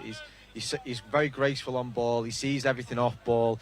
He's very dynamic as a two-way, and I think he's just trying to take some control for his team here because he knows that they need to kill that penalty. And I think he's aware of what you said as well, Sean. A couple of goals down, they want to have a little bit of control and make sure that they're coming up with a ball, which, little passes like that, this might want to start creeping in a little bit of doubt, but they want to maintain some composure out there now.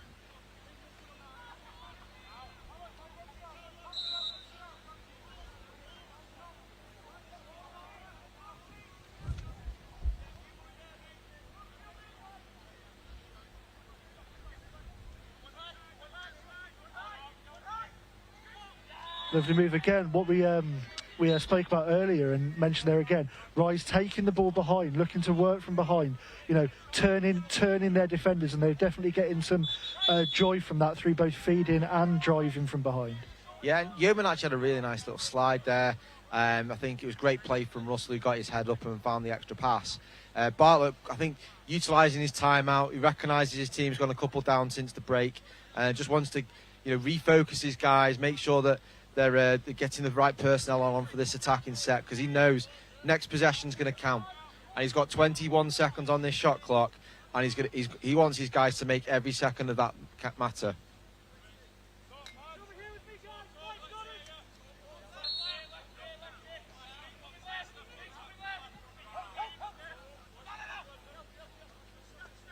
Paige Laycock being forced behind. Reddy going up against Porter. 5 on the clock.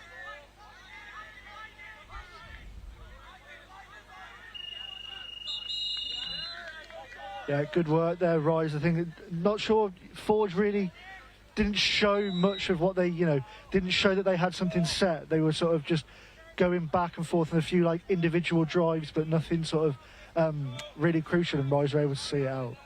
Yeah, and defensive stops like that, in this part of the game, in this stage of the game, can be almost as crucial as putting the ball in the back of the net as well.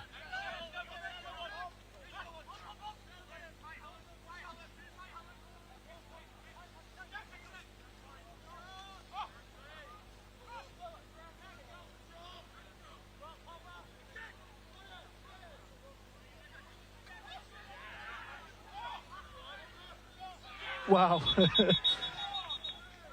I was just waiting to see what unfolded. I was just about to say wow, but looks like we might have it spoiled.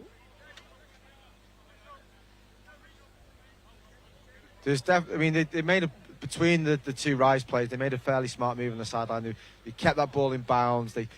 Pomfret came up with the ground ball. I think they may have called him for the crease call, perhaps. I'm not quite sure. We're trying to still see this unravel. Yeah, it was plenty of chaos in the play, but ended with a a lovely move that's unfortunately going to be chalked off. We'll watch it on the replay here anyway. Spin inside, goes across, finish between the legs, but it's not going to count, and that's really important for Forge. Keeps it to a 3 goal. They can't afford to go any more than that down.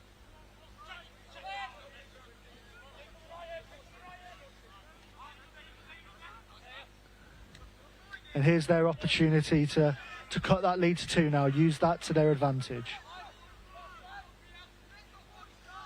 Great finish. You know, we're seeing these guys trying to fight for the middle of the field. So we've got the lefties on this right-hand side of play. We've got the right-hand players on the opposite side.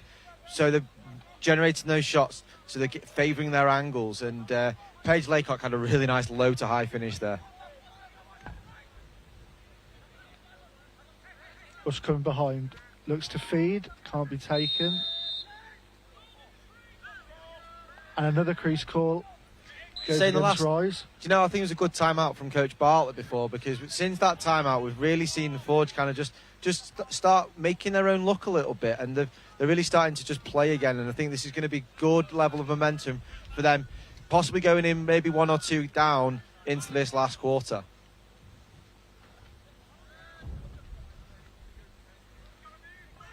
What's coming round? I think they've got a penalty call coming. No goal given to Watson, unfortunately. Again, really good pressure to come through. We've got a hold given against Rise. Yeah, I think that was a fair call. I mean, that's again Watson fighting hard for the middle of the field, and you know, drawing the foul. I think if you asked him, would he want the foul, would he want the goal, he'd probably say the latter.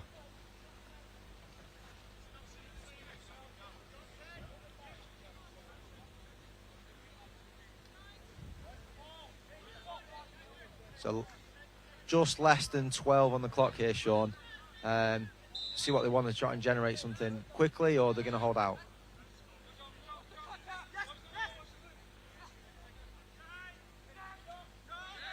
Good save, Baxter push behind, and that's going to be the quarter. Yeah, what I like there was actually, I think Watson possibly could have taken the shot, but he actually fed through the zone. Not only did Parker get a decent shot, but that moves backs right from one side of his goal right the way across to the other. And, you know, I think that's the kind of thing that they're going to have to be thinking about going into this last quarter. With the quality of the goalkeepers that are out there, we've got to move them laterally. We've got to move them not only with their stick and maybe the shot, but also if you can get them moving left to right across the goal, they're the easier put-ins.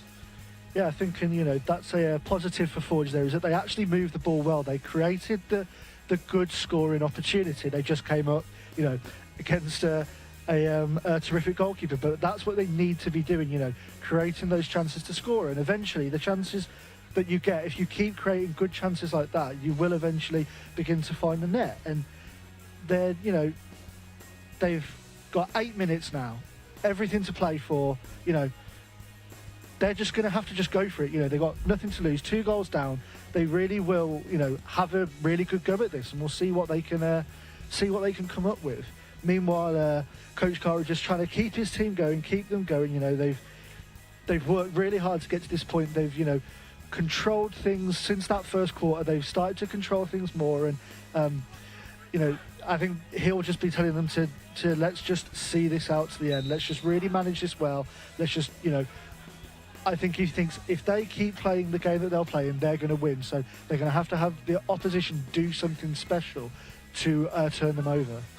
So because Rise are on man down, the Forge are actually going to start with the Swans. We're not going to start with the face.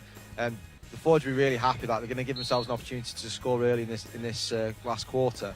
And I think what you're saying there, Sean, is really key. You know, we saw in the previous game the game management come into it. The team that managed the game best towards the end actually ended up winning.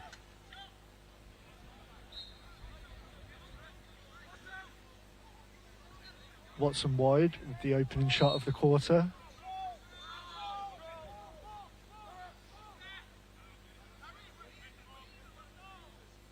Again, Rise just slowing things down, making sure they're even numbers, getting all their right players on the field. Yeah, they got the matchups, to making sure they're trying to get out on Mike Pomfret a little bit so that they know how much of a threat he can be. Yeah, that's great work there. I think we have sort of seen once that shot clock ticks below 10, you know, the decision making suddenly changes a bit, and we've seen, you know, rightly, but trying to push the ball, and that's where you can really force those mistakes. So, you know, if once you can slow things down and get teams to run that shot clock down, then that's when, you know, all your defensive opportunities come.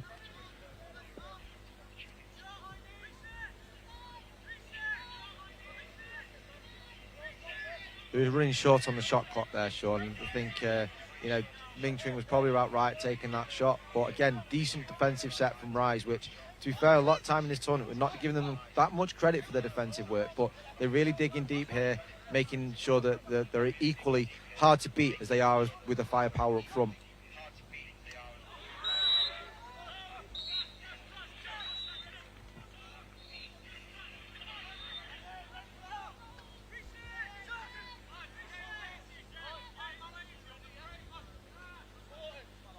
Again, Forge, just a little missed opportunity there, you know, something they really could have capitalised from.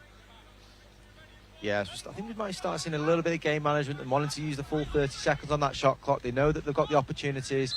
Great little stop on the doorstep there by Blower, allowing Paige Laycock to go bursting up the field. This is where they need to make it count now into what somebody can't take the ball from Madeley. Potential push after, but nothing given. Rise will come forward. Yeah, and it's those little ones, those little kind of handling errors. You know, there's a great opportunity there for Watson to get a point for his team. You know, great one-on-one defence there by Bracegirdle against Russell. And again, you know, we want to see these teams really be clinical in everything that they've got in the last part of this game. Yeah, Forge, you know, they're looking really honest in defence. You know, they're coming up with some good plays. And we might have a stoppage here, Sean. That was a great finish from Watson. I think he collided with Baxter there at the end. Yeah, great diving finish. I was trying to work out if the goal was good, but yeah, the goal was perfectly fine. There was a penalty on the play that I think was cancelled, but we're now getting a new penalty. Yeah, so they're going to go extra man, having scored the goal. That's a little swing. You know, they'll fancy the chances to get themselves back within a couple.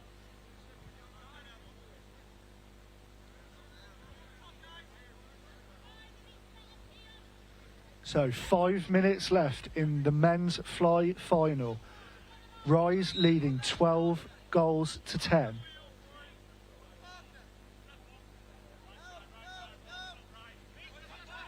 There's that wheel carry.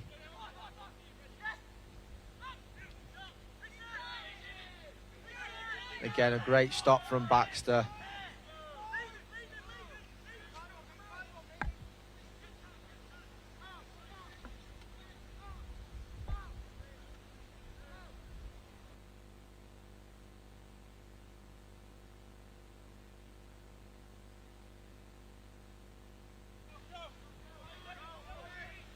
So they're killing the penalty.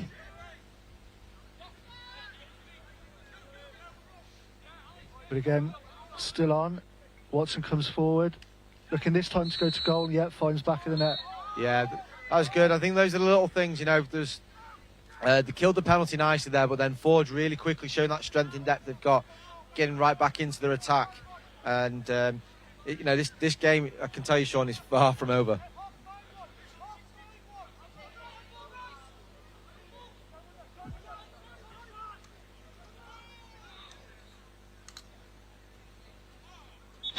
Real fight on the floor there. Russell on top of the ball. If the Pomfret went for the shot, penalty again against Forge. Yeah, that fight and that scrapping for the ball shows how much both these teams really want this. You know, Blower coming up with the doorstep stop, and the loose ground ball being fought for in the crease. That's the kind of intensity that these guys, you know, want to play at, and the physicality that they're putting out there, and it's really kind of showing you how much they want it.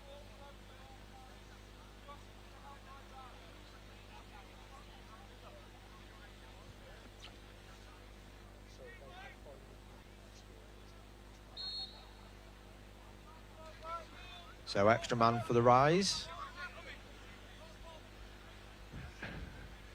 1 goal and 1 man advantage. Huns comes back with the ball and drills low down through the ground. Again, I think Huns probably has a 100% shooting record. I think when he's taking his shots, he's making them count. You know, that's exactly what you want from your man, you know, taking the shots that you know you can make. I know Coach Cara has been talking to his team about the percentage that they're shooting at, and he's harping on to them about how important it is.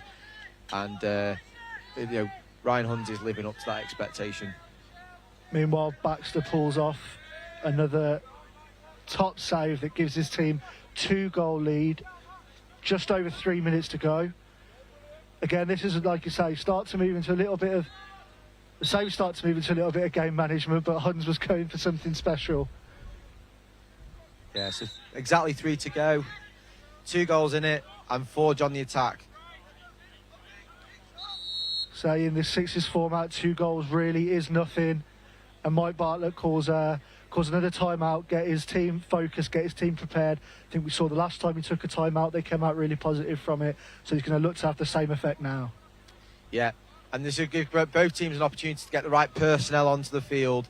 So we can see Challoner being subbed on here for the defensive set, and Forge coming out with their strong attacking unit. And yeah, you know what, Sean, this is exactly what we wanted, right? Yeah, I think, you know, here we are, 2-goal game, less than 3 to go. I think we just saw their sort of Rise staying on the field. I think Cara was almost in that point of view of, you know, 3 minutes to go. You know what the job is now. You know what you need to do. I don't need to have too much influence. And that's exactly what they need to do. Baxter coming up with the save. But Forge retained possession. Parker now. Shot clock was reset. Ball popped up. We've got a penalty call. Yeah, so they're gonna get an extra man opportunity there. I think, you know, the Forge guys are actually trying to do the right thing. They're trying to share the ball a little bit, and kind of sometimes you just want to see who's going to step up and put the ball in the back of the net a little bit, rather than being that selfless guy. Because I think Parker could have had the match up there and given himself a little more opportunity, but we're going to see them go extra man, and we've seen some nice plays from these guys today on this extra man offense. So. Let's see this one, if they can get themselves back within 1. So ready on ball, working with Parker. Brace Girdle trying to direct as well. Dan Watson steps aside, but Will Baxter's there again, and from those sort of angled shots, he's been there every single time. He's been there, you know, he's read them, he's managed them, and, you know, he may well prove the difference here as we enter the last 2 minutes. Yeah, he's gone high to high there on the shot, but I tell you what, that could be crucial. That there's a re-entry of the crease, and it's given Forge another opportunity. Parker looking to push it quick.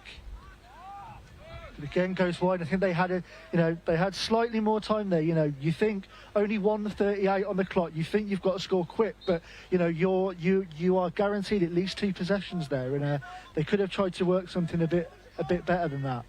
But instead they're going to have to press the ball high. Ming, Trin on ball. But Pomfret goes loose with the pass as well. Thought again we might have seen Roy's just, you know, make sure they played out the 30. But instead we've got 1:20 to go here. Roy's lead by 2. Forge on the ball.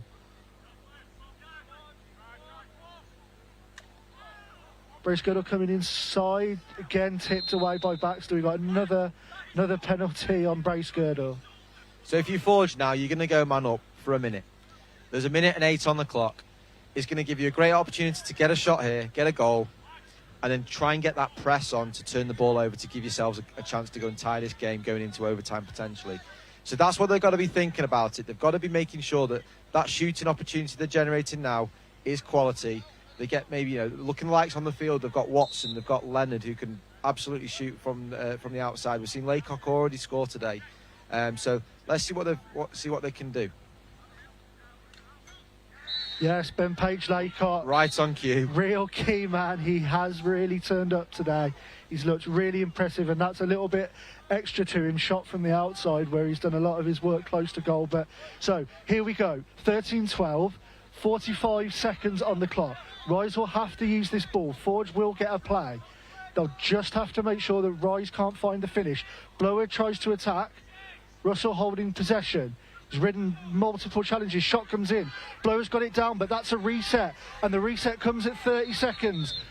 If they hold this now, that is the game, pretty much. Yeah. And that's exactly why Cara's called that timeout. So we'll see what the Forge come out with. I think they'll probably try and pull Blower out, potentially, or go all out, put some pressure on this ball. But if you're Rise, and we've been speaking about the firepower they've got, you've got guys who are really confident. You can see Hunzy's already walking over to this ball saying, I want this ball in my stick. I'm going to win this game for our team. So vital there, just Marius Robinson being the first to that loose ball, just retaining that possession after the save from Blower, has almost won them the championship. That is the key play, and they're going to say to themselves, we will back ourselves to hold this ball for 27 seconds. We're going to hold it. We're going to take this championship, and you're going to have to come and get it off us if you want to win this. So Rise is still man down, so actually they can comfortably keep lowering in the goal and get 2 up on the ball. So we've got Brace, Girdle and Hallam versus Hunt here, trying to force a turnover. Hunt will also be trying to draw a foul. Can he draw that penalty?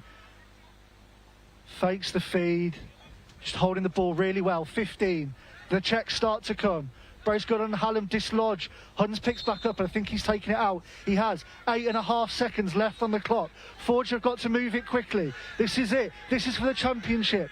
3 to go. Long range shot. Hallam goes wide, and that is going to be championship Rise. There we have it. What a game, Sean. We've had so many one-goal games. I think without having a one-goal game for the final, this tournament would have done itself an injustice. But you can see the great respect between these two teams. The Forge know they've done a great battle and they've been in there, but credit to the Rise. They've really kind of come through that game. And looking at the margins in that game, both goalkeepers did great. But I think Baxter made some crucial stops for his team. It was the perfect finish. It was exactly what we've built up to all the way through this competition, all the way through the championship, getting to that final moment. And again, we saw that, the right players stepping up at the right times. I think someone like Will Baxter perfectly epitomised that. He made key saves for his team just when it was needed, and they did just enough to see themselves through over the line to take the championship. Yeah, no, it's been great this last couple of weekends we've had here at the Fly, Sean. So much learning's gone on, and some fantastic level of lacrosse that we've been seeing on display, and that final, I think, caps it all. Yeah, it's been a real fantastic competition from start to finish. We've seen the teams grow and develop from those, first games coming together. Teams put together, teams that didn't know each other before they came in, and now we've seen the teamwork, the team spirit on the pitch that's come together and culminated in this final. I think these two teams met on that opening day. In those opening games, they went to overtime. Forge took it in overtime, whereas we've now come to this, a 1-goal game, switch back to Rise. Those are the fine margins that can take you from winning the championship or losing the championship. We've seen it right there. It was exactly the same score as well, Sean. It was 12-13 in overtime. 12-13 in this game as well. I think it's been great to be part of this event, and the guys have learned so much out there. The coaches have learned a lot. The referees, the officials, the umpires, they've done a lot of learning as well. And taking this format, moving forward, it's so positive to see that our game in this position. Yeah, I think it's been people turned up. We weren't quite sure what to expect from the competition. People weren't quite sure how the format would work, how these teams would get together. But I think we've seen just out there how competitive and how successful it's been. And Rise very well deservedly in the middle now, taking all the plaudits and the celebrations. Yeah, I think. I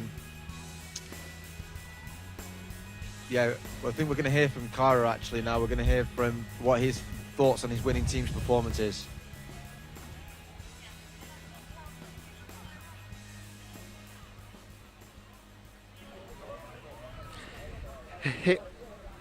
Here with Vince Cara, head coach of Rise. Congratulations, you are the champions. I know.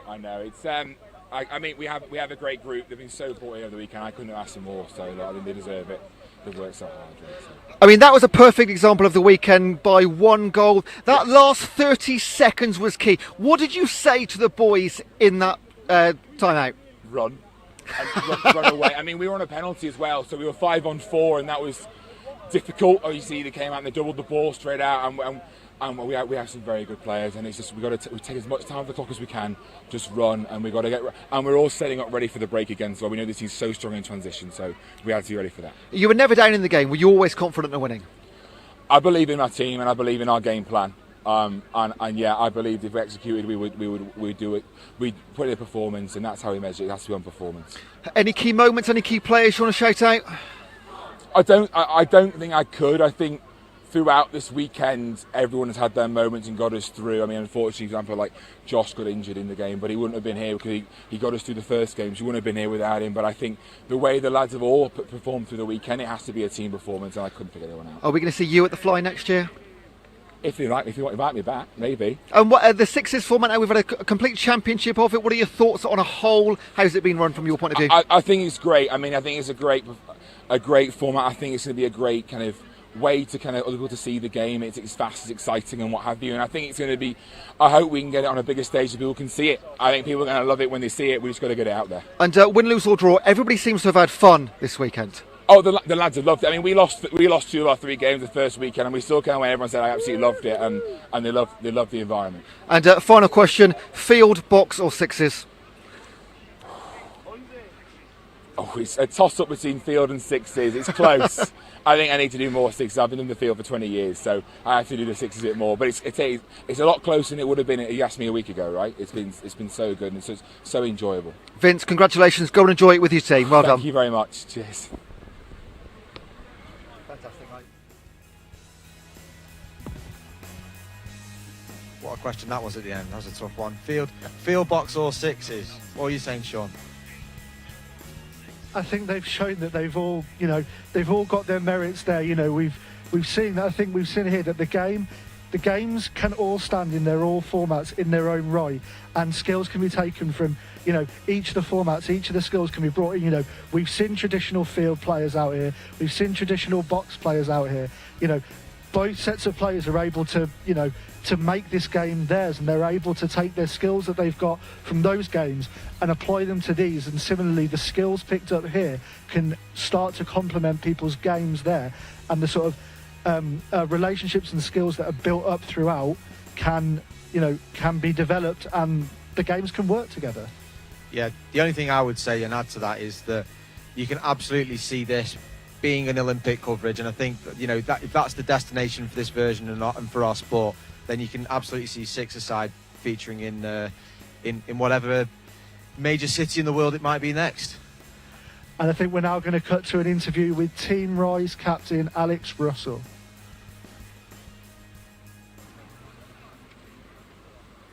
I'm here with Alex Russell, captain of Rise. How does that feel, champions? It's a great win to get after 3 days of play.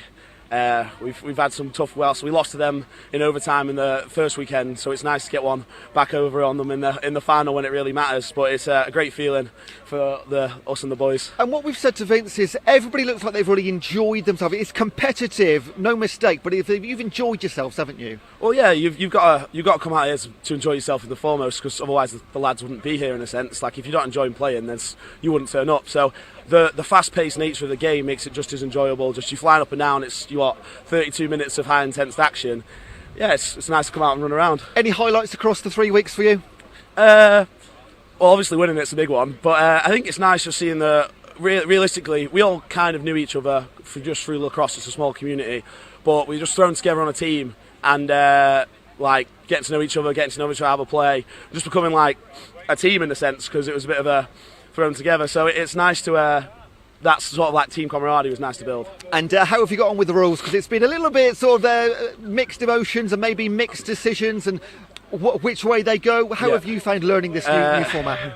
The rules, they're good. Obviously, it's a new format, so there's going to be tweaks and things that maybe I personally would change. But there's also a lot of rules that I love. So fast, so creative, and it's just making it the most entertaining sport to watch in a sense. So there's some things that might need tweaking, but I'm happy with the way it was played. I think from a neutral point of view, we can all agree it is entertaining. So it is end to end. You are absolutely drenched, you're knackered. How does it compare to the main format of the game? A lot less time to think.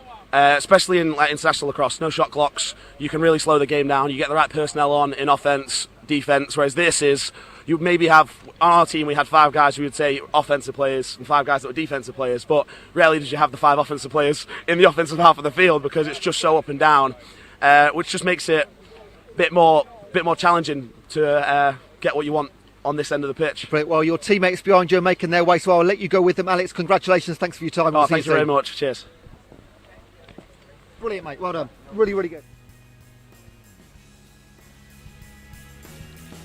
Yeah, really interesting to hear the thoughts of Alex Russell on that one there, Sean. And I think he was spot on with some of his analysis of. There's a lot of conversations that have been going along with the umpire and officials that have been here, and he mentioned about the rule tweaks. I think it's been great to see the guys get to grips with it, and it's really positive actually to kind of see that open conversation about this new format. So it's been great to see. Yeah, and whilst we've just had the celebrations with Vince Carter and Alex Russell, we're now going to hear from head coach of Team Forge, Mike Bartlett.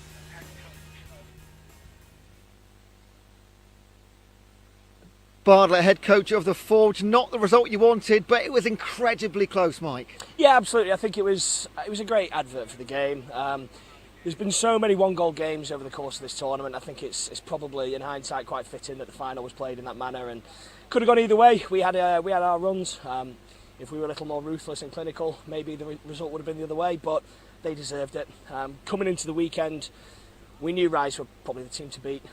Everybody, particularly with the players that came into the team, with Ryan Hunds, who's one of the best players outside North America and inside North America as well. He's brought a different dimension to their game, which I knew that we'd have to try and counter somewhat. So proud of the boys. No one really gave us any chance of being where we are, so to take it to a one-possession game is impressive. As a coach, what do you take away personally? I know you're proud of the team, but in yourself as well? I think it's. I think we did a really good job as a group this weekend. We came in with absolutely no expectation. We were bottom at the start of it on the Saturday before, so it was just all about improving the performance throughout, finding an identity that we believed matched our players and our ability, and I think we found that. No, not the result you wanted in the final, but have you enjoyed yourself, Mike? Absolutely, it's great. The format of the game's fast, it's intense, it's so great to see. It's great to watch for the fans, and to finish the tournament with a spectacle of that kind of calibre was something special. It was a great way to take it off, wasn't it? Now, any highlights to go away with? What are going to be your fondest memories of the weekend? From our team perspective, just that whole where we came from and where we ended up. No one gave us a chance, and we were down as the underdogs. We liked that. We preferred being on the underdog side of things because the only way is up, and we proved that we were capable. I think the way that we nullified certain threats of certain teams was really impressive, and I think we played some incredible one-on-one and two-man games throughout the weekend. Are we going to see you at Sixers again in the future? Oh. If they'll have me back. I'm sure they will. Really appreciate your time. No problem. Well done getting to the final. Not the result you wanted, but great entertainment for everybody watching. No problem. Thank you very much. much. Cheers, guys.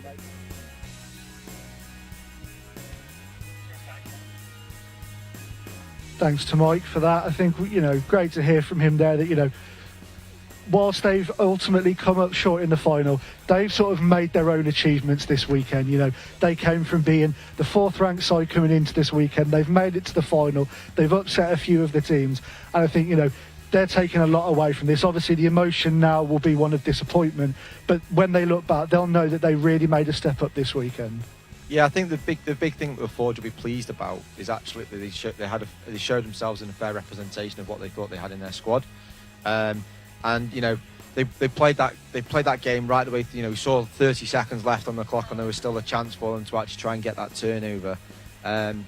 But yeah, I think we said it yesterday. I think the Rise had a lot to offer in terms of their attack, and that was just enough to get them over the line in the end. Well, we've had an absolutely tremendous weekend of fly action. Men's, women's, you name it, we've seen it, we've had it. We've crowned our 2 champions, Swift of our women's fly competition, and Team Rise in our final game have taken the inaugural men's fly championship. We hope you've enjoyed watching. Mike, it's been great to be here with you. I hope you've had a good time. Absolutely, it's been great. Thank you very much, Sean. It's been fantastic. And we'll look forward to seeing you back next year for the fly again. So thank you very much for watching, and goodbye.